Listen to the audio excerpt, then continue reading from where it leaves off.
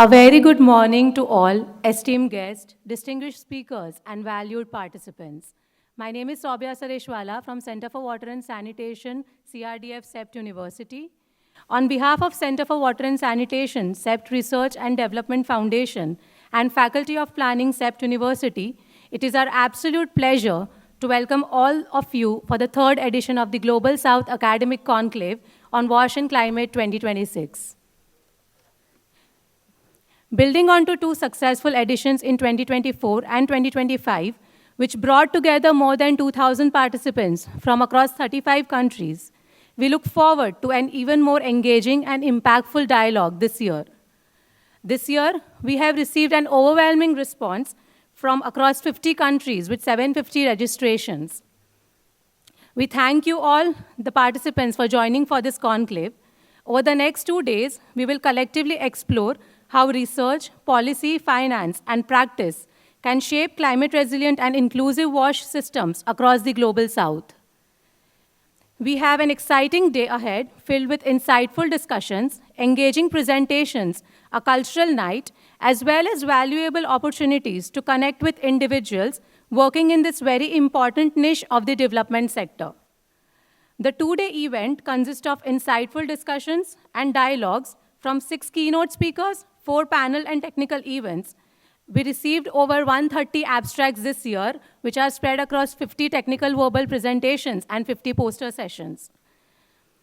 We thank FIGA Foundation and Gates Foundation for all their generous support in organizing this conclave. Before we begin, let us take a moment to recognize the partners and co-hosts of this conclave, the Faculty of Planning at CEPT University, the CEPT Research and Development Foundation, of which CWAS is a part, the Gates Foundation, and the FIGA Foundation. We also call out the support from the student community at the CEPT University.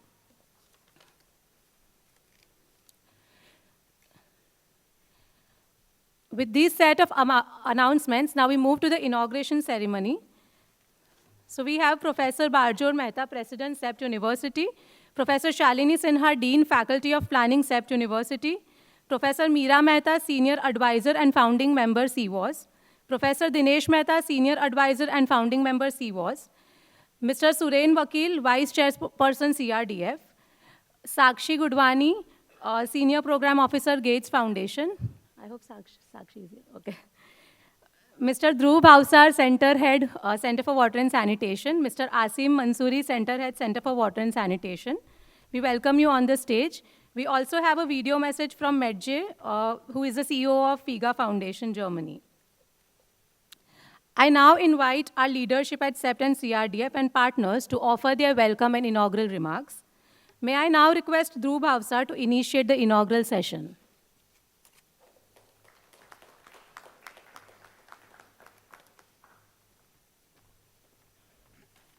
Thank you very much, Saubya.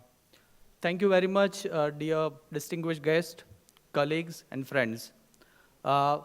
On behalf of the organizing committee, we welcome you again at the third edition of Global South Academic Conclave. Welcome to our vibrant campus, and also welcome to our rich heritage cities of Ahmedabad. Hope you enjoyed your stay as of now, and hope you will enjoy more of the cities and the campus over the next 2 days. Just wanted to share how this journey has been started. So CEPT University is known for its open culture on generating ideas, questioning right kind of questions of the existing processes, existing conditioning, and the promote multidisciplinary collaboration with focus on the working with the teams. And our journey of GSEC is actually deeply aligned with the culture of the CEPT University, where being hosted in the university campus, when we initiated our discussion about doing something about the conclave activities focusing on water and sanitation, they always imagine GSEC as a space that bridges the academia and practice. We envisage GSEC as a cross-learning platform for open dialogue, a space for learning and sharing the experiences across the world, and translate knowledge into the meaningful actions. So those are the background in which the idea of GSEC has been emerged, and over the last 2 years, the GSEC has emerged as a trusted learning platform where we are sharing our ideas, work to the different people. And while we call it the Global South Academic Conclave as a Global South, but actually it is more like a learning and sharing, not only limited to the Global South, but also learning from the best from the Global North and how it has been applicable in the context of the different countries. The third GSAC actually comes at the particularly critical moment where the climate risk and the is no longer a future prediction, but is actually a issues to be addressed from tomorrow onwards. And these are further compounded by the change in the global orders, where the major development aids into the climate and the WASH has been significantly under pressure. And also the recent in the Davos, the IMF chief has mentioned that the economic impact of pollution is far more consequential than any impact of any tariff. So in that context, our 2 days of deliberation here at the GSEC will be very relevant. And our response will be discussing during the demonstration has been very encouraging. As we mentioned, this campus offers a unique space to learn, share, and build a connection. So we hope that similarly, people who are sitting and coming from the different parts of the world will have a strong connection. We have, as Sobia mentioned, 150 plus speakers across South Africa, Philippines to Uzbekistan, which covers from the south to the north of the global map. Also, we have a presentation from the Australia to the Mexico, which captures the east to west. I think this conclave reflects not just a scale, but also the depth and the diversity of the ideas. That is the true strength of this campus, of the CEPT University and the GSEC as well. So as we enter the third GSEC, this is we call out of the expectation, as it should not remain as a discussion, but it has to be moved beyond the discussion to influence the development agenda, to strengthen the connection of the knowledge and with practice, especially focus on WASH, climate, and the linking to the urban planning and urban development. And third is to translate research into actionable evidence, including reshaping the research domain across the university domain. So that's the expectation, and we hope that we'll deliberate over the 2 days. And we thank you, as Sobia has mentioned about all the supporter and the funding partner, Gates Foundation, the Viega, for all the supports. And we look forward to the insightful and forward-looking deliberations. Once again, enjoy our beautiful campus and the World Heritage City, Ahmedabad. Thank you, and welcome to GSEC 2026.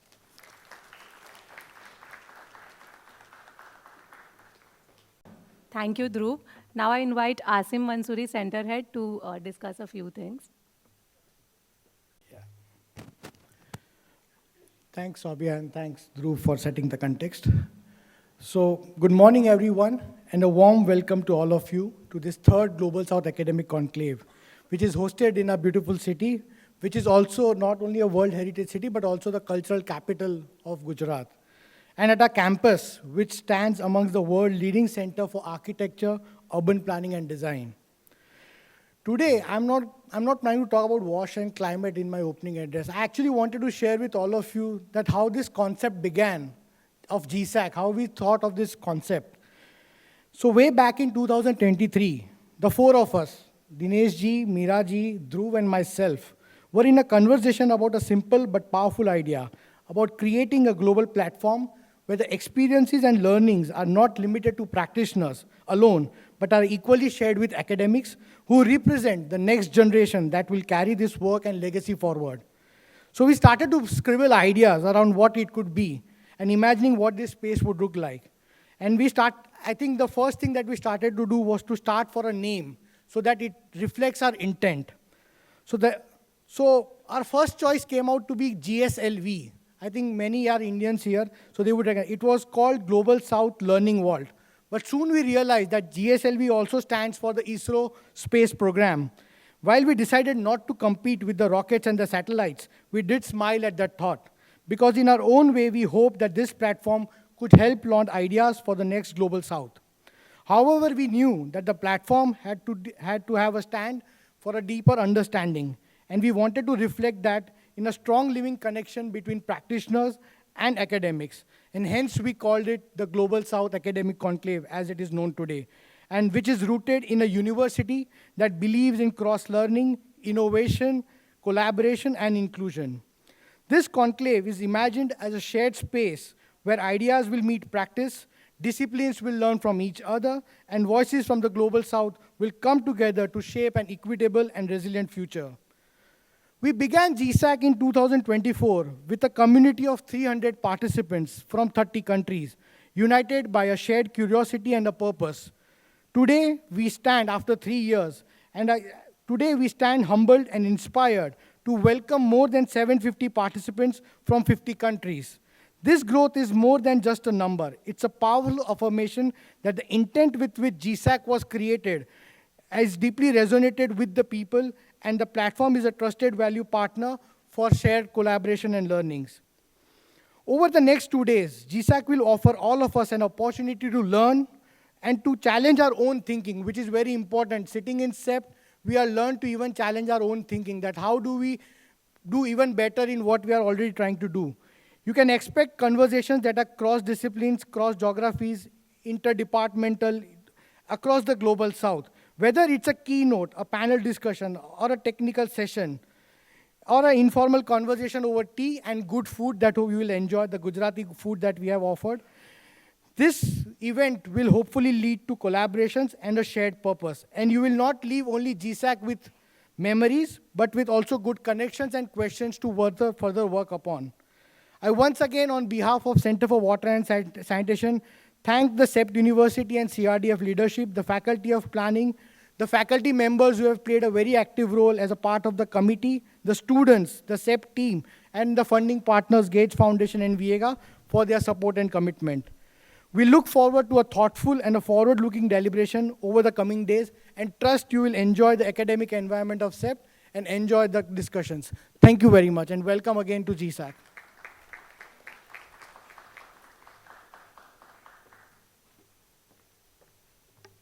Thank you, Asim. May I now request Dr. Meera Mehta to please come here and address the participants. I thought after handing over, I could also get out of this responsibility, but looks like I still have to say a few words. We have this tradition of family in India.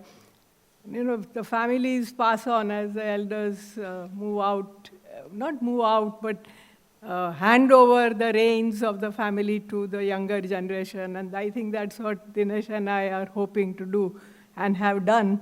So we look forward to Asim and Dhruv leading this activity, leading the Center for Water and Sanitation forward in the activities that we do.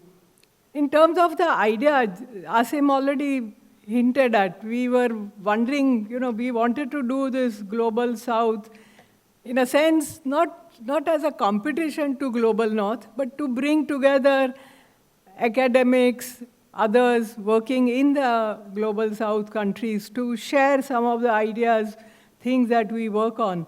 And that's how this whole idea came up. Since we are sitting here on the campus, we said we'll call it, or we'll treat it more as an academic event and try and get students, other academics working in this area to come together, share what they are working on, deliberate and take things forward in this important area. Globally, it looks like, you know, climate agenda, we are not very sure whether it's moving forward or not.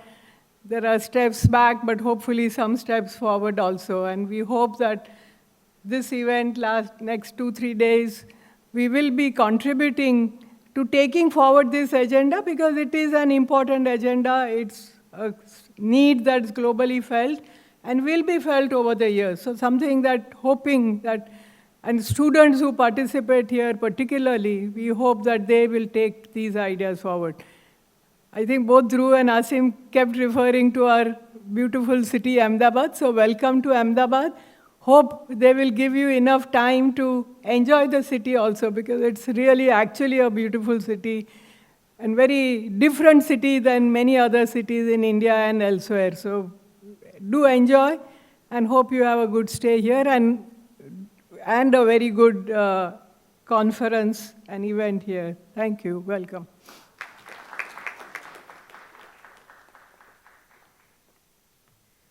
Thank you, Meera ma'am, for your warm remarks. May I now invite Professor Dinesh Mehta to please say a few words. Good morning, and like Meera, I was also not expecting to speak with you, having heard Asim, Dhruv, and Meera. I don't have much to add. Just to say that at this Center for Water and Sanitation, we've always seen water not as a single-dimensional activity, but various facets of water. As the agenda of the conclave indicates, that we are talking about monitoring, financing, governance, equity. I mean, so these are the various dimensions, and in the context of climate change. So that has been the motto of our center since the beginning.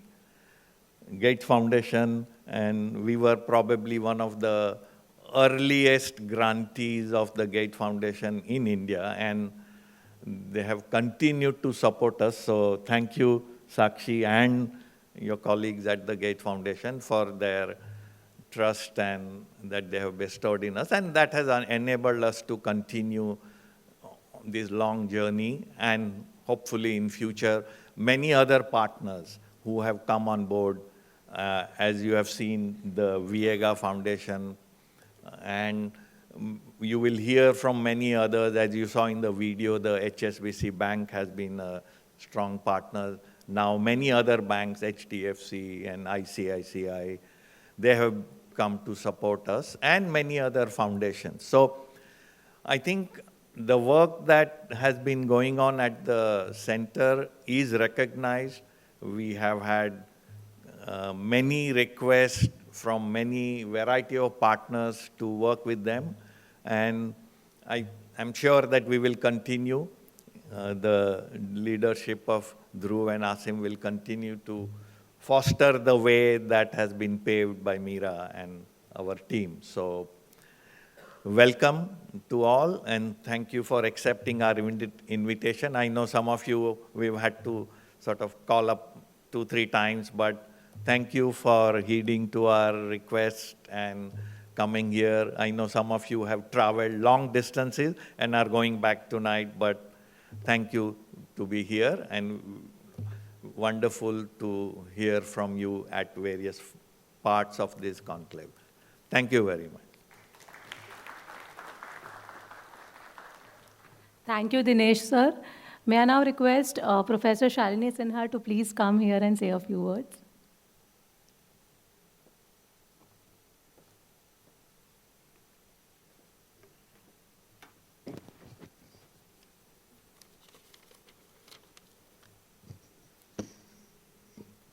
Thank you, Sabya. Good morning, everyone, and very warm welcome to CEPT University, and to those who are coming from outside India or who have not visited Ahmedabad. Welcome to Ahmedabad as well. So on behalf of Faculty of Planning, CEPT University, I'm very delighted to welcome you all to the third GSAC conclave being organized jointly by Center for Water and Sanitation, CRDF, and Faculty of Planning, CEPT University. So thank you also to the support that we have got from Gates Foundation and Viega Foundation. As highlighted by Asim and also by Meera Ben and Dinesh Bhai, that this conclave brings together academia, researchers, as well as practitioners working in the domain of wash and climate. And this is because also we believe that a collaborative approach is important for advancing knowledge in real or solving problems in the real world conditions, and also ensuring that these solutions are innovative as well as they are practical. In line with that, the teaching programs at Faculty of Planning, CEPT University are actually multidisciplinary, and students engage with wash and climate across programs in different ways. Through the studios, through the courses, summer winter schools, and also directed research projects. And there is a strong collaboration of our teaching programs with the research centers at CRDF. Center for Water and Sanitation is, of course, one. Center for Urban Planning and Policy and Center of Excellence in Urban Transport. And these centers contribute to the teaching programs through case studies, through providing access to information, research outputs, resource persons coming in as visiting faculty, and internships. All of these kind of add to the strength of our teaching programs and help bringing the practice-orientedness. Center for Water and Sanitation has also been instrumental in supporting the student research and sharing the domain knowledge. And the academic as well as a practice collaboration that we have here allows students to actually explore the real-time WASH and the climate challenge, and also to look at how can we develop pathways for the future. There's a rich repository of research that faculty members and students of Faculty of Planning have undertaken in this domain. And some of the research is actually also displayed in this conclave, so we'll request you to also go through that. Faculty of Planning also is the secretariat of the Global Sanitation Graduate School regional hub, which is one of the 6 hubs globally, which is again supported by the Gates Foundation and managed by IHE Delft. In fact, the Urban Infrastructure Program at Faculty of Planning has also been offering a major in WASH, which is one of its kind. And till now, we have about 51 graduates who have kind of opted for this core or this major. The GSGS Regional Hub also aims to develop courses, cases, and modules in the area of WASH and climate, in the Indian context. And these activities will be managed by the Hub Secretariat at FP-CEPT in close coordination and consultation with its 9 academic and 12 practice partners across India. Our FP students have enthusiastically worked with the organizing team as volunteers to prepare for this event, and they are very excited to be a part of this and gain valuable insights from their program. As you would have seen, the conclave's agenda, which promises an interesting set of panel discussions, technical sessions, partner sessions, as well as side events. We hope these sessions encourage meaningful dialogue amongst participants, and it will also provide an opportunity for our students to be inspired by the work of the eminent professionals as well as the organizations. So my best wishes, and really look forward to the fascinating and informative sessions over the next 2 days. Thank you.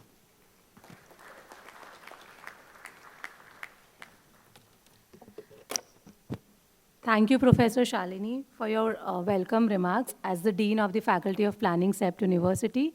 May I now request Mr. Bajor Mehta, President of CEPT University, to please come here and address a few words. Thank you.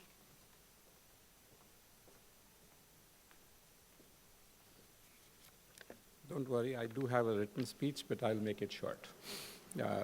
I'll make sure I'll keep it short. So on behalf of CEPT University, let me welcome you to our compact campus. We are delighted to host this event for the 3rd time because we believe that attention to water and sanitation is fundamental towards a conducive environment for development. We are a 64-year-old institution with a current student strength of about 2,000 students in our undergraduate, postgraduate, and PhD programs in the areas of architecture, planning, engineering, design, and urban management. And as you can imagine, water plays a central role across all of these. We conduct our advisory and outreach programs via the CEPT Research and Development Foundation and the Center for Water and Sanitation. Our host today is one of CRDF's 8 centers. The other centers are on urban transportation, urban planning, architecture and urbanism, heritage conservation, building science and energy, infrastructure, and geomatics. Since the last conference in 2025, leadership at CWAS has transitioned from Dr. Meera and Dinesh Mehta into the capable hands of Dhruv Bhavsar and Asim Mansoori. We at CEPT and CRDF are extremely thankful to Meera and Dinesh for their immense contribution over many years. And I'm sure many of you know this, and we acknowledge that. And we also want to thank Dhruv and Asim, whom many of you know well. We've worked with CWAS for the past 15 years as they take on this leadership role. All transitions are very important and very critical to sustainability of institutions. And CWAS is all about action research, and our interventions are made in the field, and the observations are then fed back into the formulation of public policy, as well as our academic offerings. Some of CWAS's achievements in the past 12 months include Professor Meera Mehta received the 2025 International Water Association Water and Development Award for practice. The center also received several other awards at the national level, and CWAS was empaneled as the Swachhta Knowledge Partner by the Government of India's Ministry of Housing and Urban Affairs. This is our contribution to national policies. Through the above and other initiatives, CWAS provided capacity building support at a very large scale. Over 18,000 government officials and community members were trained across the various funded initiatives by CWAS. And CWAS has a distinguished list of donors and clients, and to whom we thank very, very deeply and very much. All CRDF centers work closely with the university's academic faculties. And when we put this all together, we at CEPT University have created a unique environment where academics and practice, theory and application come together. We are also among very few private universities in India which have a real impact on policy and practice in the country. Let me remind you that at CEPT University, we receive no grants, not a single rupee, from the state government or from the central government. So we pride ourselves on this matter. We are sure you all will have a very productive conference and that your deliberations will make a big difference to water and sanitation public policy in your respective countries. And as the President, may I suggest, in the true tradition of a university, a slight change in the organizing, the schedule for the opening session next year is that you don't have so many of us speaking. And we have 1 5-minute welcome, and we go straight into the technical discussions. And I hope you will support that, yes? Thank you. Thank you very much. Thank you, Barjor, sir. May I now request Ms. Sakshi Gudwani, Leadership at Gates Foundation India, to please come on the dais and say a few words.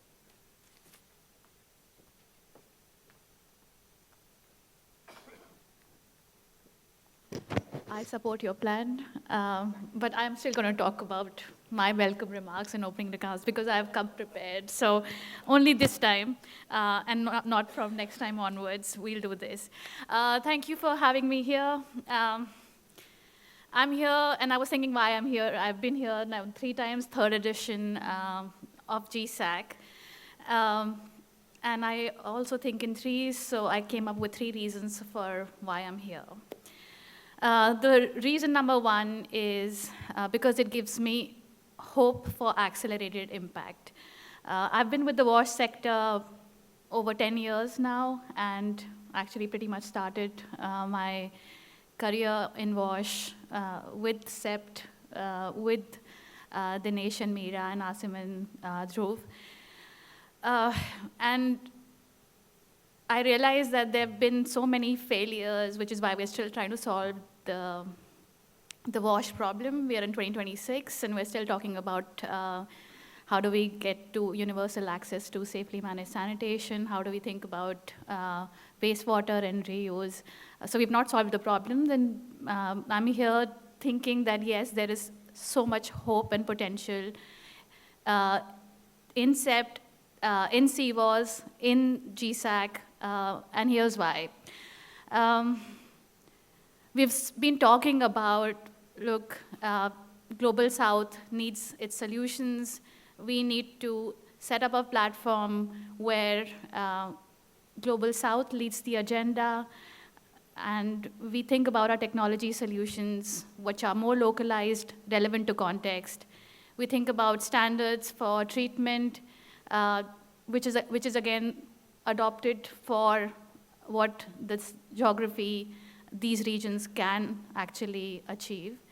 And we've only been talking about these things, but this is the first time we are here, actually the third time we are here, trying to solve this, put our words to action, and truly Global South is going to lead this agenda, is leading this agenda.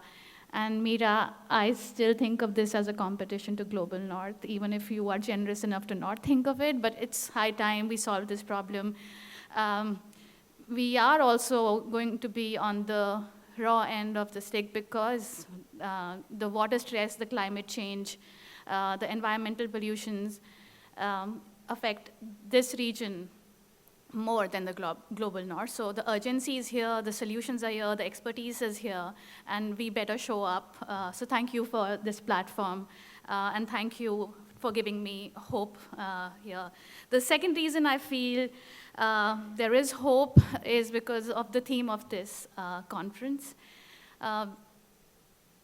Sewage treatment plants. I come from the sanitation, wastewater side of things, so that's where I'm talking about. But we've been talking about sewage systems and STPs. We've also been talking about decentralized systems, fecal sludge treatment plants, decentralized STPs. And you may have heard of some of the newer solutions coming into play with the reinvented toilets that the Gates Foundation is now focusing on, which are much more decentralized. Here's my pitch. They're decentralized on-site. You flush and all of the waste gets treated on-site and give back water for reflushing and kill the pathogen in the treated solid, so it's safe for disposal or reuse. Great solutions, great technology, hopefully coming to the market soon. But I'm scared that they may fail. They may fail like forever and ever, why STPs have failed, why decentralized fecal sludge treatment plants may have failed. Decentralized STPs fail because we lack the right governance systems and data and monitoring. So I'm really glad this is the theme you've picked up. I also know there's a lot of expertise with PALs and others, knowing what we need to do as a country and as the rest of the region to make sure that these frameworks, these systems are in place. So any kind of technology solutions can actually perform and be relevant for our context. So thank you for choosing and giving me hope for impact. The last reason why this gives me hope for accelerated impact is the acceleration part of it, because another lesson we've learned, we've all worked in silos. We've tried to solve this humongous, complex problem working in silos, and we've learned that that doesn't really work. And I know it's a cliche. If you want to go far, you work together. But it's true. And we need platforms which are collaborative, where multidisciplinary people and institutions come together, because as Dinesh ji said, water is a multifaceted problem. It's not just one siloed problem. So thank you, Asim, for taking I'm using your space analogy, taking the moonshot, and trying to bring people together through GSAC. I'm glad the four of you were in a room and contemplate this idea. And very hard to run this collaboration, and no better place for it to be run from a place like CEPT University, CWAS-CRDF, because the core is the family, and anyone here who realizes collaboration is a word can only understand it comes into action if you treat each other as a family. We'll have our egos and fights, but we'll also actually come together and solve the problem when our backs are on the corner. So thank you for setting this up. Remember I said I have 3 reasons for why I'm here. All of this impact reason is why is my main reason why I'm here. The second reason I'm here is because of the sheer perseverance of this man called Asim, because I'm sure many of you he followed up and followed up and followed up and made sure all of us show up, many of you traveling from long distances. But jokes apart, the third reason I'm here is more personal. it's a moment of joy and pride for me. As I said, I started my work in WASH with CEPT University, CWAS, working, of course, as a part of the Gates Foundation. But they were my partners. From the Nation Mira, in the Nation Mira, I found mentors. And in Dhruv and Asim, I found friends. And I've learned a lot from all of them. I'm really glad to see all of this come together. I wanted to thank you, Dinesh and Meera. One, I hope I've made you proud, seeing me. I've kind of grown up with you. And thank you for also handing over the leadership to capable people like Asim and Dhruv. And to my friends, Asim and Dhruv, I wish you all the very best as you take CWAS to its next chapter. And I hope you enjoy the deliberations over the next few days. Thank you very much.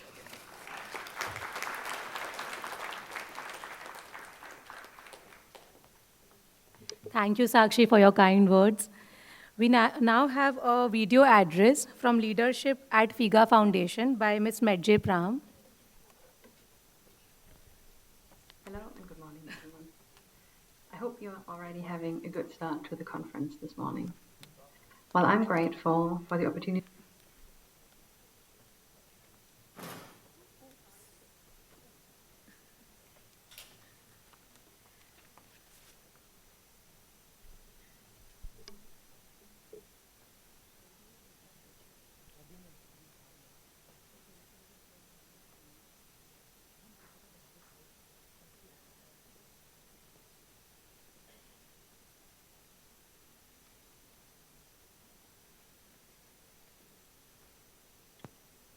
Hello and good morning, everyone.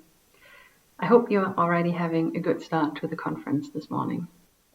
While I'm grateful for the opportunity to join you by video, I have to say I truly wish I could be with you in Ahmedabad in person right now. Unfortunately, that wasn't possible for me this time, and I'm truly sorry to miss the opportunity to meet you face to face. Having said that, it's a real pleasure to send my warm greetings on behalf of the FIGA Foundation and to be part of the opening of this year's conclave on WASH and climate. So first of all, I would like to sincerely thank our partners and organizers, especially the Center for Water and Sanitation and the Faculty of Planning at CEPT University. For us at the FIGA Foundation, it's a genuine privilege to work together with CWAS and CRDF. This collaboration means a lot to us because it's rooted in shared values and common belief in the power of research, dialogue, and learning from each other. Also, the focus of this year's conclave strongly resonates with us. Climate change is already putting growing pressure on water and sanitation systems. These challenges are not abstract. They affect everyday lives of so many people. They test governance and financing structures, and they determine whether people can rely on safe and resilient WASH services as conditions become more and more unpredictable every day. This is why spaces like the conclave are so important to us. We need research and knowledge to develop new solutions to these kinds of challenges, solutions that emerge from exchange, from evidence, and from the diverse experiences brought together right now, right here. What is discussed during these days has the potential, at least to us, to shape thinking and action far beyond the conference. To everyone participating, whether you're presenting or facilitating discussions or engaging in conversations, I hope these days offer you meaningful exchanges, honest reflections, and of course, new connections. Often it's the informal moments and unexpected insights that stay with us the longest. Let me close by wishing you a successful and inspiring conclave. May the discussions you have here continue well beyond these days and translate into research, into partnerships and action across many different contexts. Thank you very much and have a great conference. Goodbye. Hello and good morning, everyone.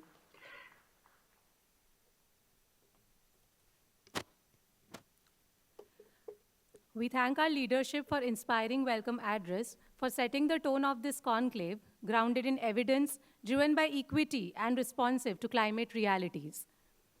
As we look forward to the day ahead, we have a few housekeeping rules. Phone usage, we request you to keep your phones on silent or vibrate mode during the sessions to minimize the disturbance. The ID cards that you have received at the registration desk has a QR code which you can spot at the back of the ID card. On scanning it, it will take you to the Conclave application where you can access all the details, the agenda, speakers, panelists, sessions, and more. And we feel very proud to say that it is an in-house developed application by our team.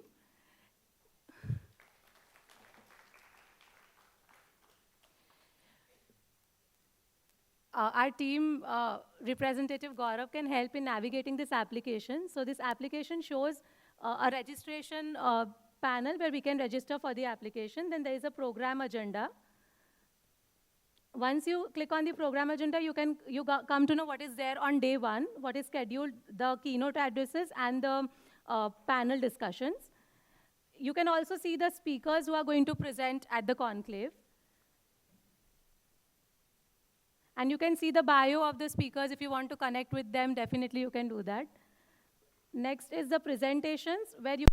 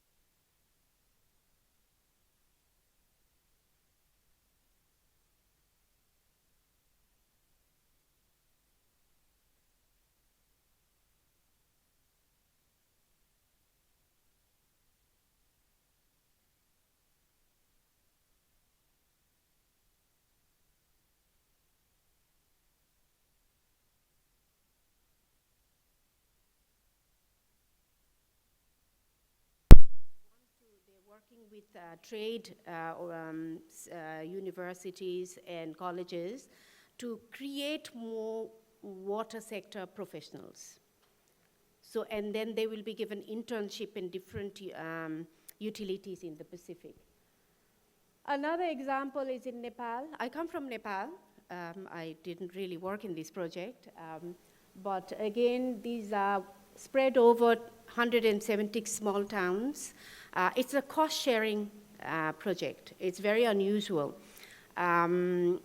About 50% of the cost is borne through Town Development Fund. They borrow, and there's a criteria. And the committee, this is, I'm very proud of it. The user committee has to have 30% women, and 2 of them have to be in leadership role. Otherwise, they just don't get the money. So either the treasurer or the chairman or the vice chair has to be a woman. It is, water and sanitation is a woman's agenda, I'm very proud to say. If we don't involve them to lead that, we will just be talking about resilience and not getting there. Bangladesh Dhaka Water Supply Improvement Project has been ongoing since 2006. Again, we are very proud of our work with Dhaka WASA in bringing a lot of improvements.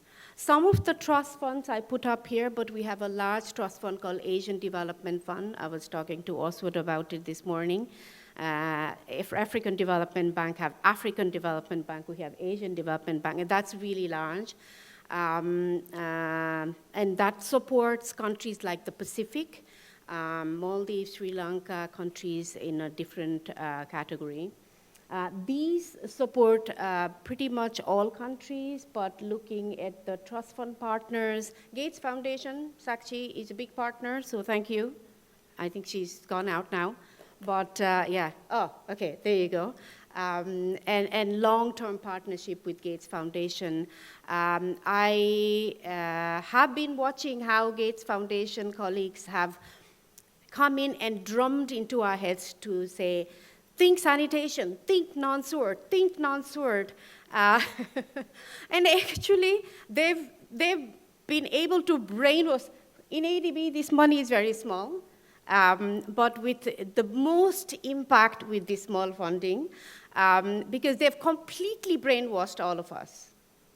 We are 170 in my wood sector staff, of course, a lot of consultants, and you'll never have any document without non-SWORD in there, and that's thanks to Gates Foundation, really. So previously, we just couldn't get there, so. And there is Water Resilience Trust Fund, which the Netherlands support. Again, really looking at how do we bring in different types of resilience aspects that governments don't want to borrow for. Because governments have, again, I think if another thing I can emphasize here is don't forget your lawmakers. Again, my 22nd year in ADB, if I blink, my project goes into building a bridge or a road. Because our again, mayors, ministers come for 3 years, 5 years. It takes 10 years in ADB, 7.5 years to do a good water supply town level project or sanitation project. You wouldn't be there to inaugurate it, right? So if you're the lawmaker, if you're the minister, you want to show something, you would just take that out and put a big fancy bridge. So this is always our fight. And these trust funds help us bring some of the innovations to whet the appetite to say, you can do this faster, you can do this better. So, and then we have a lot of partnerships. We did about 80 of them. I think we're bringing some here to CWAS from the Pacific and Southeast Asia to see how you've done really amazing sustainable fecal sludge treatment plants. So I look forward to bringing them. I may not come, but my staff will. Yeah, these are some of the twinnings we did. Again, south to south. Some north to south, but we really are looking for partners. We're bringing PDAMs in Indonesia to Cambodia, Indian utilities to Fiji, Fijian utilities here. So that's our role. So now I want to talk about my experience. So I'll just stop at this slide. in multiple, so many of you advise governments in doing gender action plans or JC action plan. How many of you have advised on writing gender action plans? Okay, good. There was one of these moments for me, one of the utilities in the Pacific I work, and I had a large team. I think it was a $2-3 million TA, where they're supporting the utility in preparing gender action plan, preparing different plans. And wherever I go, I ask if I can meet their women. So in this utility, actually 57 staff were women, which is quite impressive. Because by and large, since 2003, when I started working in development, I go and there's very few women, very few. They're in accounting role, but not as engineers or tradies or leaders, managers, operational managers. So 57, and I met about 30 of them. And while 1 year had been spent writing gender action plan, when we started, I told them when I started working in Australia in 1997, there was no female toilet. The first day I go to a site, they told me I should cough in front of the toilet because there was shared urinals and I couldn't go in. And then I left to say, please bring a toilet for me, then I'll come back. But not many do that because you don't have the voice, especially in our region. And in this particular utility, very large for us, if I'm running close to time, somebody has to tell me to get off the stage. Otherwise, I have this obsession of continuously chatting. You will, right? Thank you. Especially when I'm sharing stories, I go on about the stories. So the CEO did not join a man. How many of you here have worked with female CEOs of water service providers? 3 of you. Okay, that's very impressive because there are hardly any, and senior managers. So the CEO didn't attend, and the 30 ladies, we found out there are about 15 water and wastewater treatment plants. None of them had female toilets. So a lot of these technical managers, monitors, auditors, ladies who go, they don't drink water all day. And they didn't even have the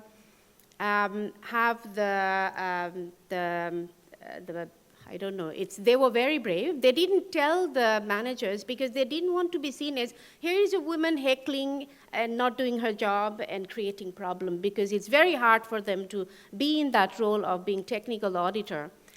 So I was very embarrassed because the gender action plan had no idea, had never asked the ladies. They went and they just sat, because they know better, right? We know all the international things. And bring, JC action plan, social this, inclusiveness, systems of process. I don't even understand half of these words. But they never asked the ladies, what would you like to bring more of you here? What are you suffering with? They would have known there's no toilets. They would have known they wanted flexible hours. It's a very violent place, that place in the Pacific. When their kids come to pick them up, they want a safe waiting room because they're worried that the kids might be left vulnerable. So such a different list would have come out had they just sat and discussed with the ladies. So how do we really bring inclusion in water and sanitation service providers? Where is a benchmark? Do we have, I say that everywhere. I think Patrick knows, Oswald knows, Stockholms of the world. I've stopped traveling, actually. It's only because of Meera-ji I'm here. Sorry, she just said, Neeta-ji, come, and she's always been my mentor. And because I find in international conference, we say the same thing over and over again, but there's a lot of good that has come out. Where is a benchmark? What's a utility going to work for? How many women are we going to have? None. There is nobody's asked for it. So please, all of you, please, 1 inch at a time, because we've made a lot of progress also, right? So this is why I said the 170 mayors agreed to have a water user and sanitation committee. which has a role for 20 years, to have 2 women leading them. Don't have them as accountants. You've got amazing technical. I'm a water engineer. I can go to any site. I can do hydraulic systems better than any man, or as good as any man. So, but we need to give them that opportunity. We need to say, let's try you out. Go to the field. So again, please, and involve, and let's do gender action plans that actually bring what the ladies, what the men of that utility need. Second is also younger generation. We have, again, no disrespect, but we really have very few leaders of water service providers, ministries, who are below 40 or below 50 even. I'm in my mid-50s, but I don't meet even people of my age. It's always, how do we bring resilience and talk about digitalization, innovations, when we just led by one spectrum of generation and gender? It has to be diverse. So again, that's my learning on bringing that. And the second, and we are doing some, as much as we can. Again, I make everybody uncomfortable in every conference I go to. Every utility, I met the minister in Japan 3 years ago when I was in Kumamoto. He has 70,000 people working with him in ministry MLIT in Japan. And they put me next to him because I was this token lady, everybody else was a man.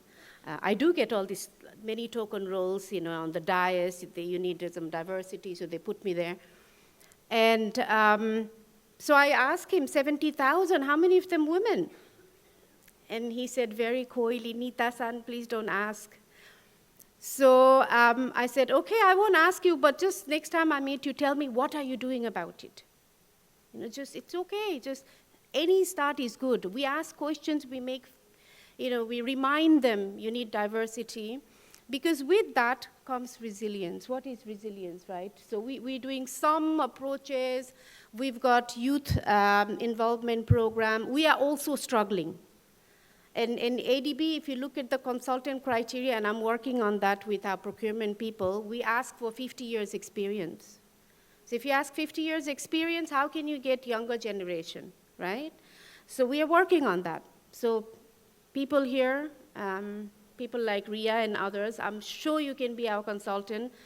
Please work with us and look up and bring us, tell us, look, I looked at that criteria and this was really not going to bring any diversity. Bring us to our notice that we are doing the wrong thing. That will be in your package. Second, just one last, am I within time, Asim? Okay. Resilience, again. I hear resilience. My son has forbidden me to say resilience. He's 16, in 11th grade, and he says, you development workers say resilience so much, it kills me. So what do we mean when we say utilities have to be resilient? In the utilities in Pacific, I support about 24 of them. I ask some colleagues and consulting firm to do a survey of how do we bring multi-hazard early warning response systems, because there are a lot of early warning systems. There are satellites, free data. They know the storm is coming. And some of the countries I support in Vanuatu, it's the most disaster-prone country in the world. Asia Pacific, I think Sakshi also said, we are the most impacted region in the world by climate change. But when I asked the utilities, everybody had fantastic plans like multi-hazard early warning plants. So many development partners had helped them bring in. But if there is a storm, I said, who goes and shuts the valve down? How do you inform people? They say we put it on Facebook. If you happen to be checking Facebook, you will know. Or they don't really have a plan of action on Neeta goes and shuts this valve, or acknowledge the most vulnerable are here, and 5 assets will be, 3 storage reservoirs are on the floodplain. So even that isn't there. So again, my request to us practitioners and people learning, let's not get carried away with this development jargon so much and creating plans after plans after plans. Again, let's just do it sitting down with them to say, what does it actually mean? Resilience to what? Yes, climate, disasters, COVID. Next COVID comes, how is the service provider going to last? And bring it home and prepare two-pager bullet points. Patrick is in charge of looking at energy continuity. Neeta is in charge of knowing who are the 10 people who will get SMS to say, now, 2 days later, storm Jita is coming, and go shut down the valves. Let's just prepare those rather than these big, thick resilience action plans all over the world that nobody will read. You know, they just sit on shelves. So, and I'm also embarrassed. As I said, I was embarrassed about my team sitting there writing the gender action plan when the ladies were holding their bladders all day and not drinking water because they couldn't go to the toilet. Just like me. In 1997, when I went to the field, I was the site engineer. And actually, my construction manager, leaving now. Okay, construction manager had not put it in the bid. In 1997, he didn't think he will have female site engineer. So it wasn't planned. But if we're planning, if we're advising, we can put them to say, how many do you plan to have, like this MLIT minister in Japan? I don't have engineers. Okay, fair enough. How do you plan to have them in future? So that is it from me. I do request you, please, to catch me, find me. I'm very keen to learn about your experiences on how we do it. We are trying. We are very aware of these issues, and I want to have this dialogue continued with you and learn from you. Thank you very much again, Asim and Dhruv and Miraji Dineshi, and I'm sure Asim and Dhruv will produce fantastic cadre of female leaders to co-lead with them. And one last thing, Ria said to me that she wanted to first, when she came, she's an architect, wanted to do urban planning, but she was so wowed by WASH and CEPT's way of teaching, she now wants to work in WASH. So thank you. Bring more to WASH, please. Thank you very much. We have questions. Yes. Okay. All right. So I think, thank you, Neeta ji, I think, for your thoughtful key opening address. I think you asked some difficult questions to all of us that we need to think about, but it's good to know that. And it was good to hear from you about women championing at CWAS, at CEPT. We believe that, and we are very cautious in terms of the gender equality that we try to maintain at the campus, at our institution where we work. So thank you for championing women in WASH, and we are there to support ADB for that at any point of time. So this floor is now open to any questions if you have for Neeta ji, based on what she had shared or based on what you know of ADB. If you have any questions, it's an open round discussion. Yeah, thank you. Be gentle, please. Of course. Thank you for a very nice, very interesting presentation. And as Asim said, at CEPT Research Development Foundation, I mean, gender is something that is very much at the forefront of what we do and how we behave particularly. My question actually is a little bit broader. And since a senior person from Asian Development Bank is here, I thought I'd put this. As some people have hinted also earlier, that there's a lot of movement away from focusing on climate, and WASH, like it or not, is a poor relation when development funding goes. So with and ADB's largest contributor, I think, is Japan and United States. Then you got China and India. But really, the question is that with the current geopolitical situation being what it is, and the funding is likely to, USAID is gone, and with countries focusing more on sort of building their own fortresses, putting more money in defense, the money is going to move away from development. So my question really is, how is ADB gearing up to this new world that we seem to be heading towards, and how do you make the money that you're actually going to get more effective going forward? Great question. We run differently.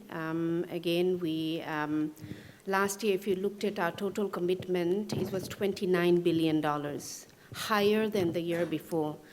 And the noise about money going away has started the year before, right? And we expect this year we will do 32 billion of commitment. Our climate funding last year surpassed the year before. Out of 29 billion, over 50% was climate. A lot of adaptation, not just mitigation. We do not see we will shrink. We do not see water and sanitation. Last year we did over $4 billion. Water, sanitation, water resources. Predominantly water sanitation, my team, we did $2.5 billion. So we also, because of the nature of partners not bringing, our part of the trust funds are very tiny, because majority is our lending part. Borrowers like India are asking us to give more, so we are very grateful. We do see the partner funding strategies and focus may change. We are seeing partners like Netherlands continue to bring the funding. US did not really bring partner funds or trust funds ever before, so our ADF funding, which supports a lot of vulnerable communities, are purely funded mostly by Japan and Australia. A lot of it goes to the Pacific. I think it's in us to also broaden. There was also a time, maybe many of us made everything climate. Again, there's more. As I said, resilience is for financial stresses, for disaster, for climate. Climate is glaring in our region. So we are still very hopeful. Our US shareholding is maybe 11%, 12%, and we don't see them leaving. But even if they do, we will survive. So we see a lot of promises from them. They're still supporting, but they're just saying, don't make it all very narrowly focused. Yeah, I hope I answered you. We are still very, our projections. Lastly, again, we had all talked about, and I think Oswald and I had a chat this morning, like leveraging, bringing private sector, making water and sanitation exotic for private sector to make their profit is still a while away. But we are all working on it. Once you're aware of the problem, and again, private sector doesn't always solve. Another country, and I won't say where, just 2 months ago, we prepared this project. I went there and suddenly, a character had come and told the chief secretary that private sector will build this and no need to take from ADB. Our funding for this country is concessional, 1% interest, 30-year repayment. So I had to fly there to meet the chief secretary. Do you think private sector will bring cheaper funding for water and sanitation? So we do also have to shake people up a bit, but I'm hoping private sector will bring more. We are all hoping. But I think just, working with the narratives of the partners is what we will do.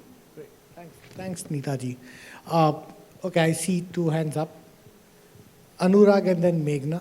Or Meghna, if you have the mic, you go ahead. And Anurag, then you go ahead, yeah.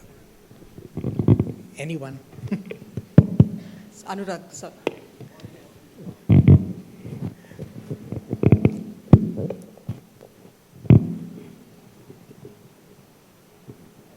Meghna, maybe you.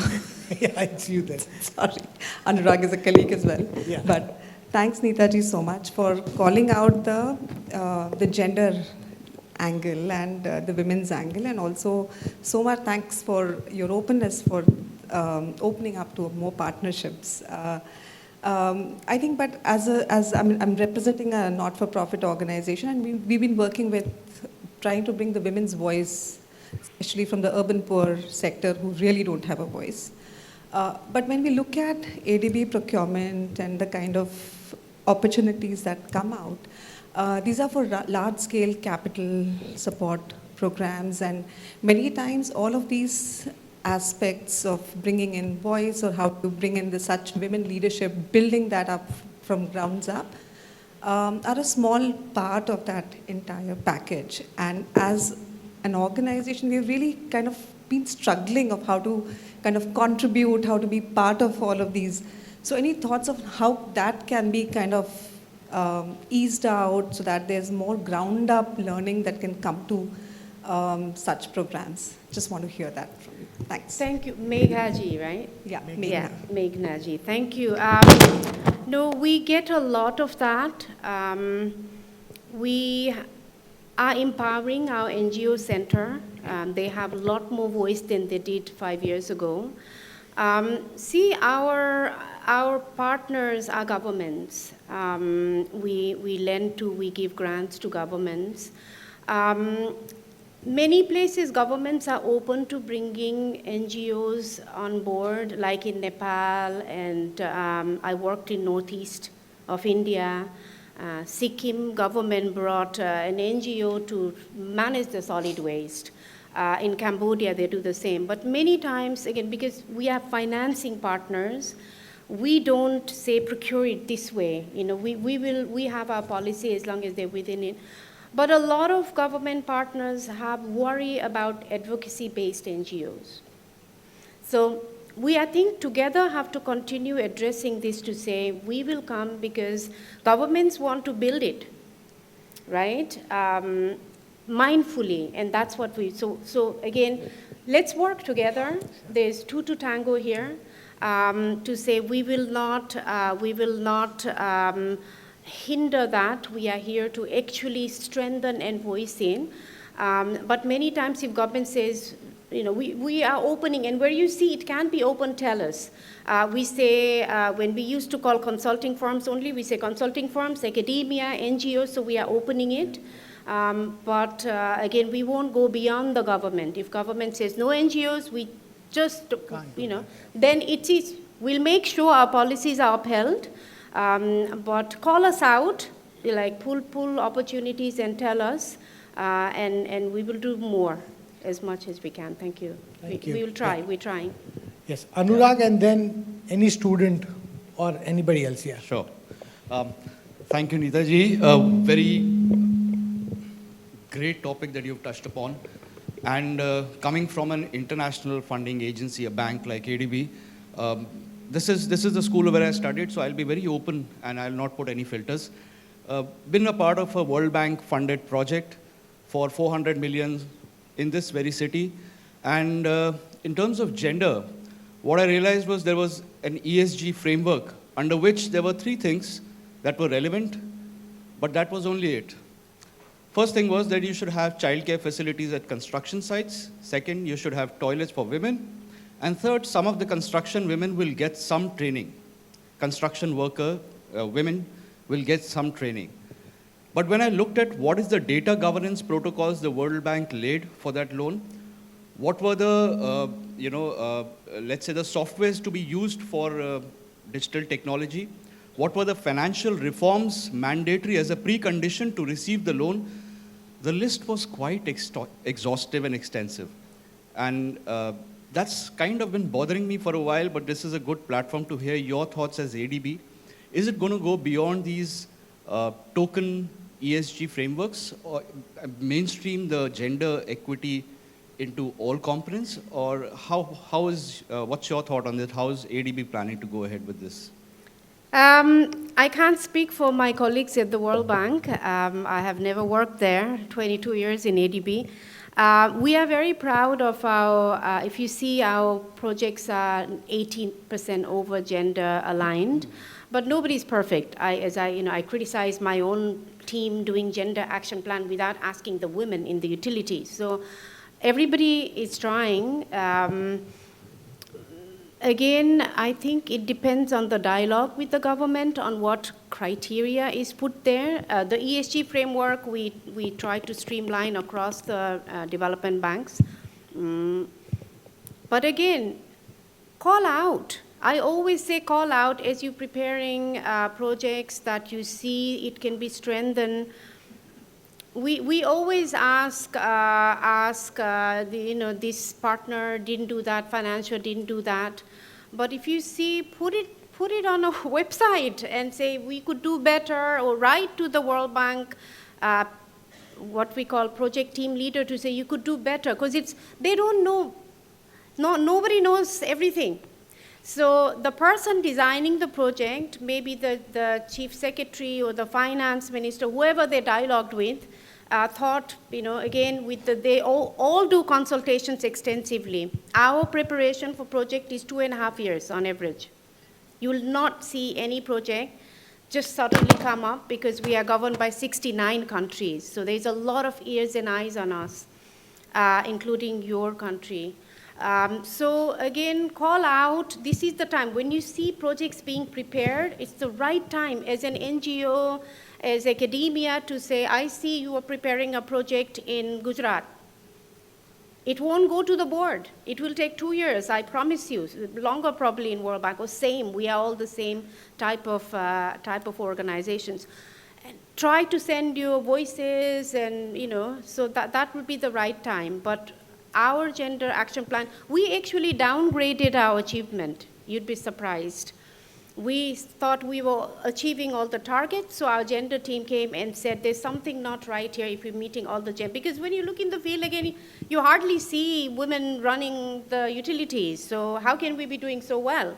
So we are looking introspectively, and then again, we've changed our gender targets. But do call out to my counterparts in the World Bank, find the project team leader and write to say, I don't see this, how did you come across? I'm sure they'll respond to you. Great, thank you. Okay, last one question. Okay, I see Asim there, yeah. Okay, go ahead. Okay. Hello ma'am, my name is Asim Acharya, and I come from a very new NGO called Foundation for Inclusive and Sustainable Habitat. So my question is a bit of an extension to what Meghna was asking. And as you very correctly mentioned that ADB might not be able to influence whether NGOs can be integrated, but since you're working with the government directly, do you think that a certain push can be put in from ADB for including more women into the direct governance structure? Because I feel that, since women are not there into the governance structure, we can have women from outside, but there is no direct representation. So what can be done, let's say from a bank who has a leverage, who is giving out loans to the government? What can be done on this part? Just wanted to hear your thoughts. Thank you, Asimji. You would be surprised how much we nag our counterparts in the government. Like in Nepal, the Small Towns project has completely changed. Now every government-funded project does the same. Asks that you must have 30% too in leadership. So that wasn't done just through 5 projects. We insistently ask, now government's done it. In West Bengal, this rural water supply project, again, when we started, they wanted a different model. So we do a lot. Sometimes when you are, again, gone are the days where any financial institution had that colonial attitude, you shall do this. People will tell us to go away. 50 years ago, we stopped doing that. So it has to be a sustainable dialogue, 1 step forward, 2 step forward, and we are inching, but we will be, as I said, we downgraded ourselves in trying to do more in gender. So again, if you see room for improvement, write to us, okay? Thank you. Great, I think we'll have to take a stop here. I think, thank you Neeta ji for your wonderful keynote and for answering very difficult questions, I know. But thank you so much, and thank you for being our women champion, and we all are here to support and be part of this journey. So thank you very much, and thank you all for being a good... Moriarty here. Yes. Thank you, everyone. Thank you. Yeah. Over to you, Sobhya. Thank you.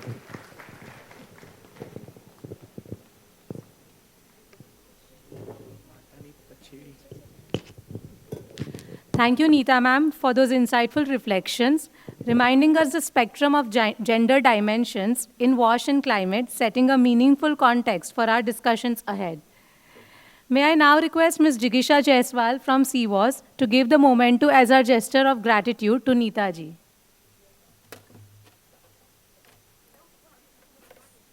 I never say no to gifts. In center. I have to declare it if it's too big to ADB though. Thank you. So,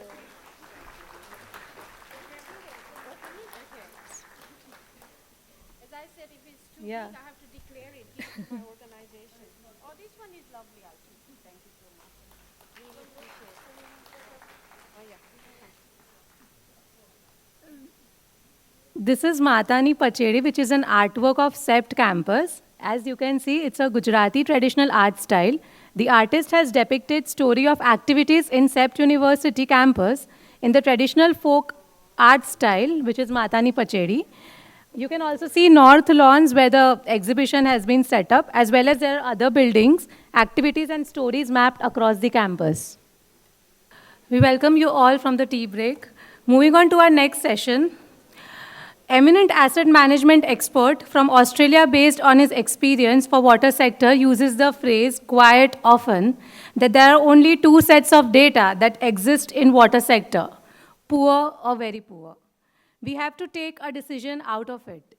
Now it is the time to change such notions in the water sector and development sector as well, because there are many initiatives, innovations, and new technology. Our next session, which is a panel discussion on data-driven actions and innovations for WASH and climate, moderated by Ms. Sakshi Gudwani from Gates Foundation, will definitely change this notion. I now invite Sakshi, along with the illustrious panelists, Mr. Alejandro Jimenez from IVL, Dr. Dinesh Mehta from CWAS-CRDF, Ms. Manvita Barwadi from UMC, Dr. Martin Kalibbala from Kampala Water, Uganda, and Mr. S.M. Vijayanand, sir, from India. I'll give a brief introduction of our distinguished panelist and moderator. Ms. Sakshi Gudwani works with Gates Foundation as a WASH lead officer and manages the foundation's water, sanitation, and hygiene in India. She has a diverse set of experiences that spans across private, public, and non-profit sector work. She has been a development professional for over a decade or more than that, and focuses on policy and program design, institutional strengthening, and private sector engagement at Gates. Vijayanand sir is an officer of the 1981 batch of the IAS, belonging to the Kerala cadre. Almost his entire career was in rural development, local governance, and decentralized planning. He coordinated Kerala's people's planning for 15 years. During this period, he nurtured Kudum Shri, a highly successful SHG program in the country, and was active in molding the Kerala Institute of Local Administration into an institution of excellence in the training of elected representatives. Dr. Dinesh Mehta is a professor emeritus and senior advisor at the Center for Water and Sanitation. He has over 5 decades of experience in urban policy, urban planning, and management in Asia and Africa. Alejandro Jimenez leads the WASH governance group at IVL Swedish Environmental Research Institute, a multidisciplinary team of experts based across 3 continents. With over 2 decades of experience, he has led global water governance programs in more than 70 countries, developed and applied tools for multi-stakeholder governance processes, and conducted applied research.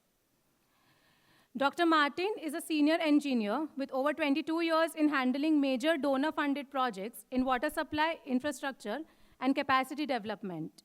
His expertise uniquely bridges modern human competences in capacity development, vocational training, and strategic planning. Currently, Martin is the chairperson of the External Relations Committee of the Federation of African Engineering Organizations. Ms. Manvita Baradi has over 25 years of technical experience in developing and administering programs of local governments in the areas of service delivery, local governance, urban planning, heritage management, citizen participation, capacity building of local government associations, development of urban indicators, and performance measurement and international development. In her role as the director of UMC, she provides expert guidance to various projects undertaken by the organization. She is the Gujarat State Convener of Indian National Trust of Art and Cultural Heritage, which is INTAC. We welcome you all. Over to you, Sakshi.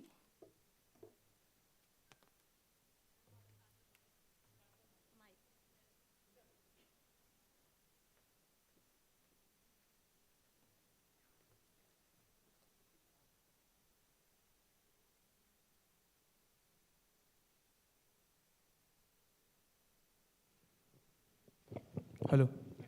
Thank you.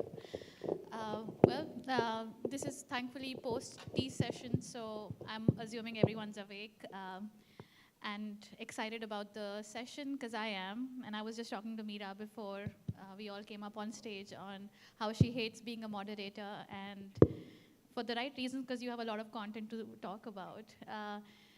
And I said I love being a moderator because I'm in control. And I ask tough questions, so that's fair warning to everyone. But I will be kind, don't worry. I actually want each one of you to start this session by just sharing your early reflections on data-driven decision-making, and maybe talk about a little bit from your experience on where you've seen it actually happen. And what are the challenges that you see, especially in the context of how the climate change is affecting and how data and data-driven decision-making actually becomes of more relevance. But just early reflections on some things and hopeful things that have worked and the challenges that you see that need to be fixed from your experiences. And Martin, I'm actually going to ask you to start us off. Is that okay? Okay. Yeah. Thank you very much, our chair. Good morning, everybody. First and foremost, I would like to thank the organizers for the opportunity to be on this panel, and also to thank my boss. He's going to give a keynote address after this one, for granting me that opportunity as well. I can't take it for granted. Yeah, when we talk about data-driven decision-making, there is a catchphrase which we have heard, that many utilities in the Global South are data-rich but inside poor. Now, I will talk about National Water, where I'm the lead for performance management and staff development in Kampala Water, which is the 60% of our operations. In Kampala Water, our decisions are made based on data. I just want to give you some few examples so that we hit the ground. National Water, the name itself means it's national. We have our operations in 287 towns and serving 22 plus million people. Now, what does that mean? And with a turnover of about $165 million US dollars. Now, those 287 towns have data that comes in every month, that comes in every quarter, and that data requires making sense out of it. So, as a learning organization, what we have done, we have become purposive in taking data on performance. For example, in Kampala Water, which I am in charge of performance, you take the qualitative and quantitative data for the branches, and you use that data to look at the trends and then make decisions on performance contracts for projections of how the performance should be, the KPIs should be, the targets should be, and so forth. And I think this has been very, very helpful to us because that then becomes the baseline of negotiation with the teams that are managing. This not only happens in Kampala Water, which is 65% of our business, but it also goes across the 287 towns. And I think that's very, very important. Then I would like to talk about also the issue of customer engagement. We have gone ahead we have what we call a customer relations module. And that customer relations module allows us to interface with customers on aspects related to billing, aspects related to payments, aspects related to complaints that they bring in. And that is interlinked with the GIS system, ArcGIS. And that ArcGIS system makes sense, dashboard sense of data. For example, if we want to know the complaints of a particular area of customers, we prompt that GIS system, we get the data, and then we make sense out of the data. We can be ably say that, say, maybe branch-wise, say, for example, you have a lot of complaints for the customers within period A to B. Why is that happening? And the timing and things like that. And I think that's very, very important to help make our decisions on what to do next. We have purposively, intentionally decided to move towards being decision smart. And decision smart means that you have this data, both qualitative and quantitative, and you're making sense out of it. I want to give you another example of performance management for the staff themselves, because that's what I'm in charge of. We do what we call quarterly performance appraisals. And we have an e-appraisal system where you have all this data, trends, dating back to 2, 3, 4, 5 years within the system. And we prompt that system, make sense of the data. We're able to say that, I think, Mr. X, your performance is dwindling, and try to find out and prompt the causal factors. And in that way, we are able to make decisions not based on emotion, but based on actual data. Maybe one final thought before I return to you the microphone. Can you use this one? As you know,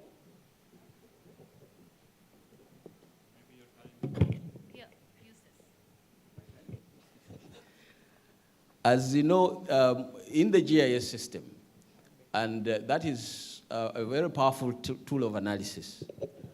And we use that to be able to do predictive analysis, comparative analysis between branches, between areas, and to be able to say that, look, based on the information we have on, say, billing, on, say, payments, on, say, areas, payments that have not come through in time, the age, and so forth, then we are able to say that, look, I think this is the way to go. You need to decide on, from there we get pointed actions. Thank you very much. Sorry. Thank you for sharing some hopeful examples of how things are working in Kampala, and also the broader pieces around the 287 towns and how it's scaling up. From Kampala, I'll actually move to Kerala. So you know, very briefly, you shared your thoughts about how data-driven decision-making actually happens or doesn't happen. Can you share some of your reflections as well? And please be controversial.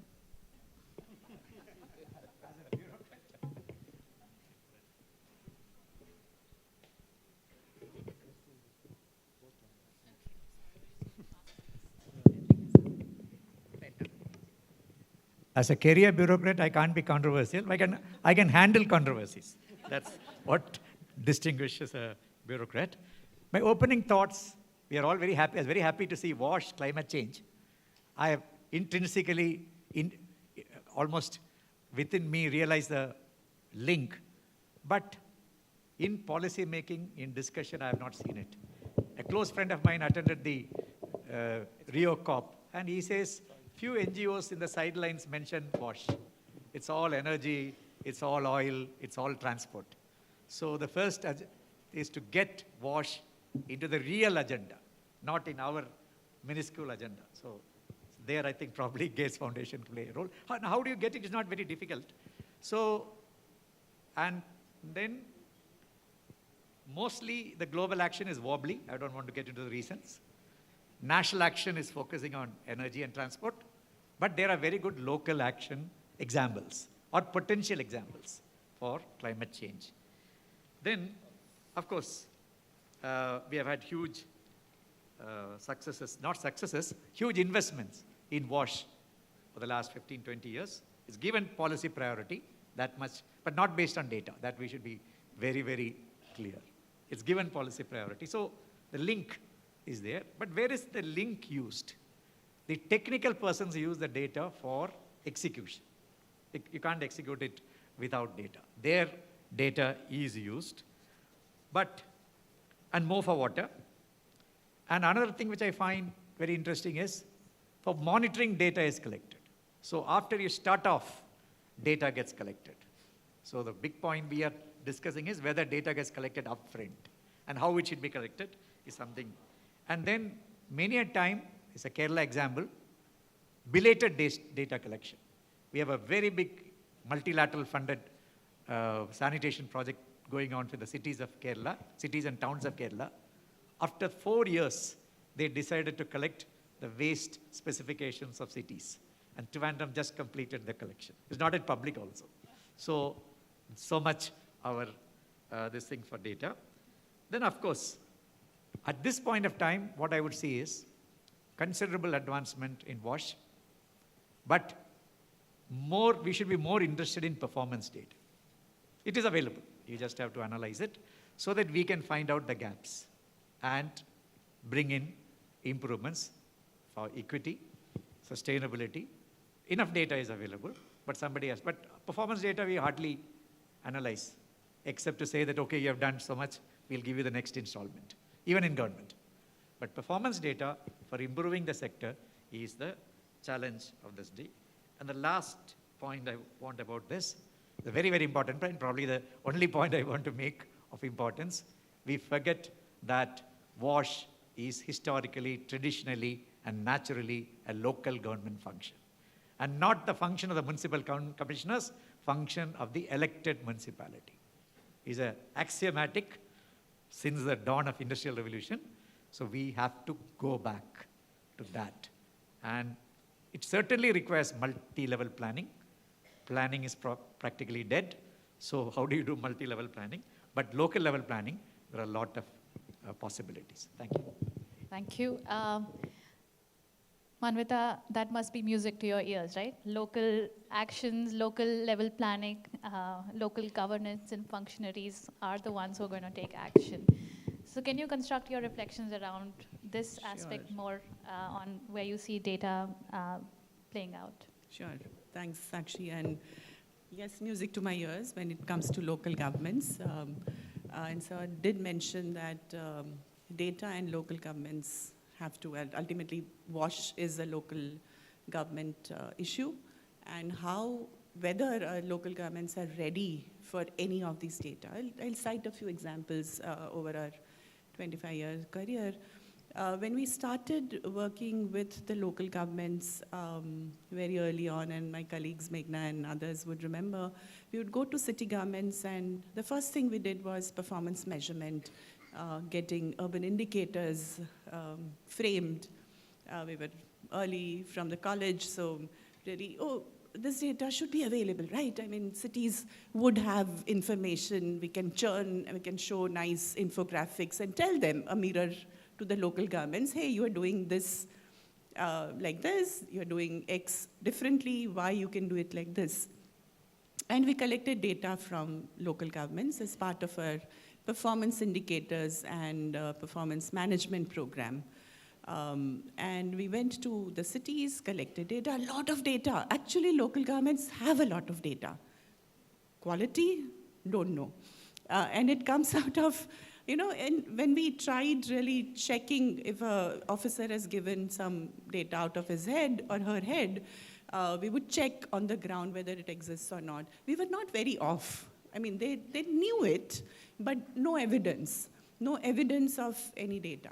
So we, as young professionals, did meticulous work, presented, and we said we have to present our data back to the city. So we presented, principal secretary was there in the room, and the officer from the local government got up and said, all this is nonsense. You are saying so many slums and we don't give water, your data is incorrect. And we got scared. He said, no, sir, we were, young professionals. No, we really, we did our job well, etc. She stood up and said, this is the data you have given. Please own up to it and make improvements. So data is important. Data is a reflection of what local governments want to do it. But, a big but, when we say water, sanitation, and climate, we come from an infrastructure and a service delivery angle. But where are the people behind those scenes? And are we really talking about decision makers as the officials or people who are getting the data? So part of our work as Urban Management Center, we've understood this, and now we have a GovTech, a tool which we call it Cuneiform, to get data of the people collected by them on understanding what sanitation workers require. What kind of benefits they're entitled to. What is their life cycle of that? We go again and again, and this sits in the government database, and that is an important point which I wanted to make from the climate justice point of view, where data is important for people who is meant to be, and whether decision makers, whom planners and managers, whom we all are, believe whether the data coming from the ground is what we are making decisions for them. So that is where I'll stop, but I'll build on this further on. Thanks. Thank you, Manvita. Alejandro, I promised you I won't put you on the spot in the first go, and unfortunately, Martin, you were the first one to go. But here, it's your turn now, finally. Share a little bit from your experience and some of the reflections on data-driven decision-making. Thank you. Thank you very much, and thanks for inviting me.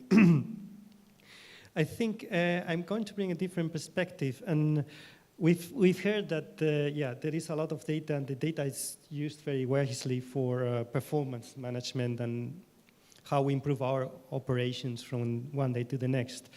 But our work has been more on working with the ministries in different countries and then bringing the climate perspective.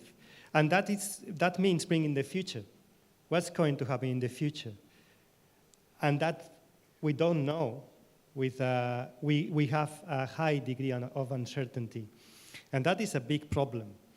And the second part of it, it has been alluded, is then, some of who we are here might be managers, engineers, you love data, and you know what to do with that. But now go to the policymaker and don't show 25 indicators because that's not going to work. So how do you face this challenge of working with the future uncertainty and working with the policymakers and what they can do? So for us, it has been linked to the uncertainty, important to work on different perspectives. One is multiple scenarios, because you don't know. There is a lot of climate anxiety, no? What's going to happen next? What is the next shock that's going to happen to me? That is what everyone would like to know. But unfortunately, that's what you don't know. So then you have to work with multiple scenarios. We have to work with also co-production strategies in the sense of integrating different experts and voices, and also from different parts of the government and from the stakeholders. And that is often a challenge, because we all know Ministry A doesn't talk a lot with Ministry B and with Ministry C, and that happens almost everywhere, unfortunately. But all of them are part of the decision-making when it comes to the climate aspects. So a third part of it, it's trying to see, okay, based on the scenarios, can you find at least hotspots? By hotspots, I mean places where there is high likelihood of being affected by multiple of the scenarios you are looking at, and where that intersects with high vulnerability, meaning like high initial poverty, low quality of accesses, low preparation in terms of facing, withstanding those shocks, right? So then at least you can give some pointers of this might be areas, and now I'm talking more of the country level, where you can put some focus because you are then likely to suffer here certain shocks, and you have to be better prepared than you are now. I'll stop here. I was just looking at me and saying, you have to stop. No, but I think you raise an important point around data not just being as like a belated data collection, but being used for more proactive, predictive, especially for the hotspots which are more vulnerable. And I'll come back to you to give us a double click on that. Dineshji, I come to you. And I waited till the end for a reason, because I know from personal experience, you've seen the whole cycle, right? No data, no templates to collect data, urban local bodies, to getting some data, getting them to start collecting their data and using it for decision making, and so much so that even PASS is now informing policy. So you've seen the whole cycle. It's been full of challenges, but I'd like to hear more of your reflections on that and what worked, what did not work. Okay, tall order to summarize 20 years of experience in this 3 minutes. But I think you are right. When we started the PASS project, in fact, the whole notion of a performance assessment system for municipality was unheard of. And we learned the hard way that in the water sanitation sectors, engineers measure their performance by the length of pipes they have laid. Bureaucrats and politicians measure their performance by the amount of money they have spent. But nobody bothered about the outcome. Is there a water at the end of the pipe? All these investment, what are they leading to? Now the bank and the ADBs of the world talk about performance, what P for R? Payment for results, and that you will get paid only if you achieve some outcome. But 20 years ago, that was a hard lesson for us. So all these data-driven decision-making, data-driven governance, we had a difficult terrain to surpass and difficult journey, but over time, I think, as Sakshi mentioned, we did succeed. Our initial phase, when we went to Vijayanand, some of your colleagues probably, big city and administrator, and we talked about that we are doing this exercise, and he said, look, there are two kinds of data in this government. If you are giving us an award, we are the best, and we'll give you the best award. If you are giving us a grant, we are very poor, and we'll give you that kind of data. So what is the kind of data you require? And then we had to say that, no, we are looking at what is your outcome? How many people? And so the whole notion of service delivery, it was difficult sell, but over time, and over this last 20 years of experiences, we now find cities themselves, and UMC is as much a part of this journey as many other organizations. And so people have recognized the need. Our greatest achievement was that when the 14th Finance Commission, because the service level benchmark was introduced in the Finance Commission, and for those who are from India understand the Finance Commission, the Central Finance Commission, and so the 13th Finance Commission 15 years ago introduced that they will get a 20% grant if they publish their service outcomes. The next Finance Commission was not so keen, so we had to talk to them, present our work, and ensure that we do need to get cities to recognize that there is a need to measure their outcomes, and so they have continued.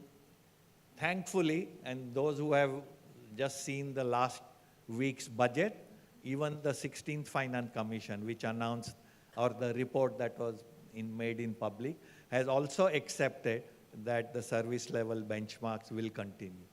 So I think that journey of getting data or outcome related information in the government systems, funding mechanism is well entrenched. Our challenges are this notion of poor data and non-poor data, meaning the strengthening the data system within the local government. Because the whole notion of, as you said, that, people, even with our programs of what we call, in Hindi we say, har ghar nal, nal mein jal. So water tap in every house and water in every tap. But when we go out in the field, both in the rural and urban area, we find that that water in the tap is still a little far away. So this whole notion of last mile connectivity requires more field level operations.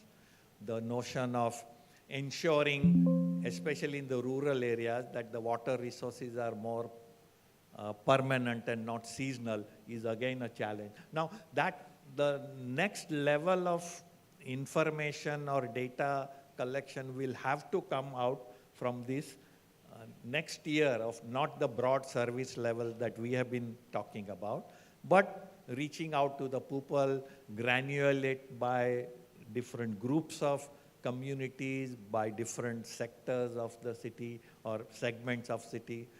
And so I think there is a lot of inequality. The city, the part of the city where we live, I think we are consuming 3 times more water than another part of the city. Now, but these things are part of the system design, and how do we correct that? So that requires this granular information, which should be the next step for the PASS project. I hope Dhruv is listening to us, but so that is the challenge. Thank you. I think all of you in some shape or form have shared some great outcomes that are happening in Kampala and other places where things have worked, with PASS where things have worked, and have also highlighted challenges, which is like, what's the next level of data collection? How do we strengthen data at the local level? And what are the incentives that are required to actually collect performance data? And people across all levels should be incentivized to both collect and use that data. I actually now want to switch to getting your answers on the how. How do we make this happen? And okay, Martin, I'm not going to come to you first. But think about what you said about your decision smart pieces, but and how everyone else can maybe make it happen in our own context. But Manvita, let me start with you. And just, I know your experience on the local actions, and you were young professionals with a lot of passion, and you learned on how it's, and got your data negated where you didn't find maybe champions to hear this unless at some point the principal secretary did. What can we do as both a sector and a collective voice to get that point across on that data has to be collected well and used well, and it should find its salience in people who are deciding the incentives? Sure. Data should be collected well. We'll need to have systems of collecting data. What kind of data? Should it be averages across cities? Should it be granular? Should be hotspots? Should be local? And then what do you do with it once the data is collected? So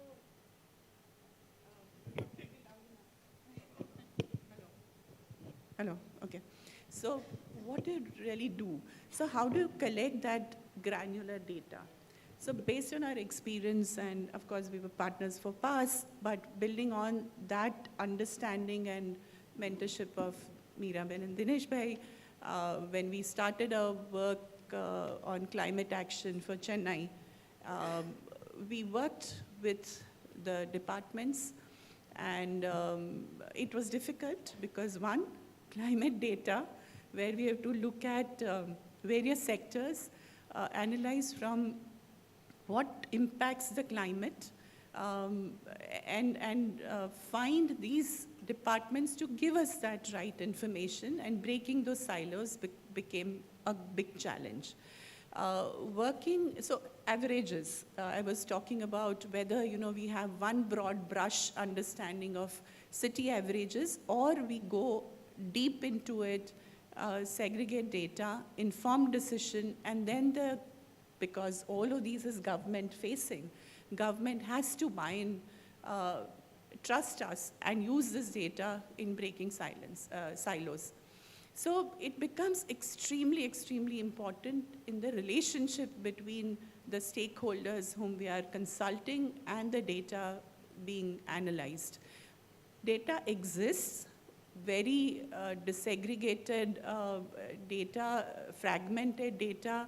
We need to collate, understand, and then verify at the ground, when we call it ground truthing. You go there, check. How do you check? You sit with the communities with whom you are interacting with, validate your information, bring it back to the officials, and have a conversation. Who has the time for this? So as professionals, we would say, fine, we've done the best. Who's there to listen to us and validate? Because unfortunately, no data can come out without government validation. This government or that government or previous government, all the governments are the same when it comes to data, because who wants to see the rear mirror about themselves? And who has the guts and the courage to take that data and own it up and say, we are poor in this, but we are here to improve and do ABC as an action plan. Big challenge for professionals like us, and I see here a lot of students, so they should be prepared when they get out in the field to understand what's going on. So one is the quality of data, and even if we have good quality data collected, whether government will own it up and put it out to public domain. So inherently, we have two sets of data going out. One, to get an award. Second, target-oriented data, where you were supposed to, achieve this, and so I add 10% for everything and let it go as governments, not as professionals. Professional, we are constantly struggling getting our point forward with the decision makers to say, hey, look, but sir, ma'am, ABC, this is what is the real picture. And they would say, have you validated with the communities? Yes, ma'am, yes, sir, we've done this, and this is what the picture emerges. So constant struggle here as well. So this is a big problem about when it comes to collection and giving out to the public domain. From the point of view of the citizens, when we become citizens and we say, what will we do with this information which we have? We talk about transparency, accountability of all the governments, but if you don't have the right information, what is it you're going to improve? What questions would we ask? As people, we want understanding of what not only service coverage or service efficiency, but we also want people who are behind the scenes to benefit from whatever is going on. So we need information disaggregated between service delivery, service efficiency, and the real implementation which goes on. So that is where we need information for. Thank you. I'll add later. Thanks, Manvita. I think I could feel the angst. And I'm hoping, sir, actually, because she's like, government has to validate that data. And being a career bureaucrat, I'd like to hear your perspective on how do we incentivize government stakeholders to prioritize this? And maybe also if you have an answer for how do we break those silos, and Alejandro also spoke about convergence, or you're just saying it's not, don't even go there, okay, fine. But, talk about what the government can do to help this situation. It's not a long answer, just one phrase, decentralized participatory planning. You can't hide the data when people analyze. Of course, we'll try to hide it when it aggregates, but at the level, it's raw speaking. Okay. So for sanitation, it's very easy, it's being done. For water supply, we used to have community-based water supply. Meera knows it. It was very clear, maybe a few villages. But when it becomes a big river basin kind of water supply, it's not that obvious. So this is the way of getting out data. I'll give you the real life example. There's a sanitation program going on in Kerala. It's government, through local governments, urban and rural, where 35,000 women, they're called volunteers, green Harita Karma Sena. I mean, it makes sense in any language. They go and collect data, collect this waste. Those who started as waste collectors started gathering data. Now they have a very modern app. In another 5-6 months, you will find out exactly what kind of data is there for program improvement, not for program planning. So that's coming back to my original point. We can use data collected from the field by the people, very ordinary people, for very high quality program improvement, covering the whole of Kerala. It's not rural, it's urban and rural. So that's one way of this thing. And then when we started this thing, if you're able to break up into missions, this is one example I wanted to give at the end to everybody. None of you would remember it. There was something called Technology Mission on Drinking Water in India in the late 80s. Global. So in those days, it's so old that even the Prime Minister's note was cyclostyled. We didn't even have a printer. But they had, at that point of time, data on whatever they need to know. How many are partially covered villages, how many are fully covered villages, and how many are, we said NCPC, this thing was known to every water person. But that was rural, can easily be transported to urban. They had a mission on guinea worm. How many villages in India have guinea worm? It was collected from below. So if you want, you can collect, let us not be very finicky about the details of this, so many wells. And how many step wells are there in India to be converted into draw wells? So this kind of data was gathered about almost 40 years back, which is doable if you have that specificity. This is what I want to address. Then you can zoom in and get it, and then bring in all the technology, everything. AIMS gave the technology for guinea worm. So in those days, when we didn't have, we had just ordinary telephones. So it is eminently possible, this micro-level planning with some, it's originally in India, it used to be called multi-level planning. Somebody decides something appropriate to that level, but bulk of the activity is at the cutting-edge level. Thank you. Micro-level planning, people-driven, community-driven data collection, and hopefully it moves up the multi-level decision-making. Alejandro, question to you. And I'm particularly curious about the hotspots conversation because we're actually trying to move it to the next level of data strengthening and the next level of data collection. So with these challenges in mind, do you foresee we can get there, we can get to a more predictive, proactive data being used for what's going to happen next in the hotspots? Or what can it take to transform how we do this? Well, I think we are trying to do with what we have. And that, I mean, because then when talking about the future and the climate scenarios and all that, we can't stop to wait for much better data. So we have to work with what we have. And then I totally agree, and that's one of the things. We have to bring the experts, and you also have to bring the people on board and how they have been experiencing the climate issues and what they have been doing in the past and how can that be shifted in the future, right? Because at the end, it's also about the response. no? And here, talking about preparedness, it's about how can we proactively take steps so that we are better prepared. And that requires that this is normally not mandated. You know, it's something that it's proactive. And then you need to get peoples and stakeholders into that perspective and into that game, because if not, nothing will happen. So for me, it's equally important the quality of data that I think is going to improve because there are millions of people working on this. But it's what we do with that. How do we engage the different stakeholders at the different levels, and how can this be made meaningful for them? That is a little bit what I see. And then, of course, the quality of data can help us to detect better the vulnerabilities in the different, the granularity that Dinesh was talking about is very important, because then we will be able to target better, no? Who is already in deprivation, who has weaknesses, etc., and then go there first. But the whole climate modeling with the available data and then with the stakeholder multi-level integration is what I see key.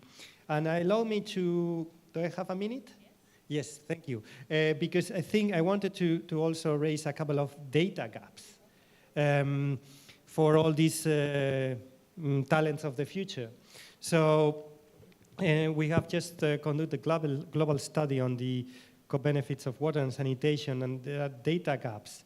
And one important one has to do with the quality of the data we have about the reduction of emissions of on-site sanitation. So that's something that needs more research, because then we would be able to scale up the investments on mitigation in relation to that. That is one area. Another area is quantifying the impact of the adaptation measures. So if we do this, what is what we are avoiding? And that is really important, because if not, we don't get funding. We also need to link to the insurance aspects and other quite heavily economic actors that, that we need to put into this circle as well. And the last one, early warning and response systems.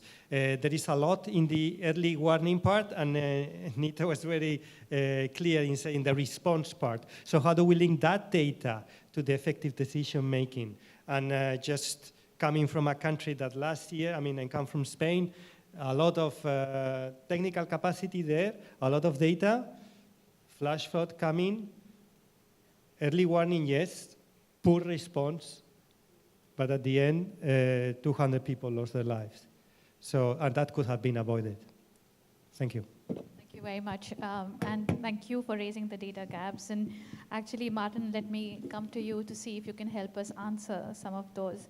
I think you said a lot about the Decision Smart framework that you have going in Kampala. I'm wondering, to what Alejandro said about data gaps on mitigation, adaptation, that'll help us understand, and maybe early warning systems. Is your Decision Smart framework going to start looking at these forward-looking, maybe climate modeling kind of frameworks, or where do you see Kampala going?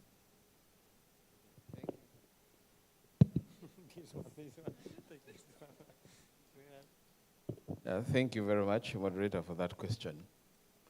In a nutshell, you're asking the how. National water is one of the very few thriving utilities in Africa, notable for that matter. But then it begs the question, was it by accident? No. There's been a trajectory of purposive actions that have been done, intentional, to where we're at. And I'm glad that my boss is going to give a presentation on the details of that. Now, the how. We have the data over the years for the different towns, and we do KPIs on a quarterly basis evaluate. And that evaluation then becomes the basis of poking the management of the area or Kampala Water or the branch and pointing out the improvement areas, if you would allow me to use that soft word, improvement areas. Now, for us to do that, we must have done the analytics to be able to tell that, look, your areas of improvement are these. Now, we do quarterly workshops, just like you see here. The people go in their groups, and then the performance is projected. Strengths, weaknesses are pointed out. The winners, the losers, those people or areas that are of concern in terms of performance. Now, after that, people go into their, during the quarterly evaluation, our workshops, in Kampala Water, we do our internal quarterly evaluations. Then people go in their groups and do what we call action plans. Now, the action plans are based on these areas of improvement. As I told you, you cannot improve unless there is a basis for improvement. And what is the basis of improvement? The data. And that's very, very important. You ask the how. Now, they go and have action plans to address these weaknesses. How do you do that? One of the ways, I'm just pointing out one of the ways, is what we call SWOT analysis. Others want to use score analysis. For example, some of us are students here. You want to address, you have a SWOT analysis, strengths, weaknesses, opportunities, threats. Others do what we call cross-SWOT. In other words, you want to leverage on the strengths and the opportunities versus weaknesses and threats. So you do that matrix. How do I leverage on my strength to address the threats or the weaknesses I have? So that way, people are able to get interventions that are targeted on their weaknesses, targeted on their improvement areas, based on the data that managed to highlight the weaknesses and the problems that they have. There is something else I wanted to point out, and I'm sure my boss will talk about it. COVID-19, the data, and none of us has broken, none of us has talked about that. The data of COVID-19 and how utilities, how did they manage to go through this storm? And what are some of the take-homes that can help us? There's another COVID that will come. Maybe, I don't want to be a prophet of doom, maybe a COVID will come tomorrow. But then we need to pick these lessons. And that's where the data comes in. Not only climate, but COVID-19 also is one of the other issues that we need to think about, just provoking us to think in a bigger dimension. And I think COVID was a big lesson. And there are certain measures that were done by National Water to make sure that we survive. And that is going to come later. Other utilities, people scaled down, the operations scaled down, and that kind of thing. People began to be lean to be able to survive. But I think as an institution, as a university, we need to think about that. Now, we have all the data before and then after COVID. And it is something to think about, to be able to get lessons and take homes. Now, the other thing which is thought-provoking, before I return the microphone to you, the issue of human resource. We can use data to make informed decisions of human resource. I'll give you a classical example. In National Water recently, we had a very big question. Why is the expenditure of hospitals going up with our human resources in Kampala Water? 2,100 staff, expenditure was going up. We used the data of our EMTOs, our MTO appraisal system, data in HR, to probe, plus the hospital bills, merged that to be able to get informed decisions. Should we cut off certain things within because our medical scheme is very, very generous. Now, what should we do? What should we cut off? And how should we proceed? There was another question that we made a decision to trim down the hospitals. But then we found out after analytics, that actually that decision of trimming down hospitals did not reduce the bill. It maintained it. Why? Because the lines became longer, those which are there. So these are some of the things, not only on the KPIs of service delivery or operational efficiency, but we need to look at also the human resource when we look at data-driven decision making. Thank you. Thank you. I think you said two important points. One, learn from how local bodies responded during COVID, and then be mindful of the unintended consequences of how we think about data, and it's just not a quick fix. So thank you. And Dineshji, I'm coming to you. I'm going to check if you were paying attention because I want you to close the session. So if you're going over time, it's your fault, not mine. I know you already gave through an agenda on what's the next thing that need to focus on PASS++.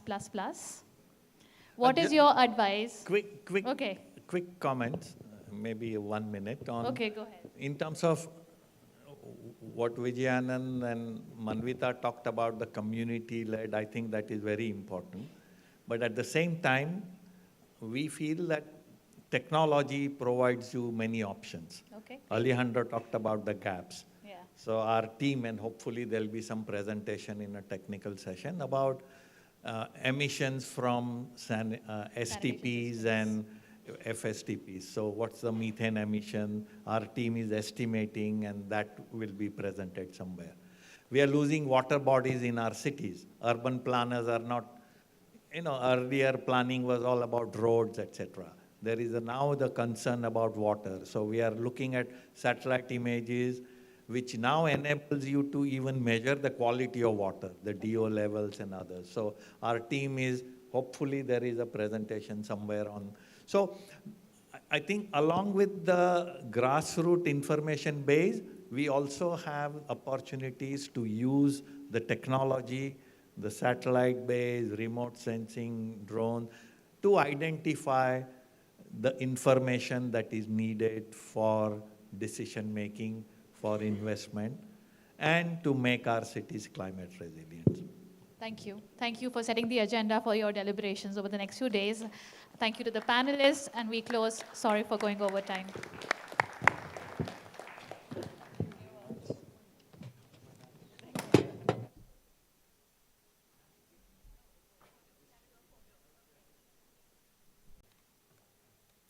Can you please take a group photo for this panel?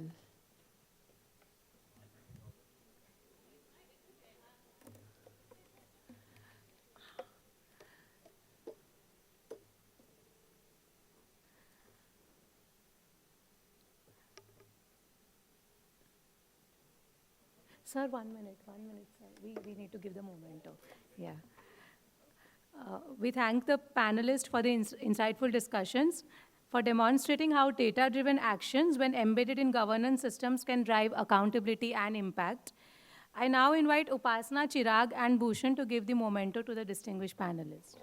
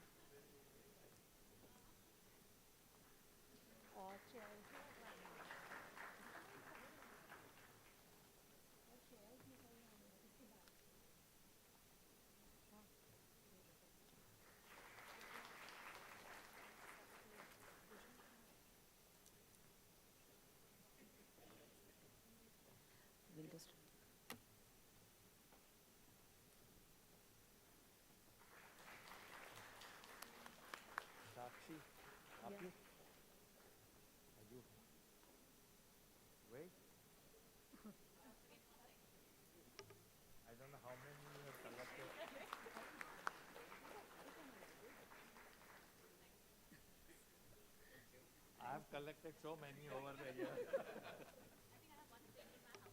Oh, good.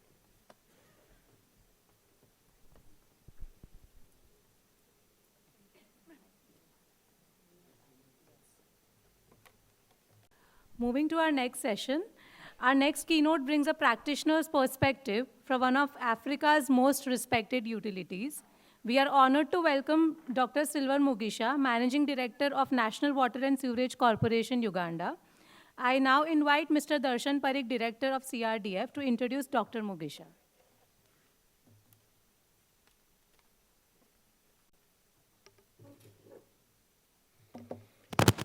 Good afternoon, everyone. Short of being the second most hated man standing between you guys and lunch, let me quickly get to my task. It's an honor to introduce Dr. Mugisha, who's the Managing Director of the Uganda's National Water and Sanitation Sewerage Corporation, which is one of the best performing utilities in whole of Africa. He's a highly qualified water sector professional who has a PhD in engineering and economics, an MSc in sanitary engineering, and a BSc in civil engineering. Over 30 years, he has had various leadership roles that he's performed across institutions and has been pivotal in transforming some of these institutions with a strong focus on service delivery and institutional excellence. He's worked across multiple countries in Africa, in India, and also the Caribbean. He's internationally recognized as a sector leader and academic contributor. He has also been the Vice President of the International Water Association. He's a President Emeritus of the AFWASA and has been an author of more than 50 peer-reviewed publications. So without wasting any more time, let me call on Dr. Mugisha to deliver his address. Thank you.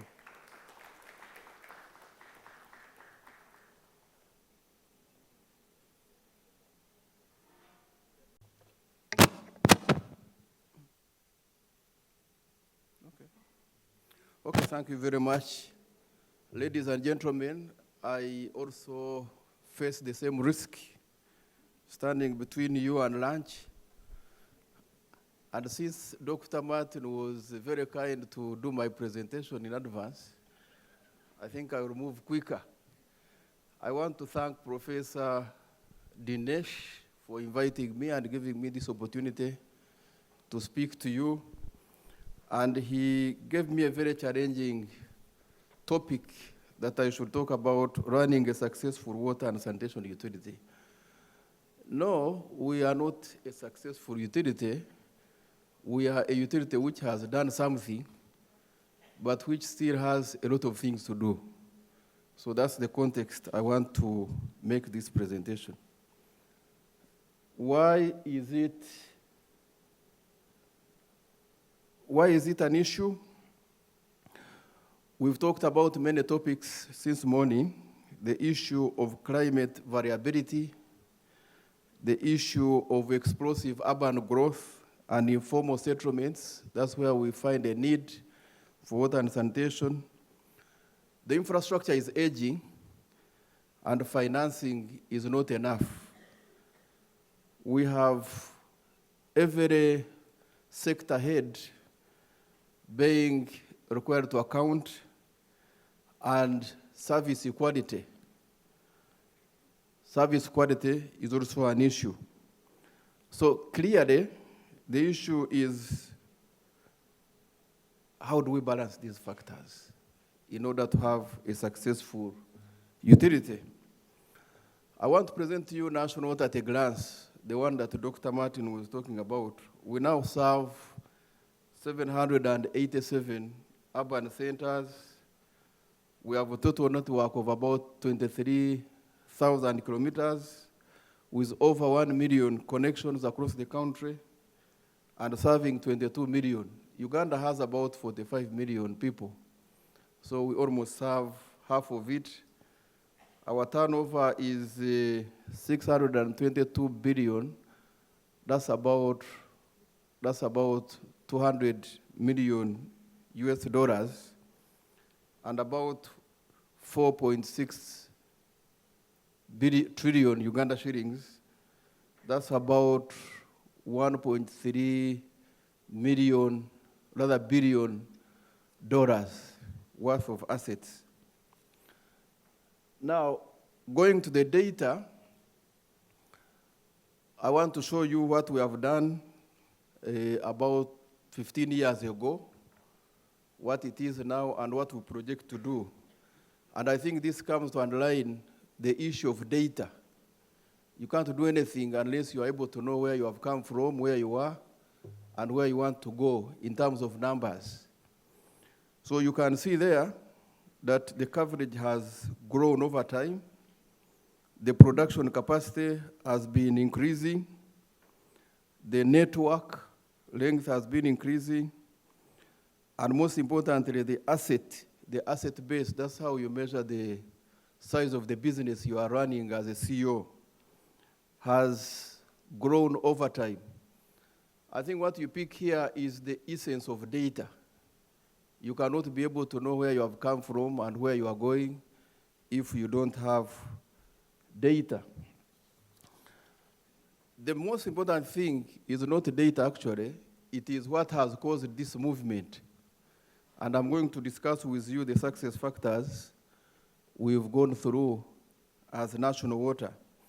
One of the first success factors we have used over time, and which has built a very strong tradition of performance management in National Water, is use of incentives, incentive contracts, with clear KPIs at the level of the utility, at the level of the branches, and at the level of an individual. Every person in National Water has KPIs. Then we reward you for excellence at the level of the group and also at the level of the individual. And of course, there are consequences for non-performance. In National Water, before your contract is renewed, you must perform to a certain threshold. We classify our appraisals as either A+, A, B+, B, C, and D. If your appraisal shows that you have C, you will get a conditional staff contract renewal. We shall say your contract has been conditionally renewed for 6 months. If you don't improve your appraisal from C to B, you'll cease to be a staff of the corporation. If you have D, your contract can't be renewed. So that's how we have gone, and that's how data can help you to move. So data-driven monitoring and decision-making. So that shows, well, down there is a list of instruments we have used to manage these contracts within the institution. The other factor is continuous staff capacity building. In National Water, we have competence-based training where you acquire your academic qualifications, but we look at skills much more, and that's where capacity building, that's formed the center of capacity building in the institution. So we have, and we take cognizance of the fact that invention is not always from formal degrees. Yes, you can have degrees, but degrees, academic degrees, tend to be more of personal property. What we need from a person is what that person can use the degrees to do. Disruptive solutions emerge from hands-on experience. We believe in hands-on experience, and that goes to the skills, of course, and the character of a person. Formal education can only be complemented by practical skills and knowledge. And we do all this, well knowing that infrastructure does not run itself. You need people to run your infrastructure. So a utility is as good as its people. If the people are not good, then you have a problem. The other factor is resilience in performance re-engineering. In National Water, we have developed a culture of it's not good enough. All the time, change is a constant factor. when we do our weekly meetings, the MD has a role to challenge the team. So you always, and if I'm going for a meeting without anything new, I feel that's not going to be a productive meeting. So there has to be something you want to do to agitate the meeting, to stir the organization, to challenge the managers so that we can see how we can do things better. The other factor is support from government and development partners. The government has a lot of trust. The development partners have a lot of trust. They know if we collaborate, and I'm very happy to see a number of partners here. I see Patrick there, I saw Jane, IRC. We do a lot of work with them in National Water, and they have a lot of trust. When I was having tea, I was overwhelmed by the appreciations from my colleagues for the good work we do as an institution. We also focus on environment protection, and that's where the issue of climate resilience comes from. You can see here, I was committing myself to plant trees in Uganda. Unfortunately, most people take environmental protection so much in conferences, but there are practical ways of doing it. We know what you need to do. You have to plant trees.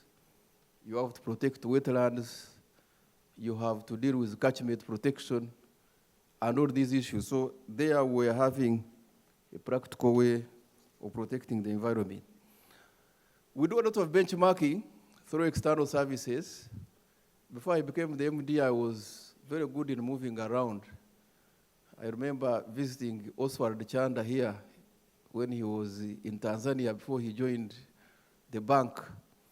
We used to like interacting with utilities, knowing where they are doing well and where there are issues, and we did a lot of learning by doing that. We still do that with the water operators partnerships, offering external consultancies for our utilities, and in the end, we also learn from our colleagues. The other success factor is digital solutions. Of course, I have to bring you bad news that we don't buy solutions from anybody now. We develop solutions ourselves. I have told my staff that what an Indian can do, you should also be able to do it. What a Chinese can do, you should be able to do it. Why should you be an expert in buying things? You have to learn to be an expert in creating your own solution. So we have a highly digitalized institution with almost every solution created by ourselves. If you want to provide expertise to us, you must provide expertise in how you can handhold us to develop our own solutions, not in getting your own solution into national water. The last solution that we now want to get rid of is the finance management solution from South Africa. You can imagine Uganda relying on a solution developed from South Africa. So we've said, no. Let's develop our own. So we are developing, we are almost 98% complete with our own finance management solution, much better than the one we had gotten from South Africa. And I think the comparing factor was when we got a cyber hack. We were able to recover all our IT solutions except the finance management solution because it was externally developed. So that's when we got the motivation that let's develop our own, and it is now almost complete.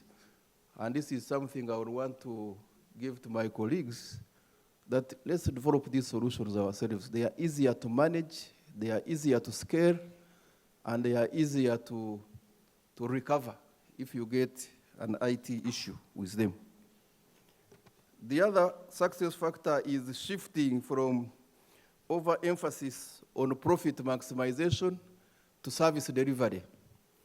In national water, and that's how we work with Patrick there, because Patrick and his team, they like the poor a lot. Not any businessman would want to serve the poor people. So if you have a profit maximization objective, it will be very hard for you to want to serve the poor. So we had, and yet they have to be served for equity reasons. So we now have to balance serving the poor and serving the rich. And of course, the government comes in there to provide investment subsidies, which has caused us to move from 23 towns to over 280 towns, so that everybody can be served. The other success factor is research and development, and I want to spend a few minutes here. It is the backbone of what we do at National Water, and I have had to take a step further by establishing a unit in my office, because research, if it is not situated in the office of the managing director or CEO, may have issues, because the head of the institution is best placed closer to what is happening in research, so that you target outcomes for policy direction. So we've had a realignment of our research function in the organization, having key elements of research under my office. And here I will give you a few things which we are doing. Again, this will surprise you. Non-revenue water is something we talk about everywhere as a big problem. And I can tell you, all of us, me and you, might be chasing wind as far as fighting non-revenue water is concerned. There are unknown issues which we have had to discover through very active research in the organization. What are the issues in Africa? And maybe, I'm sure here, our water supply is characterized by overhead tanks. And these overhead tanks have issues. Our water supply is characterized by meter separations. You have a big flat with about 10 meters serving each flat. Our water supply is characterized by meters which are either installed horizontally or vertically. We also have meters of different ages. We have meters that have different volumes which have gone through. We also have meters which are either volumetric or velocity meters.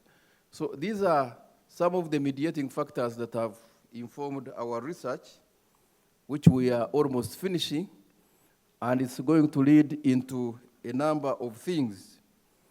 When you look at the results we have there, the first group here is where we have tank supply versus direct supply, and you can clearly see under in situ conditions where we have had to test the flows using ultrasonic meters. We also have tank versus direct supply, but under controlled low flow situations. Then on the other side, we have supply assessment using different edges of meters, using different throughputs in the meters, and also testing whether the meter is a velocity flow meter or a volumetric meter. And the results can be very, very intriguing. You can see meters where we have submetering and significantly, and the tank supply, meters can potentially under-register by 12%. 12%. Why? We all know practically when you have a tank, at night, if you go for a short call, when you flush your toilet, that flow is not going to be measured by many of these meters. If you have separated meters, that brings even another problem. And we are discovering that, of course, there are so many people who go for short calls at night. In Uganda, which is a happiness center, people are always in the bars flushing toilets. So all that water they are flushing is not measured. That's an issue. And the issue can go up to 12% loss. Of course, the the developed countries will want to tell you that there are meters which can measure better. And we are saying we are very skeptical about doing with this research is introducing loss adjustment factors. It's a common practice that utilities do. We currently have an indexation formula for our tariff, but that only takes care of economic factors. So we are now trying to finish this research so that we can introduce flow measurement adjustment factors, which will deal with non-revenue water. What this one means practically with this finding, if we confounded our flow measurements with a loss adjustment factor of 12%, you can potentially bring non-revenue water down by 12%. And that is allowed for in our laws of Uganda, except that you have to buttress it with evidence-based research so that you don't have issues with our customers. So strategically, you can see low flows are primary drivers of meter inaccuracy, and this is further compounded by meter age, throughput volume, and metrology. Submetering even worsened the situation to the level of 12%. So, and as I said, we are working towards having loss adjustment factors.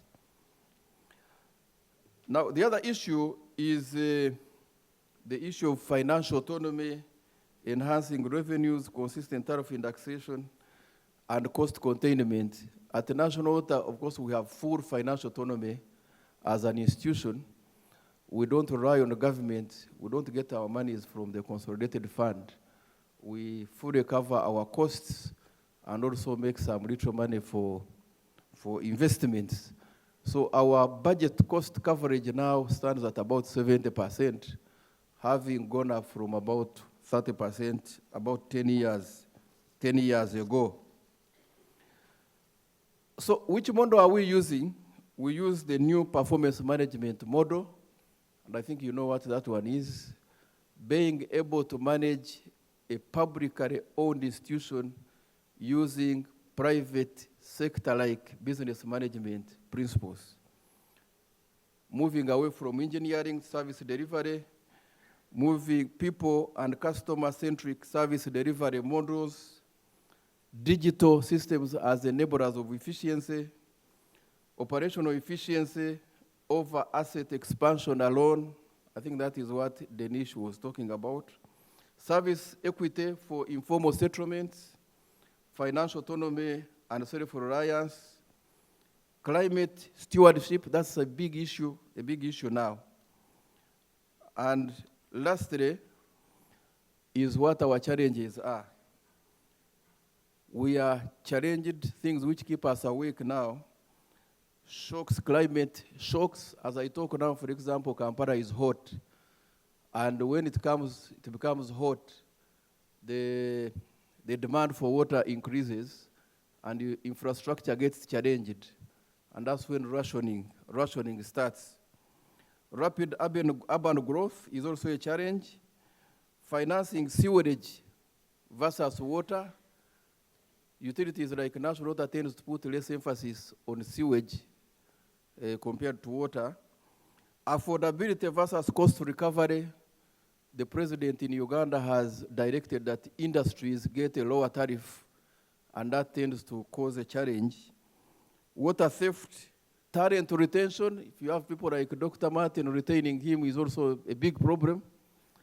You have to travel with him to India so that he's happy, so that you can retain him. Technology advancement is also an issue. Therefore, I want to encourage the academia who are here that we need research that solves real operational problems. Then we have to support formal R&D and grassroots innovators, invest in ecosystems bridging classrooms and fields, scale up proven technologies, and also engineering innovation must drive the transformation agenda. Lastly, I'm being challenged by the timekeeper there. He chose to to disturb me. He has not disturbed anyone. The future of water and sanitation in the global south will not be decided by scarcity. It is not scarcity that will solve problems, but rather leadership. How strong is the leadership, governance, and courage to reform? You cannot imagine in Uganda, we have introduced part-time employment. People were used to working full-time. They work part-time, they want to get paid full-time. This time we have said if you are working part-time, you will be paid what? Part-time.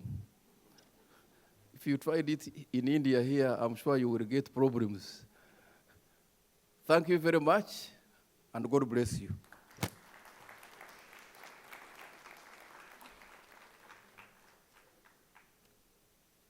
Mugisha, I think the great call for action, what he has suggested is the future of water sanitation in global south is not defined by the water scarcity, but the governance and the reforms.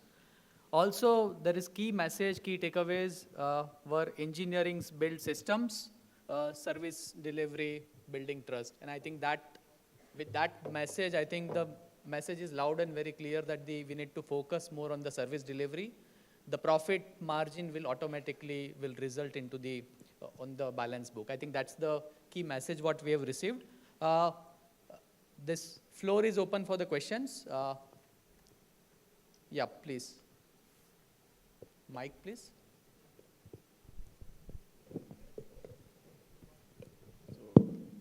So, hello, sir. Actually, my question is for the previous panel. Okay. Yeah. So, Dinesh, sir, you spoke about performance measurement based on data. And we also briefly touched upon the COVID part of it. So I want to address the major diseases which are directly related to water and vector-borne diseases. So I have done a research on that, and one of the major challenge was adequate amount of data for water and vector-borne diseases. So how much of a role do you think having a disease-based disease data-based performance measurement, like water supply measuring based on the reduction in cholera or diarrhea. So how much of a role do you think disease-based performance measurement will play a role in improvement of the city? That's first question. And my second question is to Vijay, sir. Is he here? No? Yeah, you can discuss with that. Okay. During the lunch. Yeah. We can take another 1 or 2 questions, and then Dr. Mugisha can respond back. On this side? Any question? Yeah.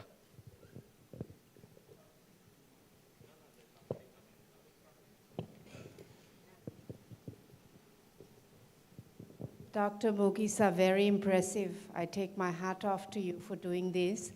On regulations, I mean, you are allowed to charge and revise tariffs. You know, are you regulated by anybody? Is it internally by your board? Curious to know that. But I think you should come more. I'm glad to see you here.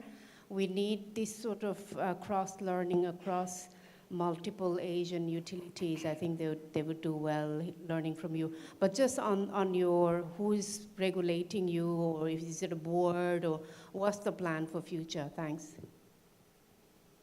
Thank you. Yeah. Yeah. Excuse me. You can take.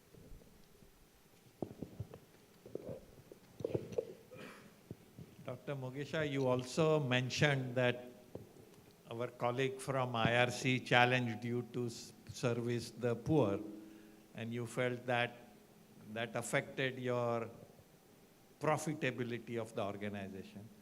And to what extent are the vulnerable population of Uganda served by you, and to what extent do they depend on non-NWSC sources for their own water and sanitation?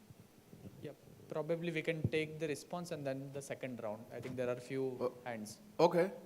So the last question, it is always easier to start from the last question. The last question, no, IRC actually came in as partners. They didn't come as people who are going to force us. They came to help us to do what we are supposed to do.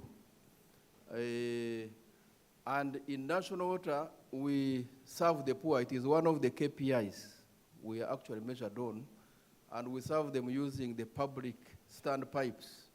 In Kampala specifically, we have the prepaid meters to serve the poor. They are given coins, so you just go and insert in your coin and get water at the real price of national water, so that you avoid the vendor issue. So through our government contract, the contract we have with the government, there are specific KPIs to make sure that we serve the poor. And it is something personally, as the MD, I like, because I want to make sure that every Ugandan is served. That's why you see our vision is water for all and sanitation for all. Sorry? Sorry? Okay, joint monitoring program data. Well, that is something we do with external parties, and the data is there, although I don't purpose so much myself to make sure that it is filled up. We have a lot of data in the organization, and we have our corporate planning department that feeds in that information. Now, the issue of the disease-related data, the more you asked about that, the more I remembered a certain president who has said they can only give us money if we can share that information. But it is very, very important because we always want to link our performance of the utility to the extent to which waterborne diseases are reducing. So we work very closely with the Ministry of Health to make sure that our service improvements lead to reduction in diseases. One of the great news I can give you is ever since we started reaching everybody, waterborne diseases like typhoid and cholera and dysentery have gone down in the corporation. There are no incidences of cholera and dysentery in Kampala, for example, in the last 10 years. And that was because we reached everywhere with water. Now, on regulation, the tariffs are set by the minister. The Minister of Water and Environment sets the tariff by law, and he has a regulation unit in the ministry. So once we have a tariff proposal, we submit it to the minister, and the minister reviews it with the regulation department in the ministry, and then they are able to give direction. But we rarely adjust the tariff in national water. We only adjust it through, it's not an adjustment, we only index the tariff. We have an indexation formula which was approved by cabinet, and that's what we use. But recently, the minister has insisted that when we put in the factors in the indexation formula, we must give it to him to clear it before it is applied. So it is a very well controlled environment. You don't just adjust tariffs just like that. Thank you. We'll take few more questions, please. Yeah. Dr. Mugisha, very impressive story. I just want to build on what Professor Mehta asked.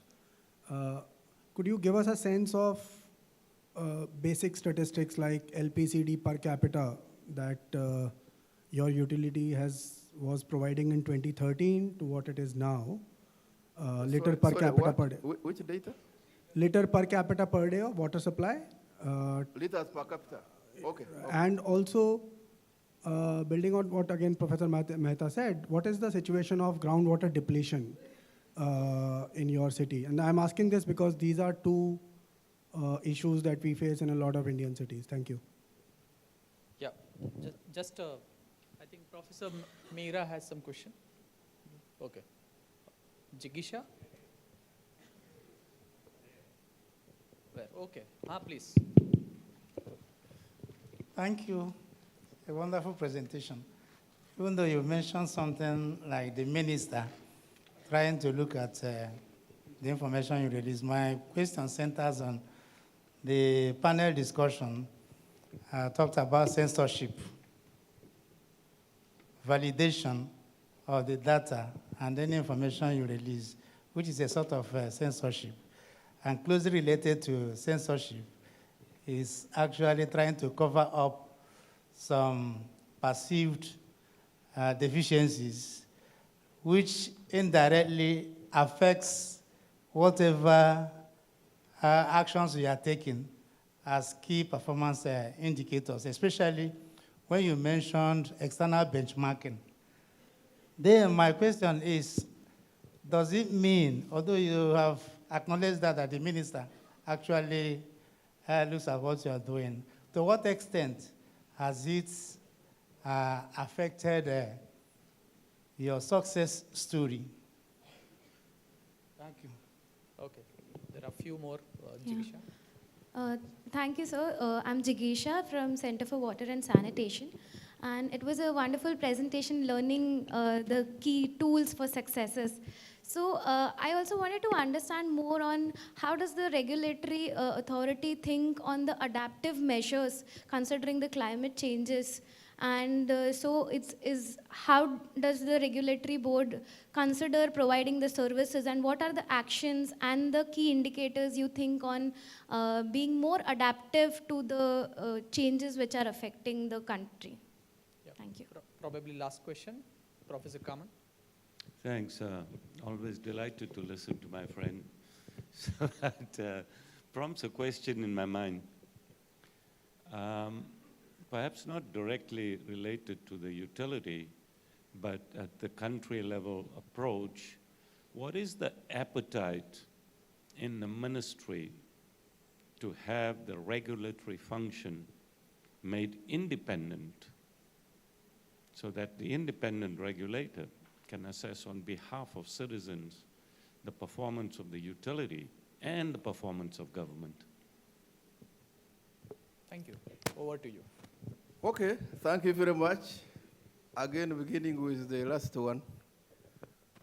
I know Oswald Chanda would have asked that question as well. Independent regulation. I am a believer of independent regulation not necessarily being so effective. Mr. Oswald Chanda, we shall discuss that later. Because where we have it, the sector is not successful. So we don't want to have things for the sake of having them. We all know that regulation can either be by an independent regulator, or you can also regulate by contract. So in Uganda, we have chosen to be regulated by contract. So we have a contract where the performance standards are put, and periodically, external parties are called to check and be able to advise the minister accordingly. And in so doing, we are avoiding the regulatory commission, the money you have to give to the regulator. We are avoiding expensive board members of the regulator, and we are achieving what we are supposed to achieve using the system we have. But some people have their own views about that. And you can take it that one of our success factors is because we actually don't have those institutions which are costly and yet not doing what they are supposed to do. Now, regarding, so the appetite to set up an independent regulator is very low, beginning from the president of the country. He doesn't want those institutions to be in the country. He wants it to be cost-effective as much as possible. Now, how does the regulatory board set the issues to do with climate adaptation? So as I said, we are regulated through the contract with government, and every KPI that is legally acceptable is put in that contract. Recently, for example, the minister has insisted that national water must be relevant to issues of environmental protection. And so every time we do projects, there has to be environmental protection measures, and you are measured how effective you have been in doing that. But we have an environmental protection agency in Uganda. That's not our mandate. That's the mandate of another institution. But the minister has insisted that you cannot be completely irrelevant to environmental protection issues. And those are now included within the government contract framework. Now, there was an issue of data. We don't have a lot of issues of data accuracy in national water because everything is digitalized. And our data management systems are easily auditable. For example, our billing is completely computerized. The payment system is e-payment system, so it is completely digitalized. So we don't have imaginary data in national water. That's why it is easy even for external auditors to agree with the data we are giving them, because you can easily pick them from the system. So issues of manipulation are very, very limited in national water. So every time we give information to the minister for purposes of tariff adjustment, it is easy for him to verify the data through our computerized systems. Now, the liters per capita per day consumption in Uganda, about 10 years ago, it was about 20 to 25 liters per capita per day, and as I talk now, it's about 30 to 35 liters per capita per day. It is still low, you can be sure it is still low, but it is an improvement. It is an improvement. And why it is still low is because 10 years ago, we are really serving a little bit of more affluent people. Now we are serving everybody, including the poor people. But because the supply reliability has improved, that's why the liters per capita, the consumption has gone up per capita per day. Thank you. The last question, I think 2 questions. Meera and Oswald. This is the last question. Okay. Okay. I was just wondering, what is the role of government in this? Both the national government and maybe local governments. Partly the reason I'm asking this is, and I should remember, but I don't remember when was NWSC formed. And prior to formation of NWSC, did local governments play a role or not? And the background to my question is that in India, we have a situation where water supply, sanitation are largely being managed by local governments. And we don't see the kind of measures and efficiency improvements, management systems that you talk about in our situation. So is this a sort of golden, what's the right word? Golden spoon to convert to management system of this type and then we will see this? Or is there a problem in terms of, so local government versus a utility system, how do we compare and what are the pluses and minuses? Thank you very much. I'm the Oswald being referred to here. I have done regulation for over 9 years, following reforms. Just want to make a quick comment, I think, regarding regulation. Just imagine a football field with players. You know, you have set the rules. You know, you move out the referee. And say, each side should decide where the problem is. You know, before long, you may have responsible players, but there are players that cheat. You know, and before long, there will be chaos. Now, regulation, what is the value of regulation? The value of regulation lies in having a professional entity having to professionally and independently review the work that is being done. If we are to look, just to take national water as an example, and then we start asking, what is the ratio of the human resource cost? Who is ready, without a regulator, to question that? We'll paint a very beautiful picture. The question the regulator will ask is, at what cost? At what cost is this being done? And how much of this is being transferred to the consumer at the end of the day? It's very good. There's a lot of responsibility, and I have a lot of respect for national water. But you don't get this everywhere. You need an independent entity. A contract cannot be regulation. I say that that's a contract. I don't even call it regulation. You know, you need an independent entity that is not part to the contract to look at, has this been done? How well has it been done? At what cost? Then they will be able to say, well, can you regulate this? Can you ensure that this is being managed within this framework?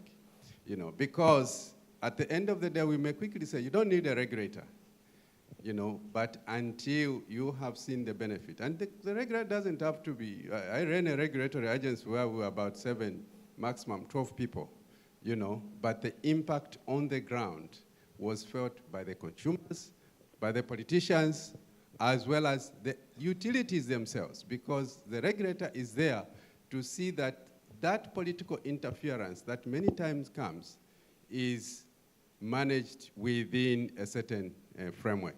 Thank you very much. Thank you. Brief response to Meera. Yeah. Just a quick response. I don't think I want to go into this whole issue of independent regulation versus whatever. At the National Water, we have tried to address the issue of what is the purpose of regulation. And we have made sure that that purpose is done. We don't want to go into how it is done. Some countries have chosen to have independent regulators, like UK. Some countries have chosen to do it by contract, like France. Like, I don't think there's an independent regulator in the Netherlands. There's also no independent regulator there. So it's a question which keeps going. The university students can pick it up and go ahead with it. In National Water, we have chosen not to have the regulator. And that's how we are able to be invited here to come and share success stories of utility. Now, the issue of the role of government. What the government does in Uganda is actually regulation. They also do policy direction, and they do infrastructure development. And when they have developed, of course, then they hand over to National Water. And National Water was formed during the time of Idi Amin, 1971. That's when it was formed. I think that's one of the few things Idi Amin did in this world, to creating National Water. So it is there, and it has been improving over time. But we still have cases where the water and sanitation facilities are managed by local government. But the tendency is local governments to hand over to National Water, and that's always an ongoing exercise.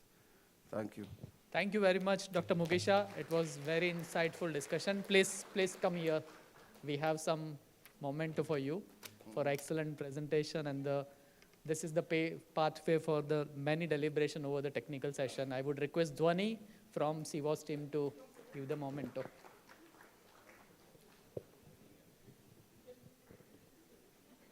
Yeah, I was supposed to do.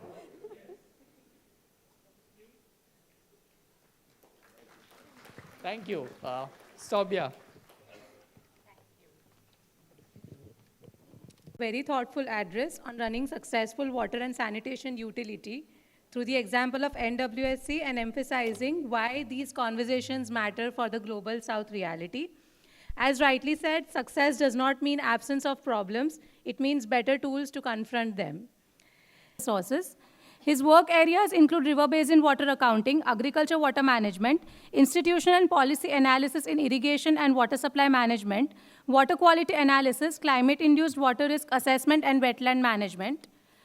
Ms. Bijal Brambhat has extensive experience in and broad knowledge of intersectional challenges that are mediated through housing and habitat governance, informality and gender of low-income urban communities and migrants in cities. She represents and advocates for the rights to improve living conditions, foster climate resilience, and overall economic security through socio-technical approaches and women-led models. Ms. Pallavi Sopti Rajpal is the joint CEO of Uttan, a grassroots development organization advancing gender justice and women's agency through thematic interventions in water, livelihoods, gender, equity, and social inclusion since 1981. I welcome the panelists, and Asim, you can take the session forward. Yeah, thanks, Sobia, and thank you, everyone. Thank you, everyone, for joining as soon as possible and on time. Thank you to the panelists for accepting our invitation. I think it's an interesting topic, and I see a great amount of women representation on the dais as well. So it's a pleasure. I think what we said in the morning, that it's a pleasure as a center, as a university, to always work towards gender missions and gender integration in all our work. So thank you all, the panelists, for being here. I think I'll just quickly move. I think we are a bit delayed, but I think I'll quickly jump on to the questions to all of you. I think my first question, because you all have a great experience of working on water, gender, based as a grassroots organization, or as a policy advocator, or as a NGO, or as a funder.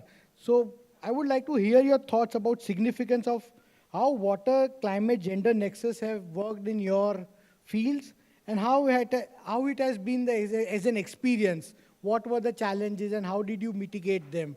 So that's a broad question to all the panelists. I'll start with. Jane, I'll put you on the spot first, if that's okay. So yeah, if you can revert, and then I'll go on to the others. Yeah, thank you. Thank you very much. And thank you for the opportunity. And in a special way, thank you, Professor Mera, for the opportunity to be here. I think I've been postponing this for a while.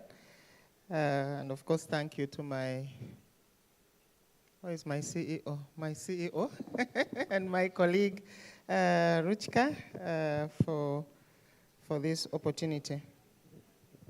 Water, climate, gender are very interconnected.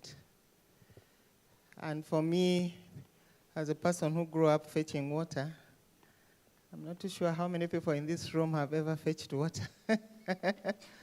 And walking distances and carrying 20 liters on your head, and you have to fill the drum before you go to school.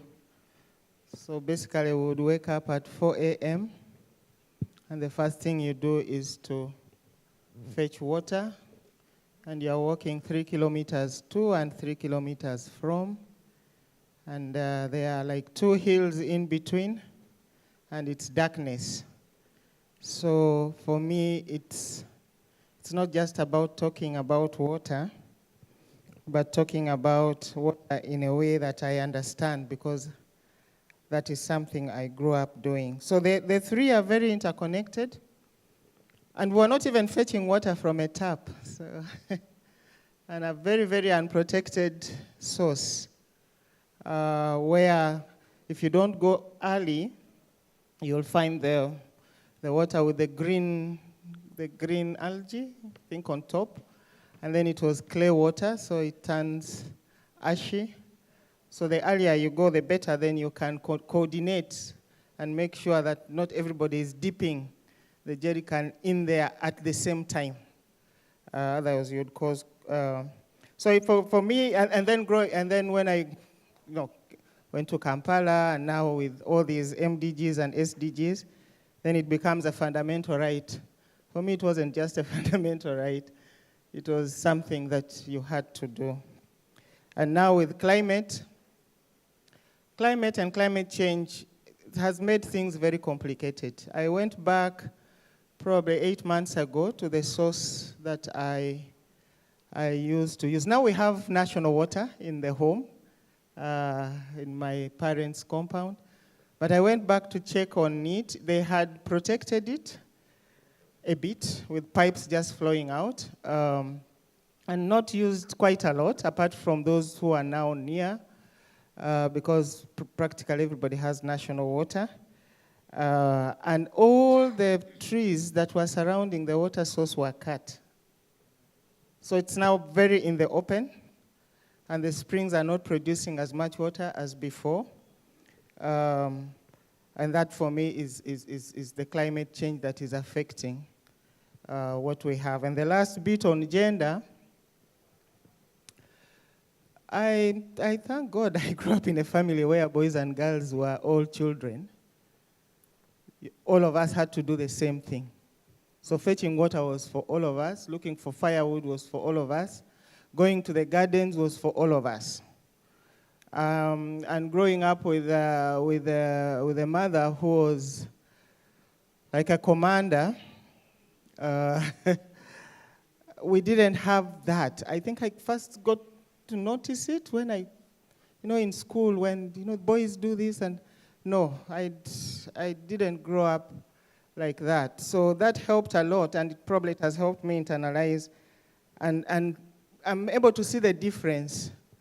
If you're bringing up boys and treating them like men when they are still boys, then you have a problem. Because everybody had to fetch water. You're going to bathe and using whose water? Did you fetch the water? You first fetch the water, and then you can bathe. But the extremities of climate change have really caused a lot of problems. Actually, that particular water source that we used to use, when they cut the trees, now they are using the hillsides for crops, and all the soil is now flowing into that water source. So it's silted, and combined with the clay in there, it's a mess. So those that are still using it have problems. Great. Thank you. Thank you, Jane. I think I'll move to Nitin maybe on this. As you have worked in India extensively and globally as well, from a policy point of view and from the actions that you have taken, what do you see around the water, gender, climate nexus as the next piece here? You have to just press it once. It should start, yeah. Yeah, thank you. It's a one-click button, yeah. Technology. First of all, thank you so much for inviting CEW to this very, I will say, insightful workshop. I mean, though it is written academic, but I clearly see that there are a lot of field insights that are being coming out. So it's academic plus what we see in the form of evidence. And also, I think I'm in a bit of fix. First of all, happy that sharing the stage with 4 females. And I've been part of some panels where there were only males discussing WASH. So though at institutional level, we don't encourage this, but this is what can happen as well. And that is why I've taken a middle position. So I won't say anything in extreme that can impact me later. Coming back to the topic of discussion, I would like to see whether we talk about climate, WASH, gender as a one systemic thing. They are not different or separated from each other. That is the first thing. And if I just take example from India, I think we have achieved some tremendous progress when we talk about infrastructure, whether it's a water supply infrastructure, whether it's about sanitation infrastructure under SBM 1, 2, SBM++, and with the Jal Jeevan Mission and Amrit Mission, there is a lot of focus on creating infrastructure. But what is the issue with this infrastructure is that the infrastructure has to function. And which means that if the water supply infrastructure is there, water should flow. If the sanitation infrastructure is there, it should be used. So this is not happening around, because I think one of the major issue remains with the water supply. So in many areas, we have water stress and the scarcity condition. I mean, for instance, Gujarat has done wonders with supplying Narmada water all around. But then many states, they do not have such opportunity. They do not have maybe such investments to make to ensure that the water is available. So infrastructure, if we just take out, the excess part is a problematic thing. And when you add the climate lens to it, so first, India has a lot of climate variability. So we have Western Rajasthan where the rainfall is about 100 millimeters. And then we have northeastern areas where the rainfall goes up to 10,000 millimeters. So anyways, we have this spatial variability. and hence the spatial variability in access to water. Now, if I add the climate change lens to it, now what climate change is doing? Either it is giving us too much water. So when we experience floods, be it urban, riparian, flash floods, you name it, we experience it. Or it is actually making water availability less, and that is where we are experiencing droughts.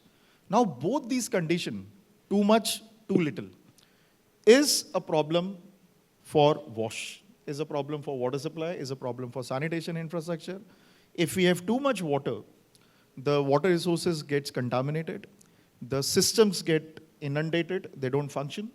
If there is too less water, then by the time summer comes, we don't have water at all.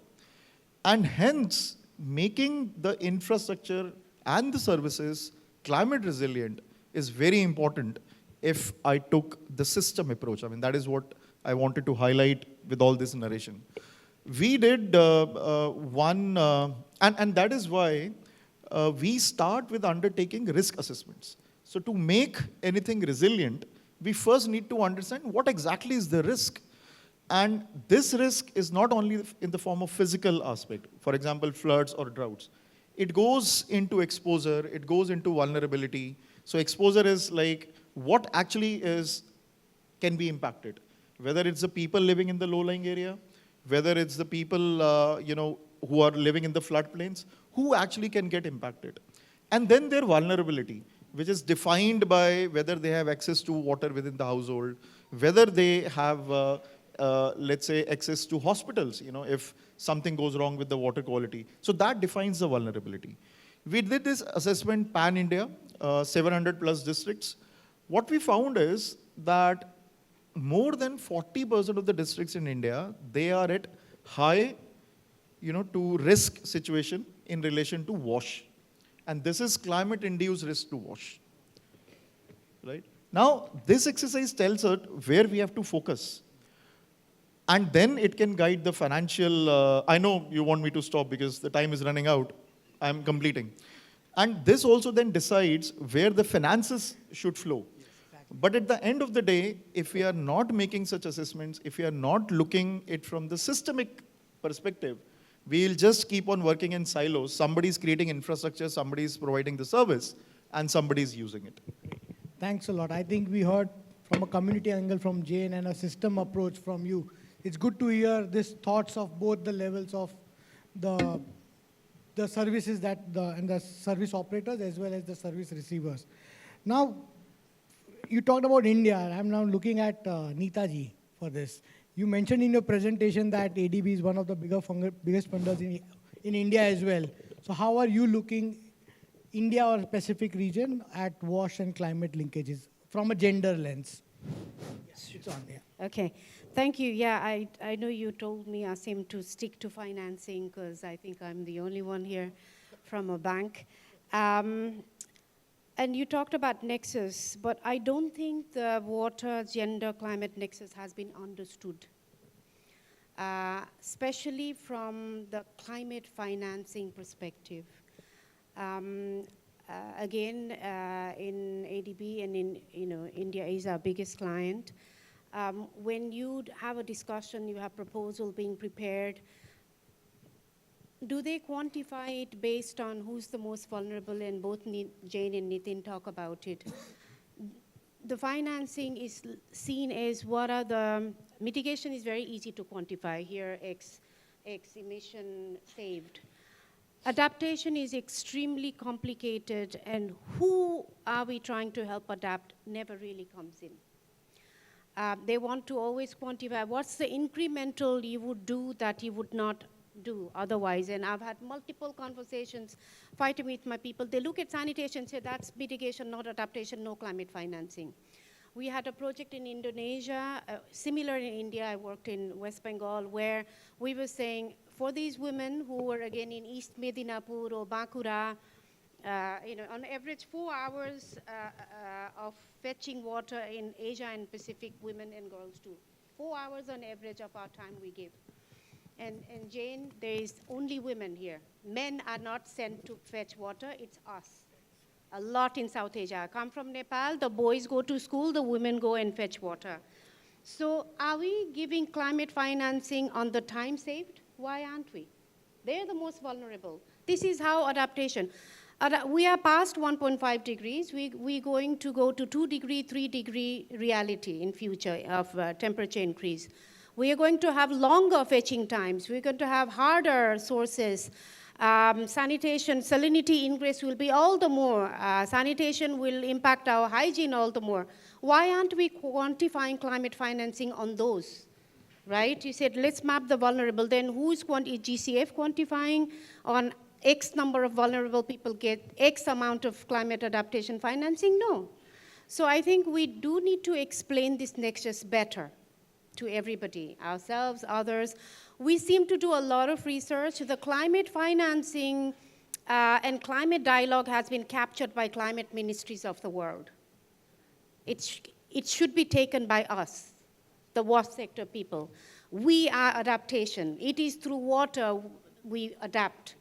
But we're not leading this space. We've left the climate ministries to lead this space.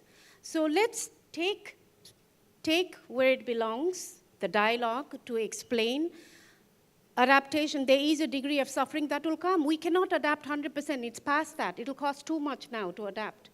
So if we are going to have to suffer, it's women and vulnerable who will suffer, who will need more adaptation financing. How do we quantify that? How do we change this equation into the whole calculative formula is wrong? So let's rise up and explain this nexus better, because it's really not understood.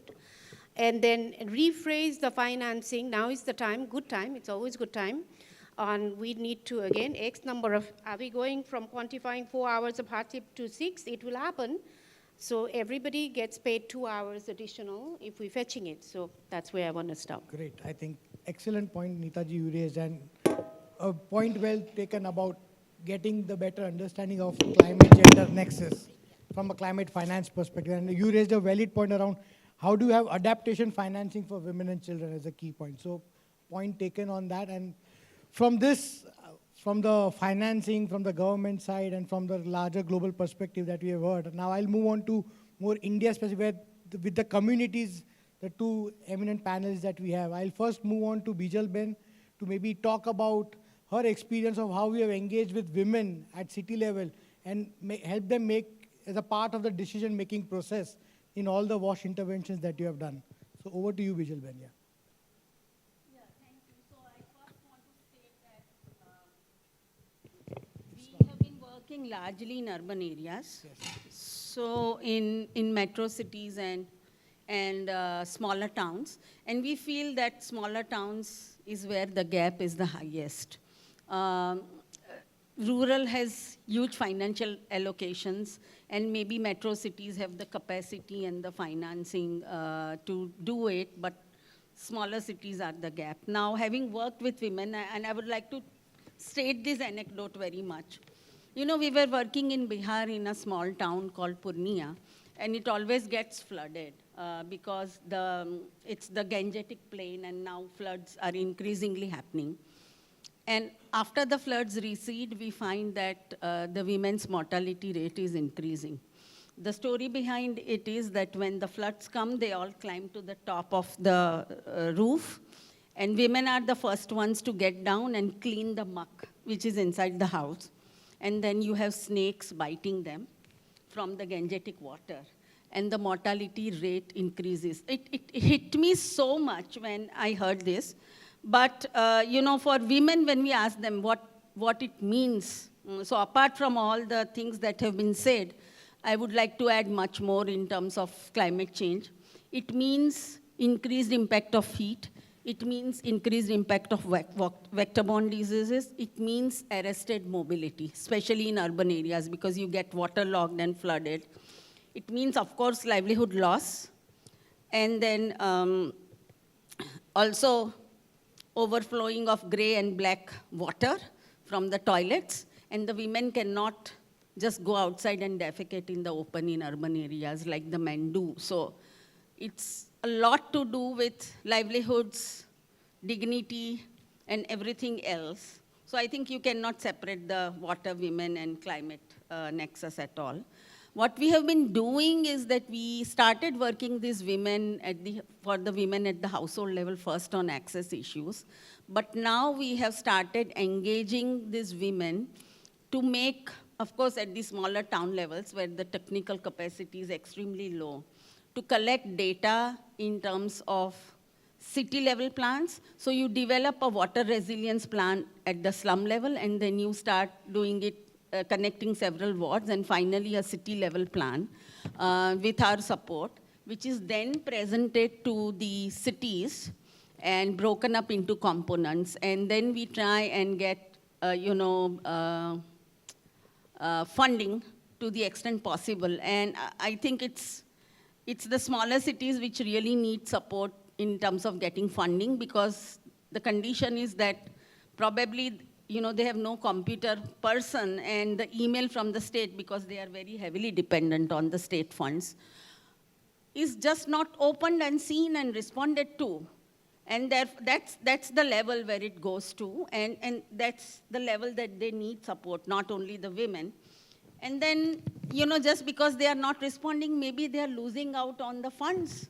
And the better cities in terms of technology capacity and others are getting it. So this is the kind of support that we have had to give.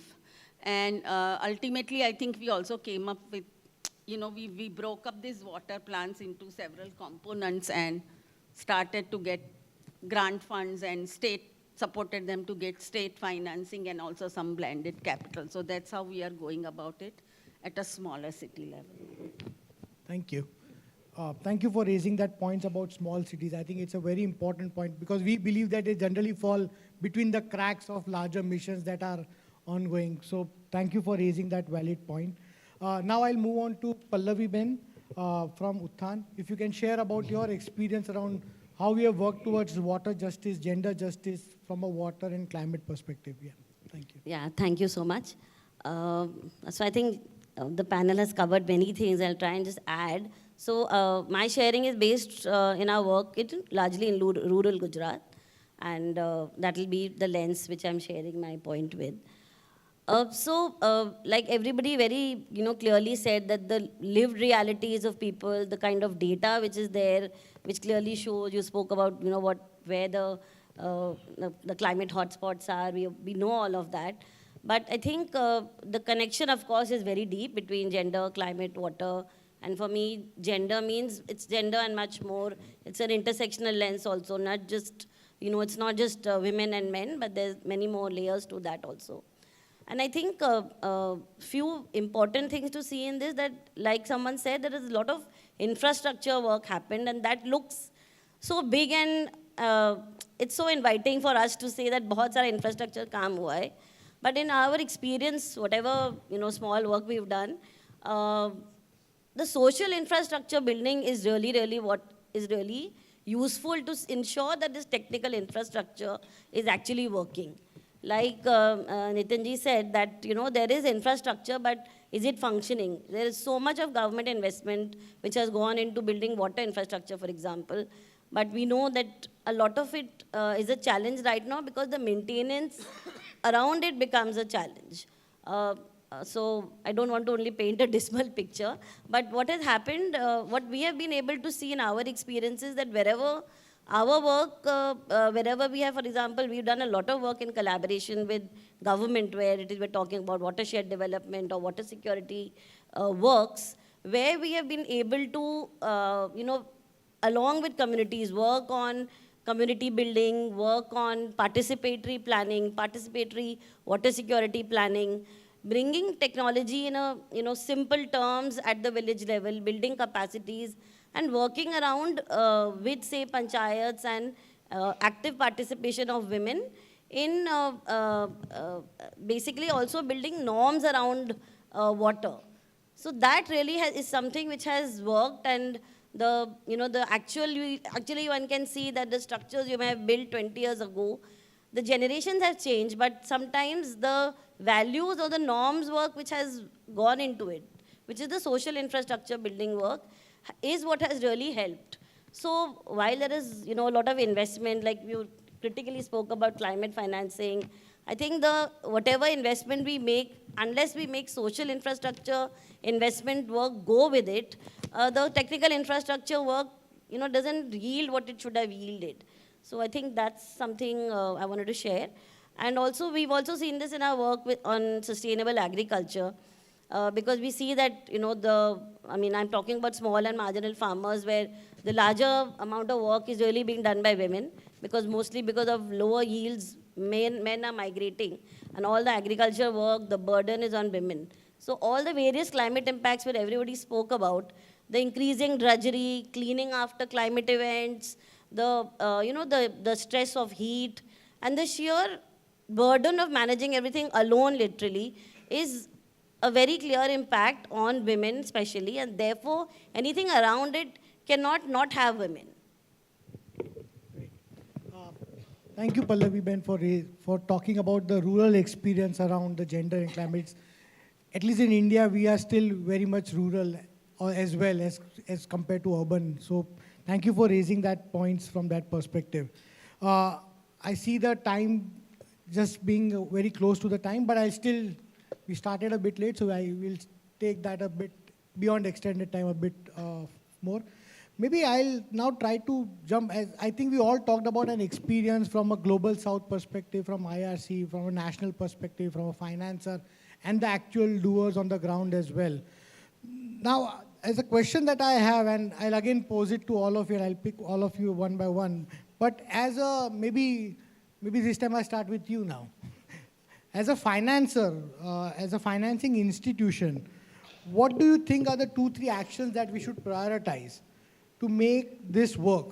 This gender, you talked about climate finance, but are there any other 2-3 points that we should focus on? And we'll try to work towards that, and hopefully the next event we can talk on that as well. So, yeah.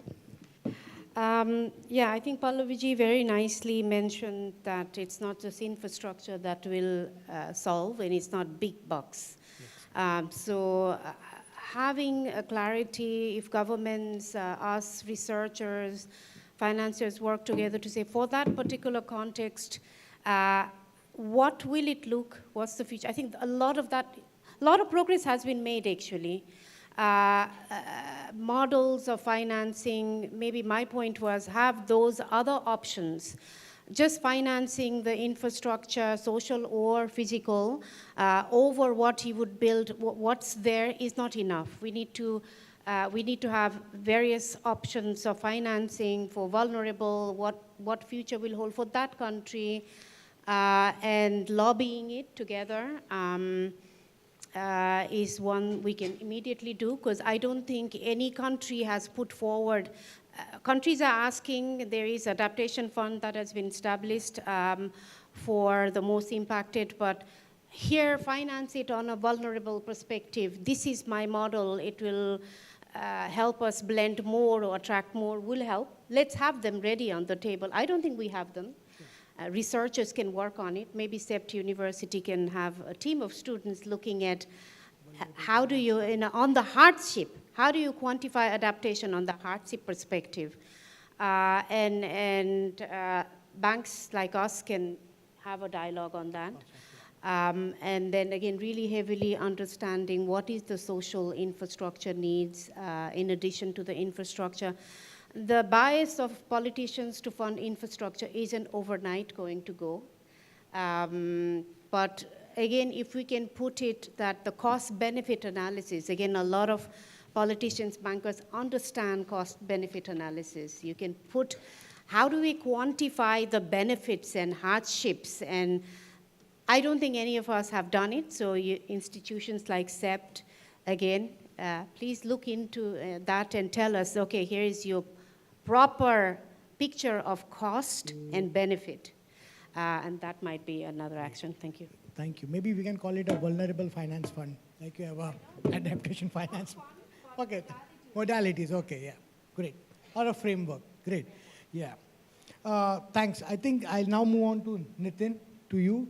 I think you have worked with the ministry and all. So how do you see this work? I think you talked about SBM, you talked about Amrut, but we all know that it's still lagging around the gender piece. We have the NULM, SBM missions and everything, but how do you think we can strengthen this further and make it happen on the ground? And what are the 2 things that we can do, let's say, yeah? Yeah, I mean, see, first of all, I mean, as we were doing these risk assessment at the pan-India level, and we did reach out to a lot of states, one major aspect is, call it gender finance, which, Neeta ji was mentioning, how it can be targeted better from the gender lens, the climate finance. And the social infrastructure that was mentioned as well. We really don't have that disaggregated data. For example, you will have data about, households having access to toilets, household having access to water supply, but then how many men actually are using the toilets versus how many women are able to use the toilets. So such kind of a data is not available. And the other thing is that even when the data is available, as we want to go granular, somehow it is lost. So, and it has been a kind of a very confusing state for me, because the data ultimately comes from a rural or urban setting, then it's get aggregated at the district and the state and the national level data. What we largely get is the national, sometimes state level data, but then as you go deeper, it vanishes. And it has come from the ground, but then we don't have the information on the ground, right? So this is one aspect, strengthening how the data access can be improved, and it has to be gender segregated or disaggregated data, which can be utilized for decision making. The second aspect is that, talking about how we ensure that there is a proper monitoring of the progress made in terms of being gender sensitive when it comes to making WASH climate resilient.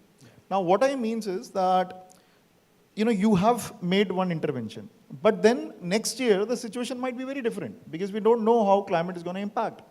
Now, global goal on adaptation, which was, adopted in COP in Dubai, and then last year in Brazil, finally we have global goal on adaptation indicators. Water as a theme has a maximum number of indicators, which are 9. Out of those, 5 relates to WASH. Right? 5 relates to WASH.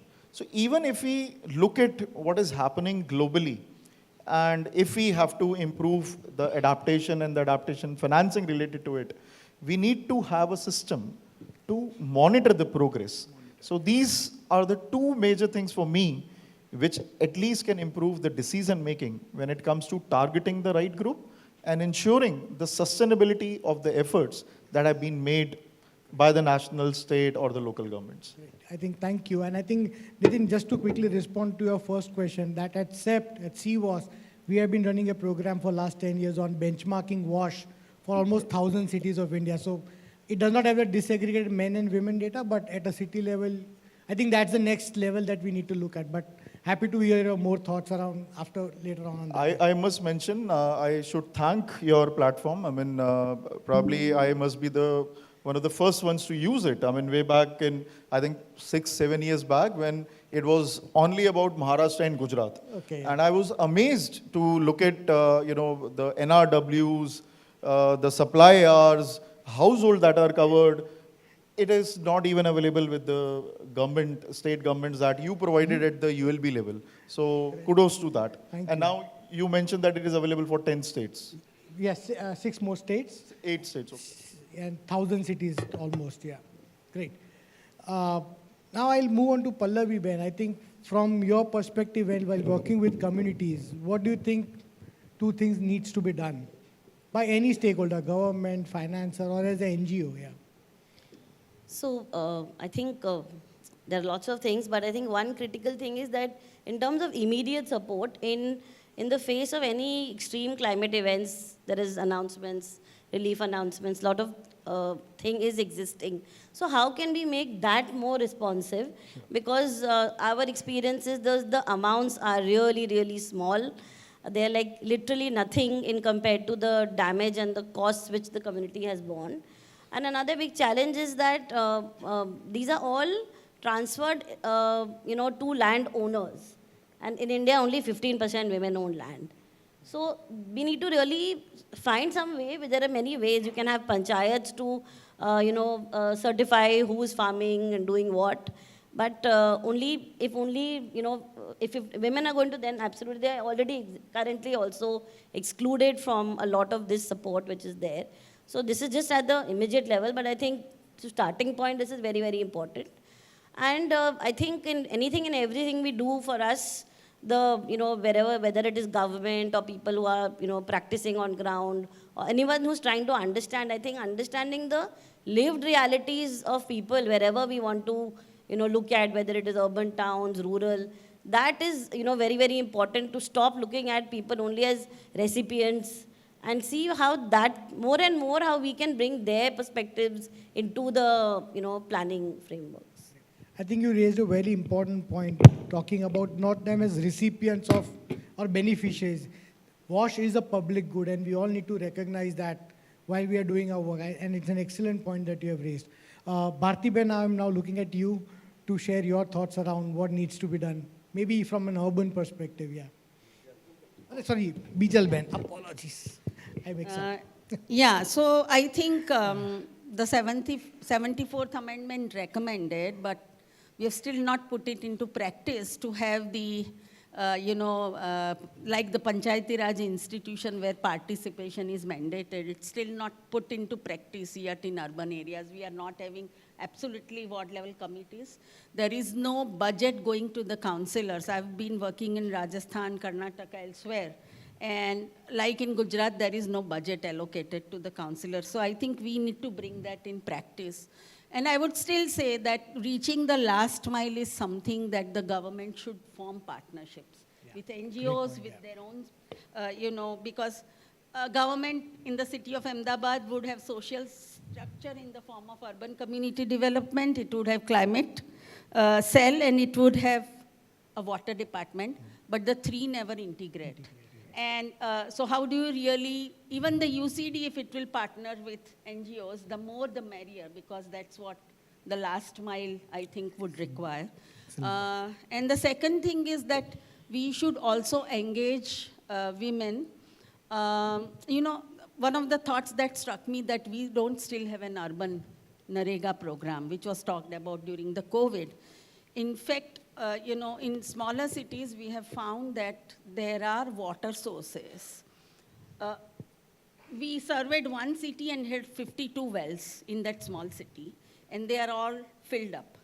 Because in the city's mind, it's only water for accessing. So let's think holistically, just to ward off climate change, that how can you recharge the groundwater?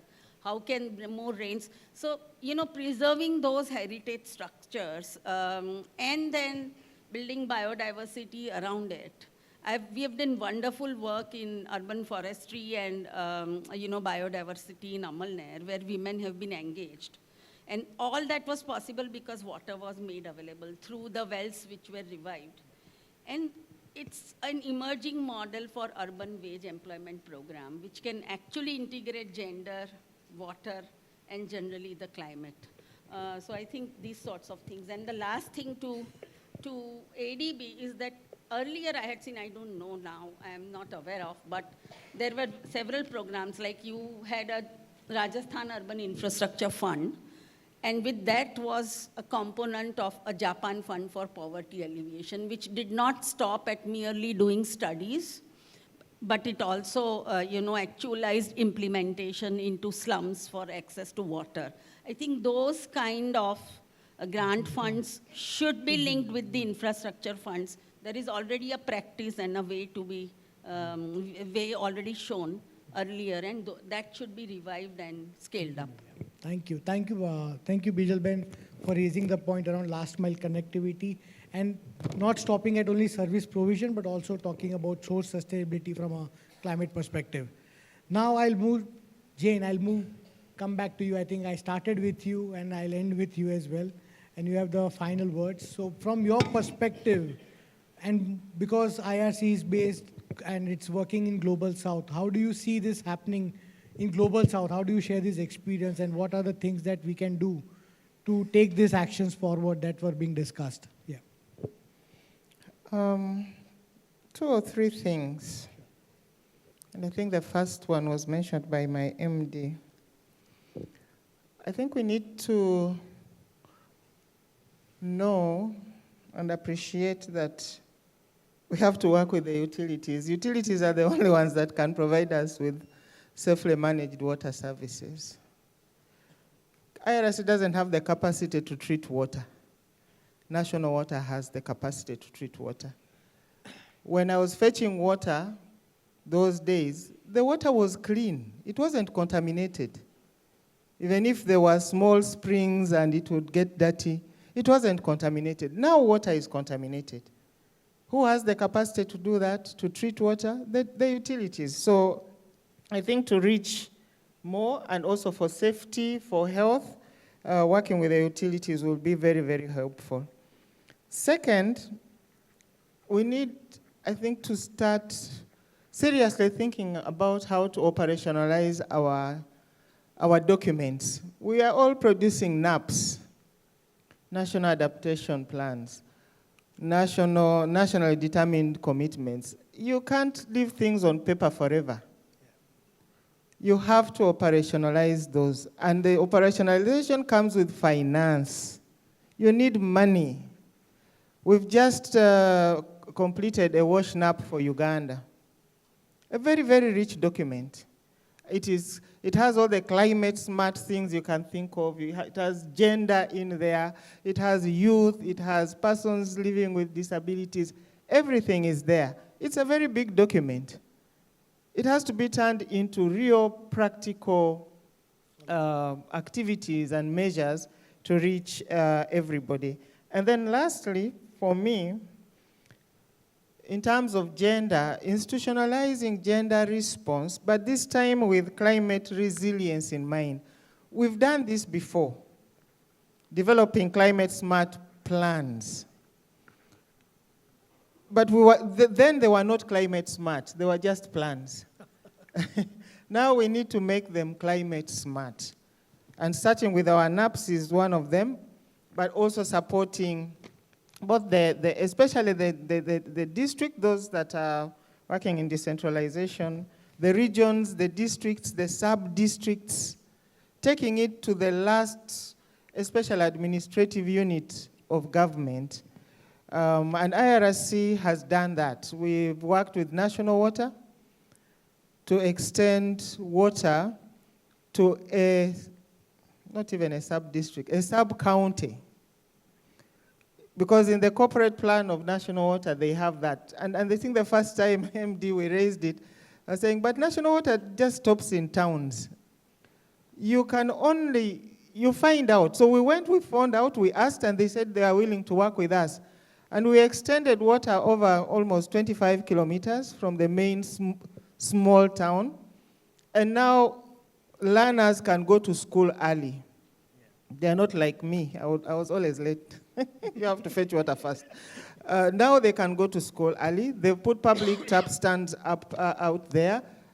We've supported placing the network in healthcare facilities, several of them, and in schools, taking the water nearer. And in the healthcare facilities, we target 2 areas, the emergency area and the maternal health area. Because you can't have labor wards and maternity wards without clean water. So I think for me, we help the sub-districts to plan for that. We reach out to National Water. We reach out to another unit in government called the umbrella organizations, the umbrella authorities. We partner with other NGOs to do that. So I think for me, those 3 will carry us quite way forward. Yeah, I think you raised an important point about working with the utilities. For our case, it's working with the governments to engage with around gender piece and how do you ensure. So thanks for raising that point. I think it's an important point that you have raised. I see I still have some time. I take that liberty. So maybe I'll open the floor to the audience to ask questions. We'll have to be very quick because we want to finish, and we started on time and we want to finish on time. So if I have some hands up, I see one here. We can take anybody else? 2 questions max, 2 or 3. Okay, we'll start with you, Ram Kumarji. Quick question, short one. I will have to pass. Can you pass on the mic? Yeah. Very brief, and if you have directed question to anybody or it's a general, just let us know. Ma'am, good afternoon. Very good afternoon. In fact, the revival of the wells have been nicely brought out. In fact, in the cities, what we see right now, the first thing the builder does is close the existing wells. The invention of the bore wells has been the biggest crime on humanity because we have taken the water table down and down with free electricity. In case if we have the wells, concept of wells, which is the finest form of topsoil recharge and the vegetation, the climate, that will go a long way. Thank you. If anybody wants to respond from the panel. Okay. Next question. Anybody? Yes. It's more of an observation than a question. I think my colleague from Gujarat was working with women. Yeah, women are overburdened with so many things that they have to do. And therefore, getting their time to think about all these issues that we're discussing itself is a challenge. I mean, how do they take off time from managing their domestic chores, farms and everything? So I think how to take them, together, bring them together and start thinking about these issues itself is a challenge. That's an observation that I thought I would like to share. Great.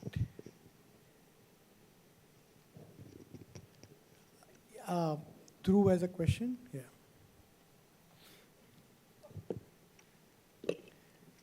What is the role of the elected representative, and based on your experience, what they do perform on the ground to actually make this gender in water, sanitation and the infrastructure? How do they see the role, and what are the initiatives they are doing based on your experience so far? Thank you very much. Is this directed to anybody or anyone? So any of the panelists? Either Bijal Ben or Pallavi Ben can or anybody respond, from or Nitin can also respond based on that. Yeah. So, yeah, it's on.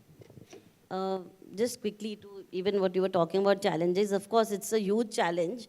So I think what has helped is that one is to be clear and know that it is a challenge. So we always, whenever the kind of engagement we are doing with women, one has to really respect the kind of time they will be able to give.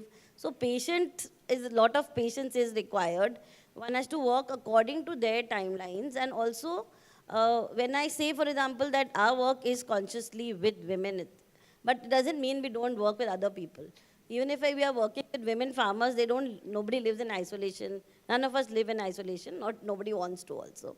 So we work with the household also, so that's why I think slowly when they see the results of what can happen, slowly when they engage, I think that's how things have worked for us. And also collectivization of women gives them a lot of solidarity and support. That also helps them to take, make changes at the household level. We have so many Krishi Sakhis who say that now the men are helping in food preparation in the house. Earlier, the same husband, for example, would not let her go for a meeting, and after a year and a half, he is saying, okay, I will do the cooking, I will come and drop you also.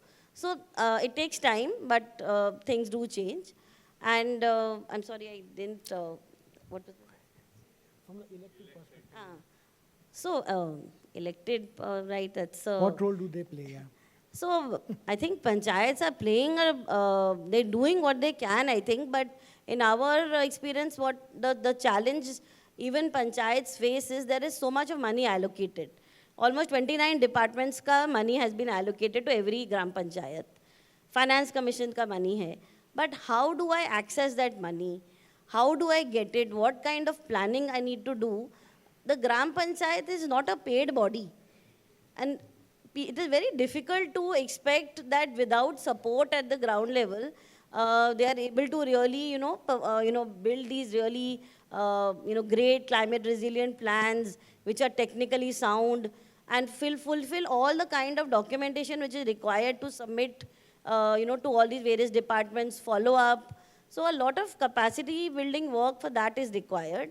But yes, a lot of, at the local level, we all do have all our departments doing what they can. The only challenge happens is then they're sometimes very sporadic in the kind of, the activities which they take up. Check dam dal dete hain, is gaon mein ye kar dete hain, but that entire mapping of what is, the need really, and then accordingly, take action, that gets, left out to a great extent.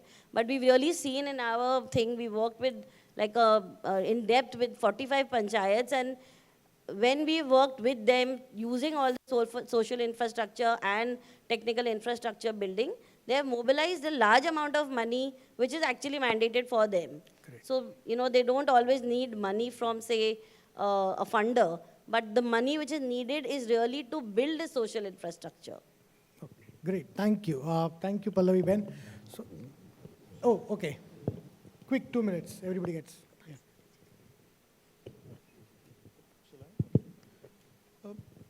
I think from the local governance perspective, I mean, sorry to say, but a lot of it is optics.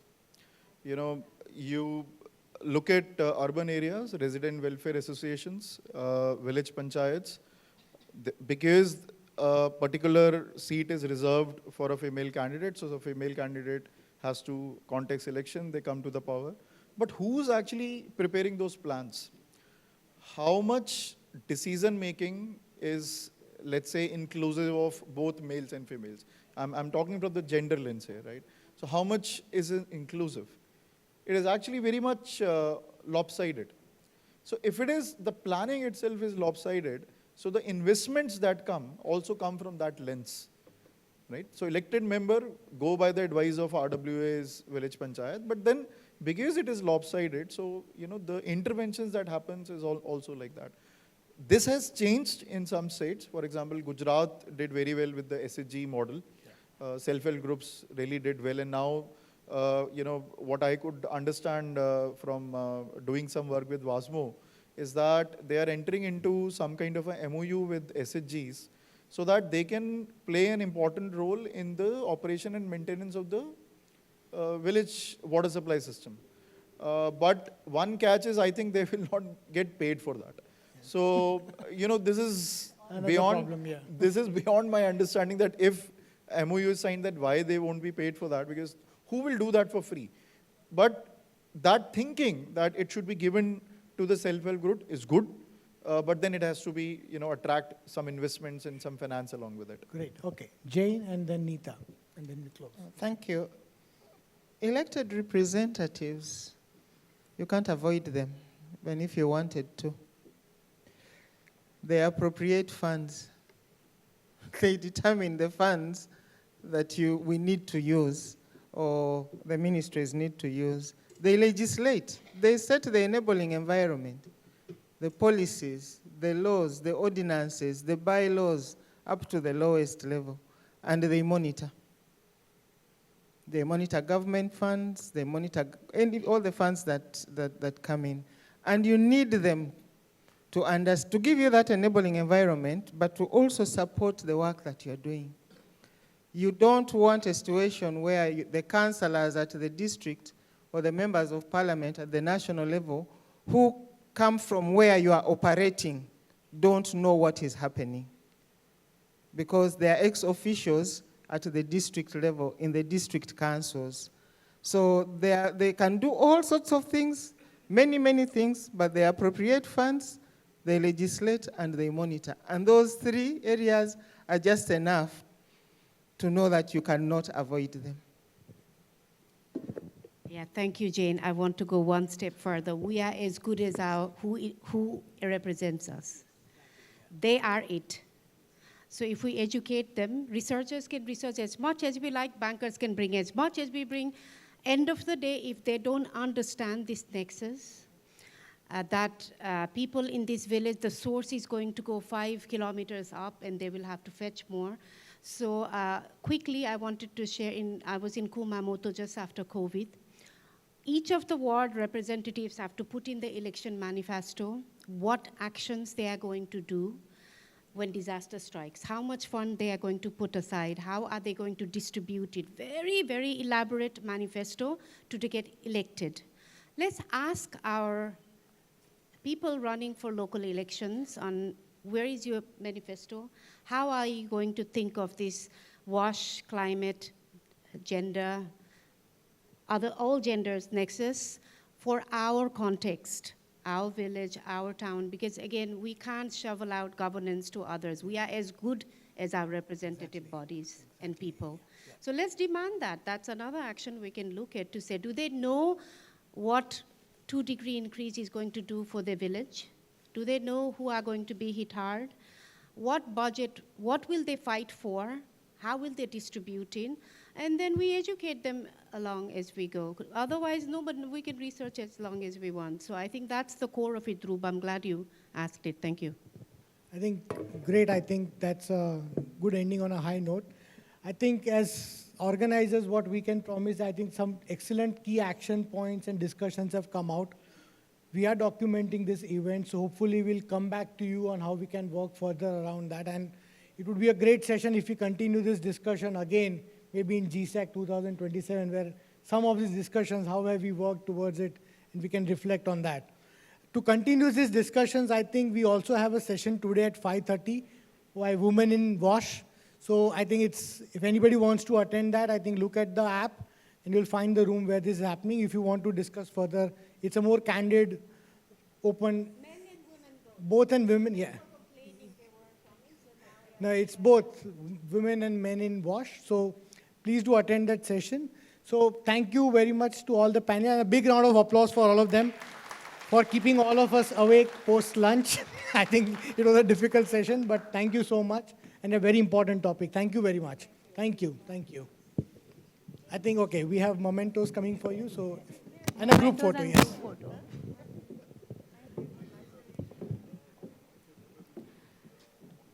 Thank you, panelists, for the outstanding discussions built across the nexus of water, climate, and gender, and also covering various aspects.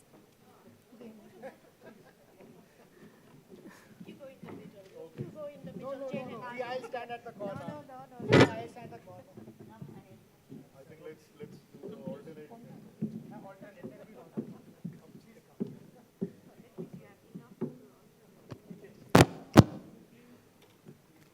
Thank you for covering various layers across monitoring, governance, and also the missing piece of adaptation finance in the climate gender nexus. Now I request Omkar, Gautami, and Devanshi to please present the memento.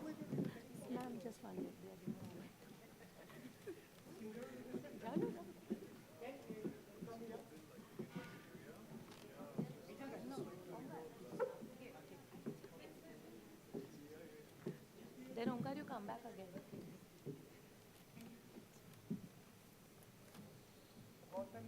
Gautami जब अभी ओंकार वापस एक लेना है एक और देना है Devanshi to Devanshi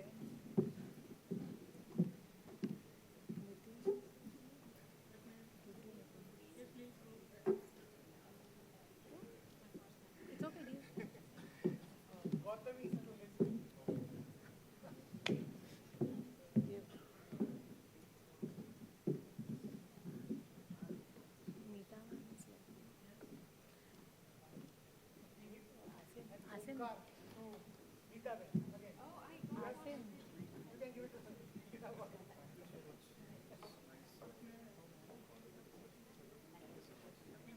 Give Asim ko dena hai. Asim will give to you also. No, I don't know.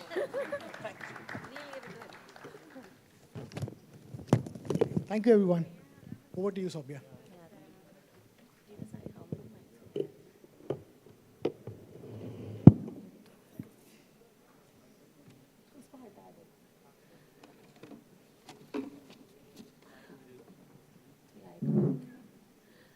Moving to our next session, we have a keynote that reflects on global learning and long-term sectoral transitions We welcome Mr. Patrick Moriarty from IRC Netherlands.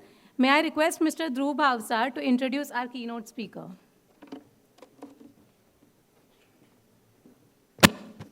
Thank you, Saubhya. Very good afternoon again.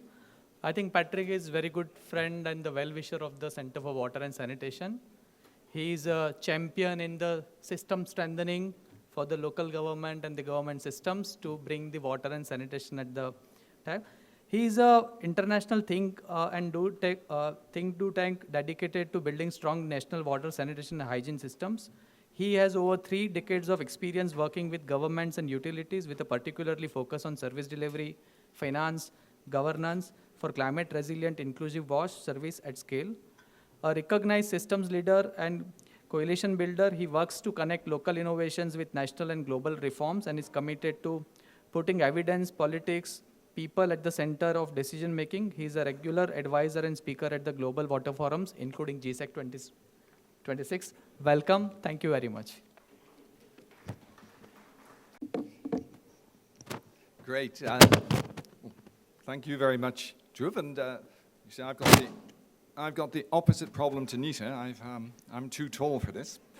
I don't know if someone should bring a saw and cut me a hole in the floor or something, so I get to a decent height. But good afternoon, everyone. It's such a pleasure to be here today. And let me see if I can master the technology. Yes, here we go. So the trouble about speaking at this time of the day is that almost all the points you were planning to make have already been made by somebody else. But that's fine. I think it's good. They always say you've got to hear it at least 3 times for it to sink in. And I think what's nice is to be speaking somewhere where so many of us seem to be on the same line and to be hitting the same notes. And I think particularly, talking to and about thinking of water and sanitation. I try to avoid saying wash, by the way. I'm trying to ban it this year from IRC because I think one of the challenges we often have as a sector is that we spend too much time talking to ourselves and we spend too much time using our own secret internal language. So personally, if you catch me saying wash in this, you can pick me up on it. So it's water and sanitation, and really it's safe water and safely managed sanitation services, which are, as we all know, fundamental human rights to which everybody's entitled. And I'm going to talk a little bit about my experience and the experience of my organization, IRC, or IRC WASH, as we're sometimes known, because we're not the International Red Cross and we're not the International Rescue Committee, but we are a originally Dutch-based think and do tank, and I think a think and do tank is what you call yourself if you're like CWAS, but you're not attached to a university. So we're not able to say we're a university, we're independent, so then we say we're a think and do tank because we like to work in the messy space between policy and research and practice. And I think and do sort of captures what we do and who we are. And we're an organization that at least for the last decade has focused self-consciously and specifically on trying to work with a systems approach and through a systems approach to delivering, to achieving our mission and the reason that we were set up, which is to ensure that those safe water, safely managed sanitation services are delivered to everyone, everywhere, and that they last forever. And so what I'm going to do in this presentation is I'm going to talk a little bit about what we understand taking a systems approach means from a sort of more conceptual, theoretical level, and then share a little bit of experience of what that looks like in the field. And you've already heard from my dear colleague Jane, our country director in Uganda, and talking about her experience. I'll talk a little bit about that too. And then just pull out a few lessons, and then hopefully we can have a bit of do some Q&A afterwards. Let me see. So, yes. No, wrong way. This way. Yeah, just to say, where does IRC work? And in fact, this is pulled from our 2024 annual plan, which is our last plan. We are largely, as I think somebody said, a Global South organization, even though we have our initial roots in the Netherlands. And in fact, we are this year converting ourselves into a proper network of organizations. So at the moment, the countries that you see on the map, and particularly the countries in blue are IRC countries. The countries in red are a partner organization called Water for People, who we work with very closely, and with whom we share a single theory of change and strategy that I'll show you in a minute. So we think that, in fact, working in partnership is a key part of our DNA and a key part of what we think being a systems change organization is. But so we primarily work in Africa. We do have a presence here in India, and my colleague Rujika is with us, and in Bangladesh, and Paresh, who's the new colleague in India, and an ex-CEPT colleague, so very exciting.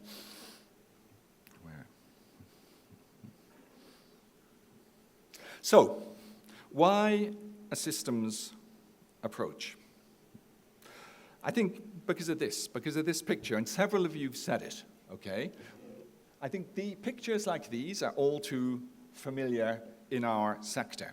And often, because we spend a lot of time talking in the sector and about the sector to ourselves, we go a level down from this and we talk about capacity and we talk about finance, we always talk about finance, we always say we don't have enough money. But I think really the challenge that brought IRC to adopting a systems approach and driving forward a systems approach is that our sector is challenged by an absolutely chronic lack of sustainability.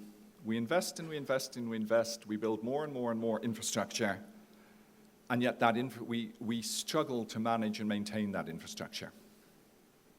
Okay? I'll say later on that I think, and we've heard it said already a couple of times, that the solution to that is professionalization, and the solution to that is the management by proper professional utilities. And we had Engineer Silva present. This, to be honest with you, I think is often the outcome of what I think is a failed paradigm for the entire sector, which is community management, where you try and put the management of complex technical services onto the back of communities and self-help groups, basically because no one else can be bothered to do it, and we abandon them to sort it out for themselves, and we get results like this. But I think in a nutshell where our approach comes from is that as a sector, and a heavily infrastructure-focused sector, we're pretty good at building infrastructure, but we're much less good at delivering services that last. And so the real question I think that we should all be asking ourselves is, if we know how to build it, why doesn't it keep working? And I think, just to underline that, and this is a diagram we use a lot when we're talking about the WASH system, but I think the key point about this is that infrastructure is not of itself the same thing as the service. The infrastructure is critical to providing services. You can't get away from that. I always say that to people. That when people say, oh, why can't we be more like the mobile phone sector? I'm like, well, the reality is there's no way to stop a liter of water weighing a kilo. So if you've got to move a kilo of, you're moving a kilo of physical mass every time you want someone to have a liter of water, you just can't get away from that. We are inextricably linked to infrastructure, but there's a whole lot around infrastructure. And if we want, what's a service? A service means, if we have a service, it means that over time we can answer questions like, is there water there when I need it? Is it safe? Can I drink it? Can I drink from the tap, as we're in India? Can I afford it? If something breaks, who do I call to get it fixed? When my latrine is full, can I get it emptied? What happens to the sludge? And so I think what this slide shows is that infrastructure is just one building block of a system to deliver those services. And that in fact, of course, our system, our WASH system, is surrounded by other systems, other public health and public service-related systems like health, like education, and of course that it exists within a whole political economy that in many ways sets the limits to what we can do. The WASH system isn't a sector, isn't an island that exists on its own. It's part of the country within which it sits. Another way that you're all very familiar with, the sanitation chain. It's making exactly the same point. If we want to have safely managed sanitation services, we need to make sure that each one of these steps works, from capture to containment to emptying, transport, treatment, safe for use or disposal. Any one element of that chain fails for whatever reason, and the whole thing fails. And we live in an environment that is where we're surrounded by our own shit. And we suffer the effects, the cholera outbreaks, and so on. So, as I said, infrastructure is one element of the system.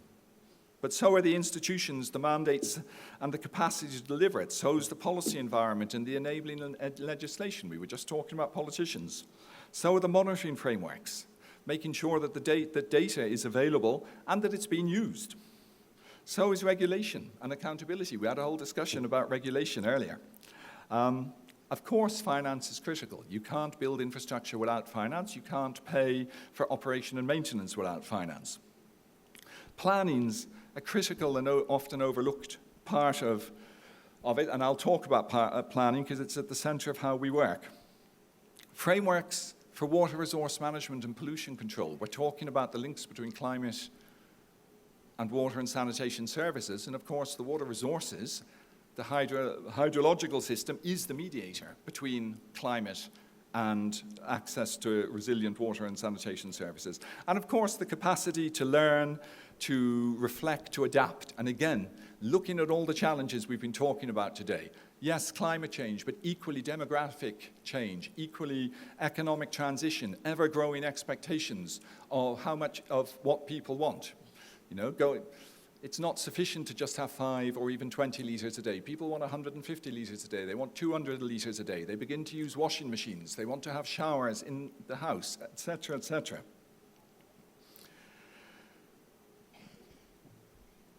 I think that at the heart of adopting a systems approach is engaging with this. And at the heart of adopting a systems approach, and I often say, a systems approach isn't just another silver bullet. Our understanding is that a systems approach is much more like a philosophy. It's about understanding, it's about accepting this sort of complexity, the complexity that underlines delivering services. It's stopping looking for silver bullets. It's starting to ask questions like what conditions make good service normal rather than exceptional?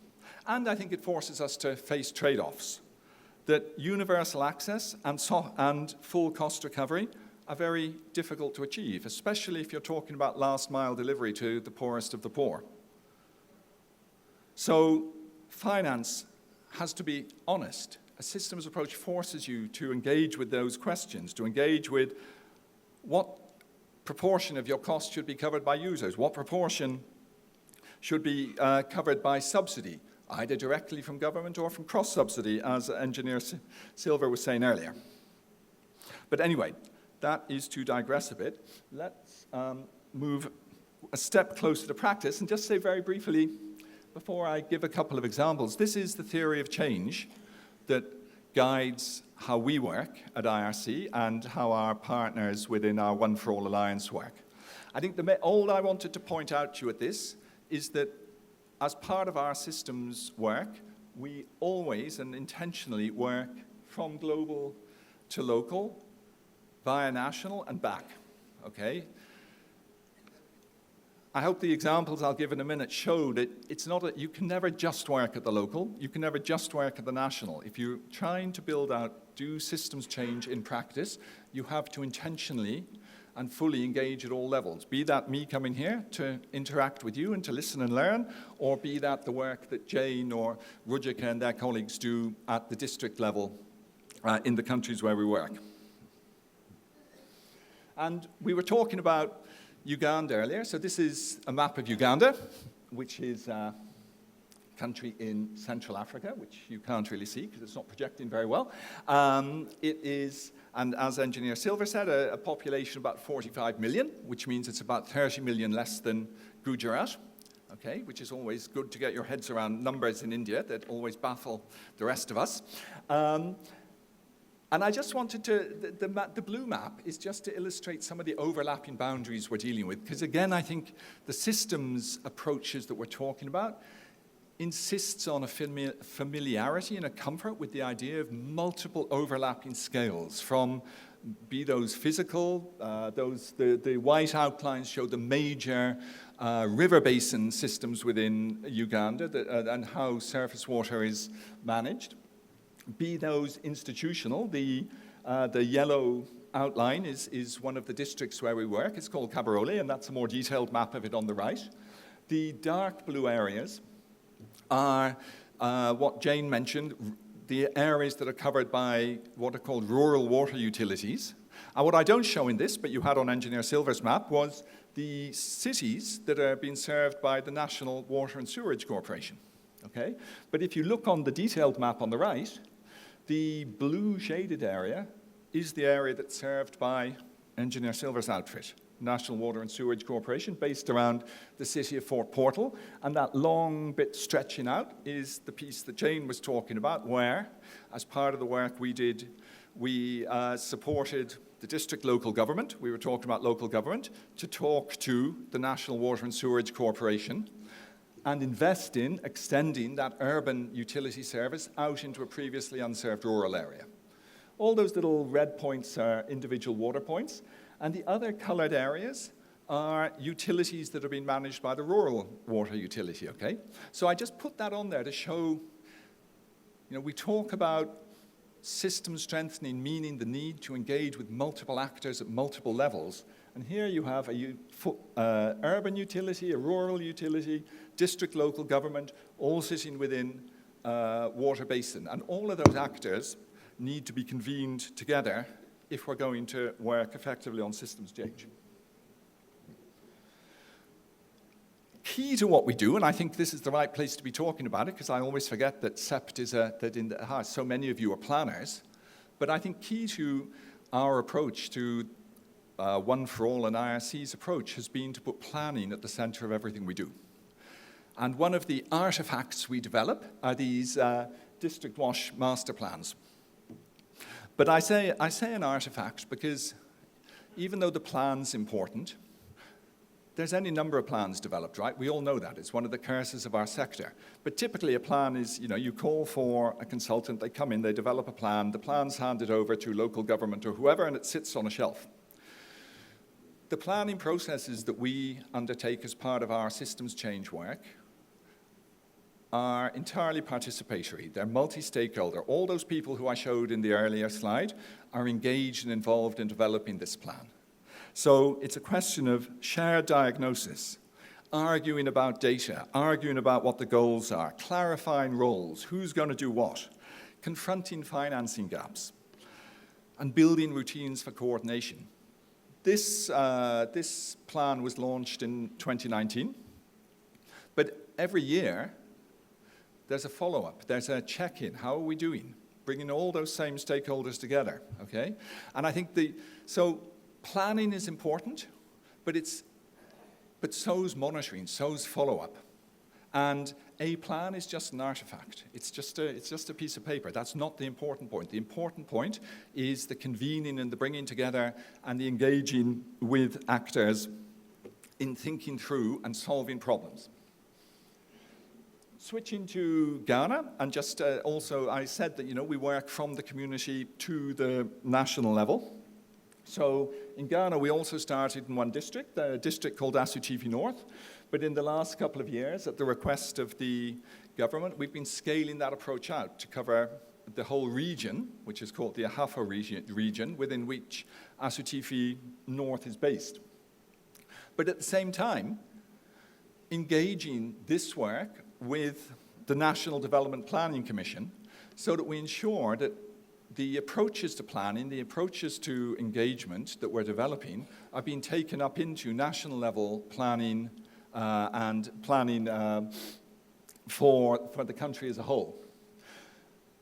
Because again, I think that the approach to systems change is to, and I think it's very similar to what CEPT does, is to model at a local level, to test, to prove, but always with the engagement of the national level and always with a view to eventual scaling, so that the information that's being gathered here is also being brought into the national WASH finance strategy or into the updated policy and legislation that's is being implemented in Ghana surrounding the development of a rural water utility there.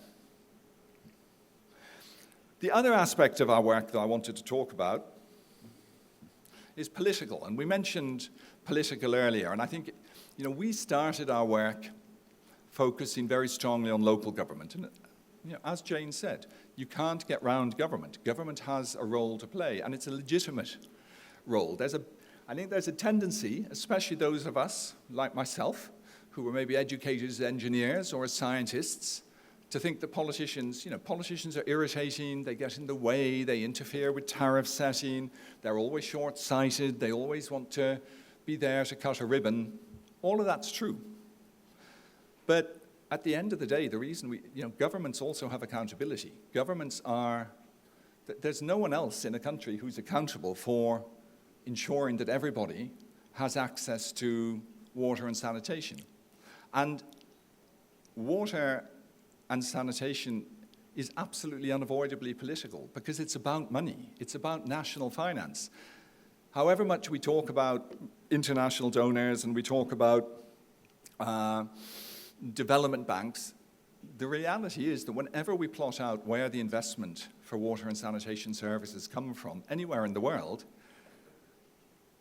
it's primarily from users, and then it's from national government. And even when we're talking about MDBs, loans, remember, that is sovereign money. It has to be paid back if it's a loan. So even when government's taking a loan from a bank, it's still government money. And when you're talking about government money, you're talking about politics. And the reason I have this picture here is because having started at the level of mayors and district chief executives and councillors, alongside our work with district technocrats, we saw that one of the key things holding us back, and one of the reasons that we keep talking to ourselves and talking to ourselves and talking to ourselves and saying, why can't we get more finance, is that water and sanitation aren't high enough up the development agenda. And this is the previous president of Ghana at the signing of something that we call a WASH Compact, and something that IRC is involved in, but also many other partners within the Sanitation Water for All partnership, is what we call the Heads of State initiatives, where we're trying to lift water and sanitation up the national development agenda, and basically to shift it from a sector that's seen as a constant sink of money and always with the begging bowl out, to making our politicians understand, and I think someone was saying we needed to educate the politicians, I think it was Neeta, making them see that water and sanitation are fundamental to national development. You cannot have a modern state where people are shitting in the streets, right? It just doesn't work. And I think the Heads of State initiative and the decision for a profoundly non-political organization like IRC to begin to engage much more actively at the political level, it comes from Singapore, it comes from Lee Kuan Yew, but it equally comes from the example of Swachh Bharat or Jal Jeevan that's here in India. And I know that, though that national initiative was predated by some state initiatives, but in each case what you see is that either a state chief minister or the Prime Minister of India has decided to put access to water and sanitation central to national development. And when you do that, many of the other challenges we face begin to fade away. Lack of capacity, lack of finance, no priority in national decision-making. So I think political prioritization, our systems building work, yes, focuses on prioritization at the local level, but equally focuses now on driving towards prioritization at the highest level of the state.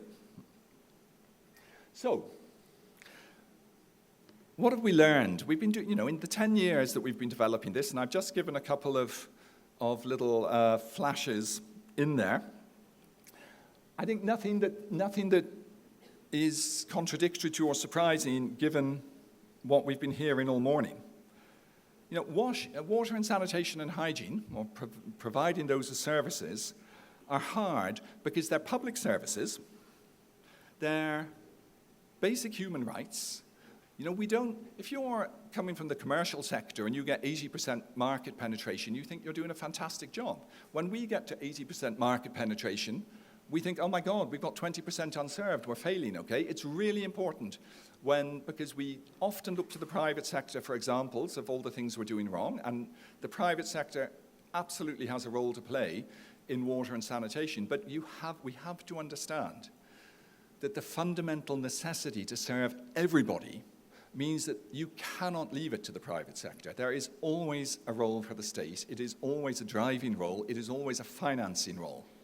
Regardless of how you decide to do your actual service delivery in the end, without the state, you will never, ever, ever get to zero, which is what our target is, right?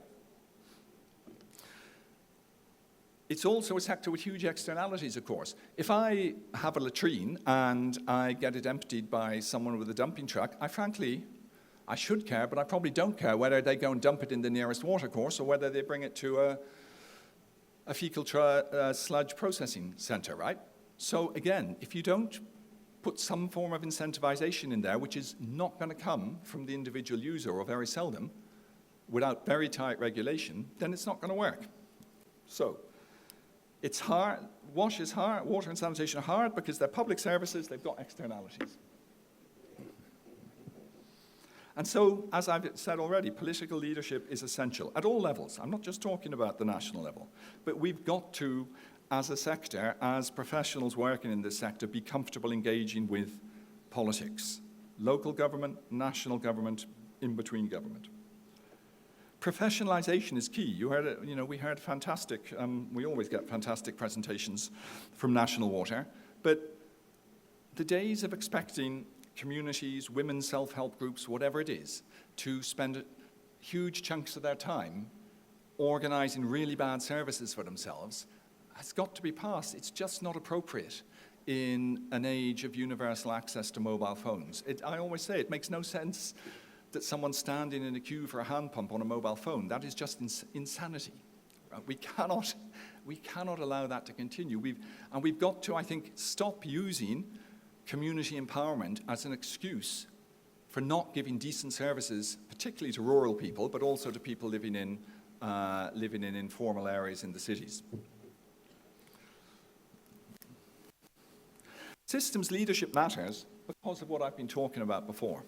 If you're going to deal with climate adaptation, if you're going to deal with 4% population growth in cities every year, if you're going to deal with all of these myriad unknowns and uncertainties, you've got to have the ability to look across the whole sector, to look across the whole system, to understand your role in it, but also to understand the roles of everybody else, and to be able to collaborate effectively with them to drive to a shared vision.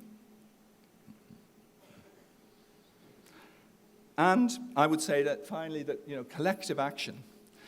When you've got so many actors in a system, from users to service delivery to regulators to local government, you've got to have some form of collective action. And an awful lot of the work that IRC does and that our teams do, and I think that CEPT does as well, is convening and supporting that collective action. It's bringing people together. It's helping to develop that shared vision. Even though the vision needs to be owned, ideally by government, we still can help facilitate the development of the vision. And so I'd say, you know, as a passing challenge, I'm not sure it is, because I think it's what you're doing, you know, to CEPT and to other organizations educating in this space, it's what are you doing to train students who can be systems thinkers, who can look at the whole big picture and not be terrified of the complexity, but look through that complexity and identify what needs to go next.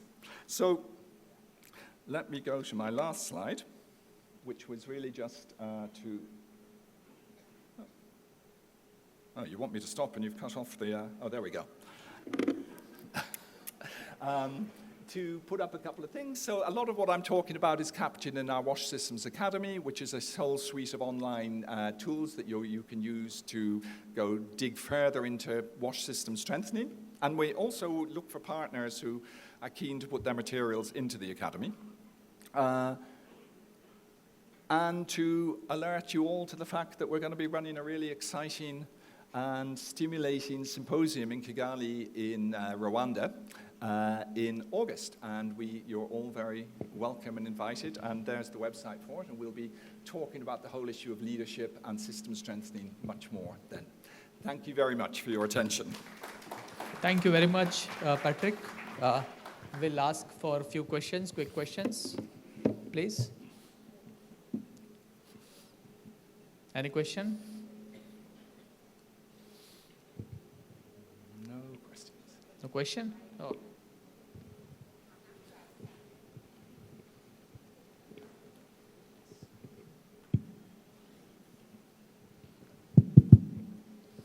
Thank you, Patrick.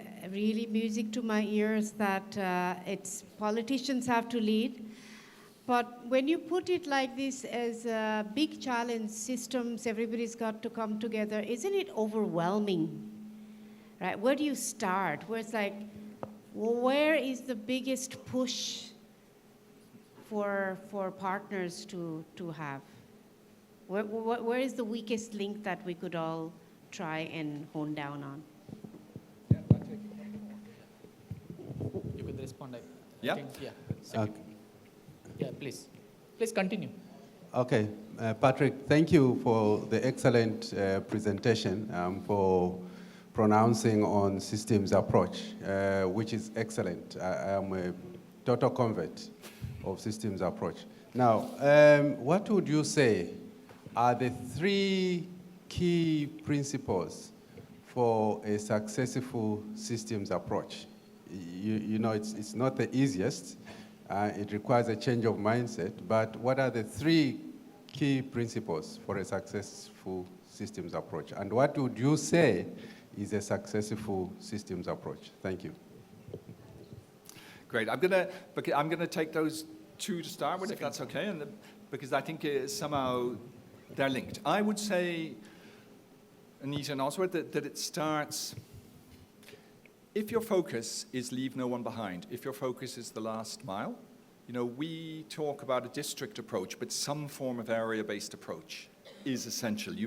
It's not enough with respect, for example, that we focus on a utility. Because if you focus on utility reform, non-revenue water reduction, but you're not focusing on how you expand that to the unserved necessarily, right? So when I say an area-based approach, whether you put your circle around a city, whether you put it around a district, something that's recognizable as a unit of administration in a country, and then you say, who's already here, who are the served, who are the unserved, what are the problems, and you figure out your plan from there. So I say number 1 is that you have to take a spatial planning approach, right?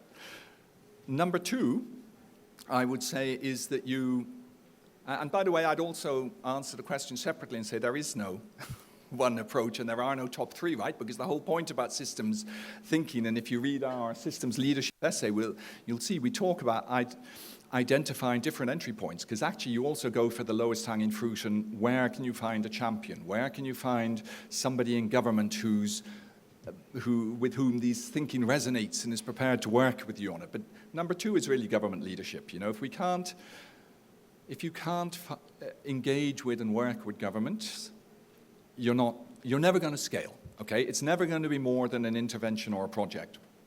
And I think number 3 is patience, to be honest. I mean, I think the systems approach, and maybe there's nothing wrong with projects, right? Projects are how we do things. What's often wrong with the projects actually is where the projects come from, because they sort of drop from the sky, or the identification, it hasn't come out of some bigger vision of where we're all going. And I think, again, it goes back to why we put planning and participatory planning at the center of our approach. In the districts where we work, typically, of course, every district already has a plan, right? But it's typically a wish list of stuff that they'd like to build, and you get whatever money comes to you that year and you spend it, and if you can do a borehole, you do a borehole, and then you wait for next year and you get another, right? What we're trying to do is shift the whole focus of the local governments we were working with to actually thinking about what do we need to do to get the job done, and to work back from there. So helping them to answer Oswald's question, which is what comes next? What do we do first? What do we do next? How do we make ourselves more attractive to finance? Okay, we've made ourselves more, what's the next challenge? Yeah? And yes, it can be very heavy, Neeta, but I think when we say participatory, I'm not talking necessarily about sitting down with hundreds and hundreds of people under trees doing participatory mapping. We are talking about at least doing that sort of map and identifying that there are at least 3 separate service authorities and service providers within that one district of 250,000 people, and that they're not really talking to each other. And that if we're going to do district WASH master plan, they should all be engaged in drawing that up, okay? So it's not super heavy participation of absolutely everybody, but it is about figuring out who should be around the table if we're going to have a meaningful plan. Thank you. We'll take a second round of questions. Meera, and then the Paresh. Yeah.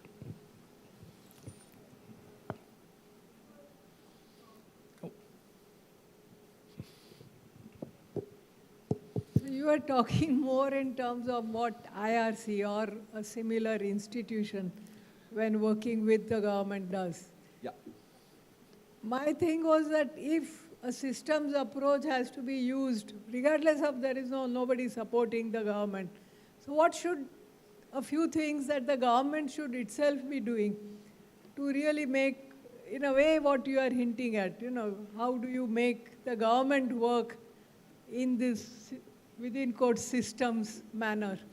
And what would those guidelines be? I'm not saying have a list of guidelines, but 1 or 2 critical things that, let's say, Gujarat government has listened to you and say, yeah, this sounds good. So what should Gujarat government do as 2 critical things, 3 critical things? That would be really one way of sort of maybe simplifying in one's head how to really operationalize something like this. Yeah. Okay. A second. Hi, my name is Shivali. So you talked about water and sanitation as service delivery, right? I just want to understand that if we are talking about systems approach, so are we also, does IRC consider working on the structures or working on the sources from where the water is coming? Does IRC also works on recharging or, revitalizing those sources of water? So just wanted to understand that. Great, thank you. So, one more? Oh, then I should have brought a pen, but okay.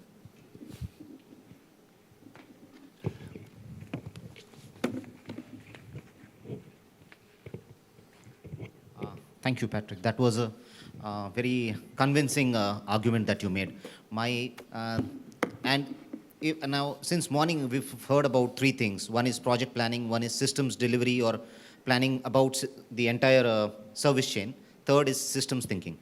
And so if we think of it, can we think of a cost-benefit analysis of systems thinking for a WASH service vis-a-vis service delivery planning and vis-a-vis, say, project planning? Because as much as I understand, project planning is easier to implement and there is a limited cost to it, whereas planning service delivery is a little costlier affair and systems thinking is much costlier as a planning approach. Can we think of, because I think that will convince Neeta ji and other banks to take that approach towards supporting governments or their development endeavors. Great, thank you. I was serious at the start when I said that systems thinking, it's a philosophy. It's a way of looking at the world. It's really hard for me to answer the question, what do you do 1, 2, and 3? But I can flip it around, and I can say that almost all the challenges that we describe and we've been describing all morning come from a lack of systems thinking.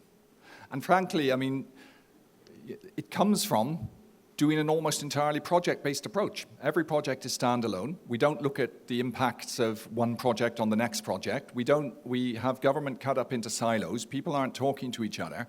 And what it results in is the sort of pictures that we shown there. It results in the fact that we're in a climate crisis now, right? Because, hey, I did my project, and the cheapest way for me to generate power at the moment is to burn more coal, and frankly, I don't care about the externalities, and if you tell me about them, I'll tell you that climate change is a hoax, right? So, to me, systems thinking is the big box within which project planning and service delivery planning should happen. That's it. We shouldn't overthink it. I'm not putting systems thinking up there as an alternative. Of course not. And you know, if you look up the dictionary definition of what a project is in sort of management thinking, you have all your regular processes, and when you do a project, it's when you have to do something specific. So a classic, and particularly when you have to pull together more resources, human and monetary, than you would normally have within your day-to-day work environment, right? That's what a project is. But I think the point I was making to what Neeta said earlier is that often, if you look at that broader box within which those projects are being identified, that box is lacking systems thinking. That box is driven by, frankly, it's often driven by interest of engineers, all those male engineers who like building big, exciting infrastructure, and who, rather than doing rooftop water harvesting and demand reduction, would much prefer to build a 150-kilometer pipeline, as we were learning about in Hyderabad, and lifting, I can't remember how many megaliters a day of water, 400 meters from a river, right? Completely insane. 150 kilometers, 400 meters. Imagine what the power requirement of that is, but that's one of the main feeds into Hyderabad, basically because nobody wanted to sit down and take the time, I'm exaggerating, don't quote me, to take the time to figure out how you could do less infrastructure heavy, more appropriate, more local solutions, right? So what are the things that, you know, Mira, what are the top 3 things I'd say? It's that government begins to encourage, gives its cadres the permission to think a little bit outside their box, to talk to their colleagues, to ask questions, to engage in the broader development of the state. It's the antithesis of top-down, big man, project-driven development, right? But I think that's why I say it's a philosophy, and that it's not a silver bullet, and I'm not trying to pretend that it is, and I'm not putting it up as, you know, Lewis Borston always says, where's the proof that system strengthening works? I'm like, well, show me the proof. I can see tons of proof that when you don't think from a systems perspective, it doesn't work, so, but I can't prove to you that it does because not enough of it's been done, frankly. Thank you, Patrick. I think I would request Priyadarshini to hand over the ceremony. Thank you.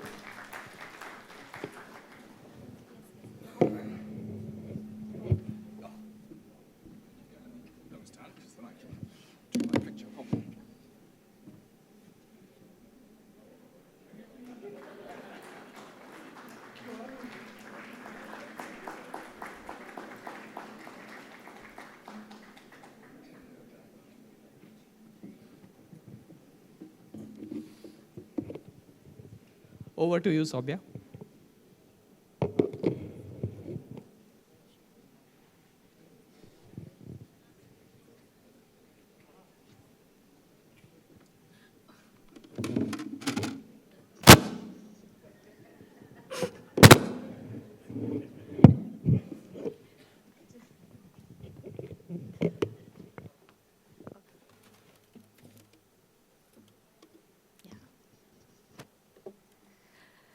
Thank you, Patrick, for the wonderful learnings in the WASH arena.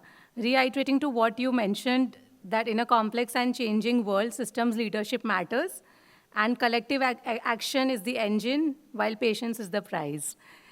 Moving forward with the event.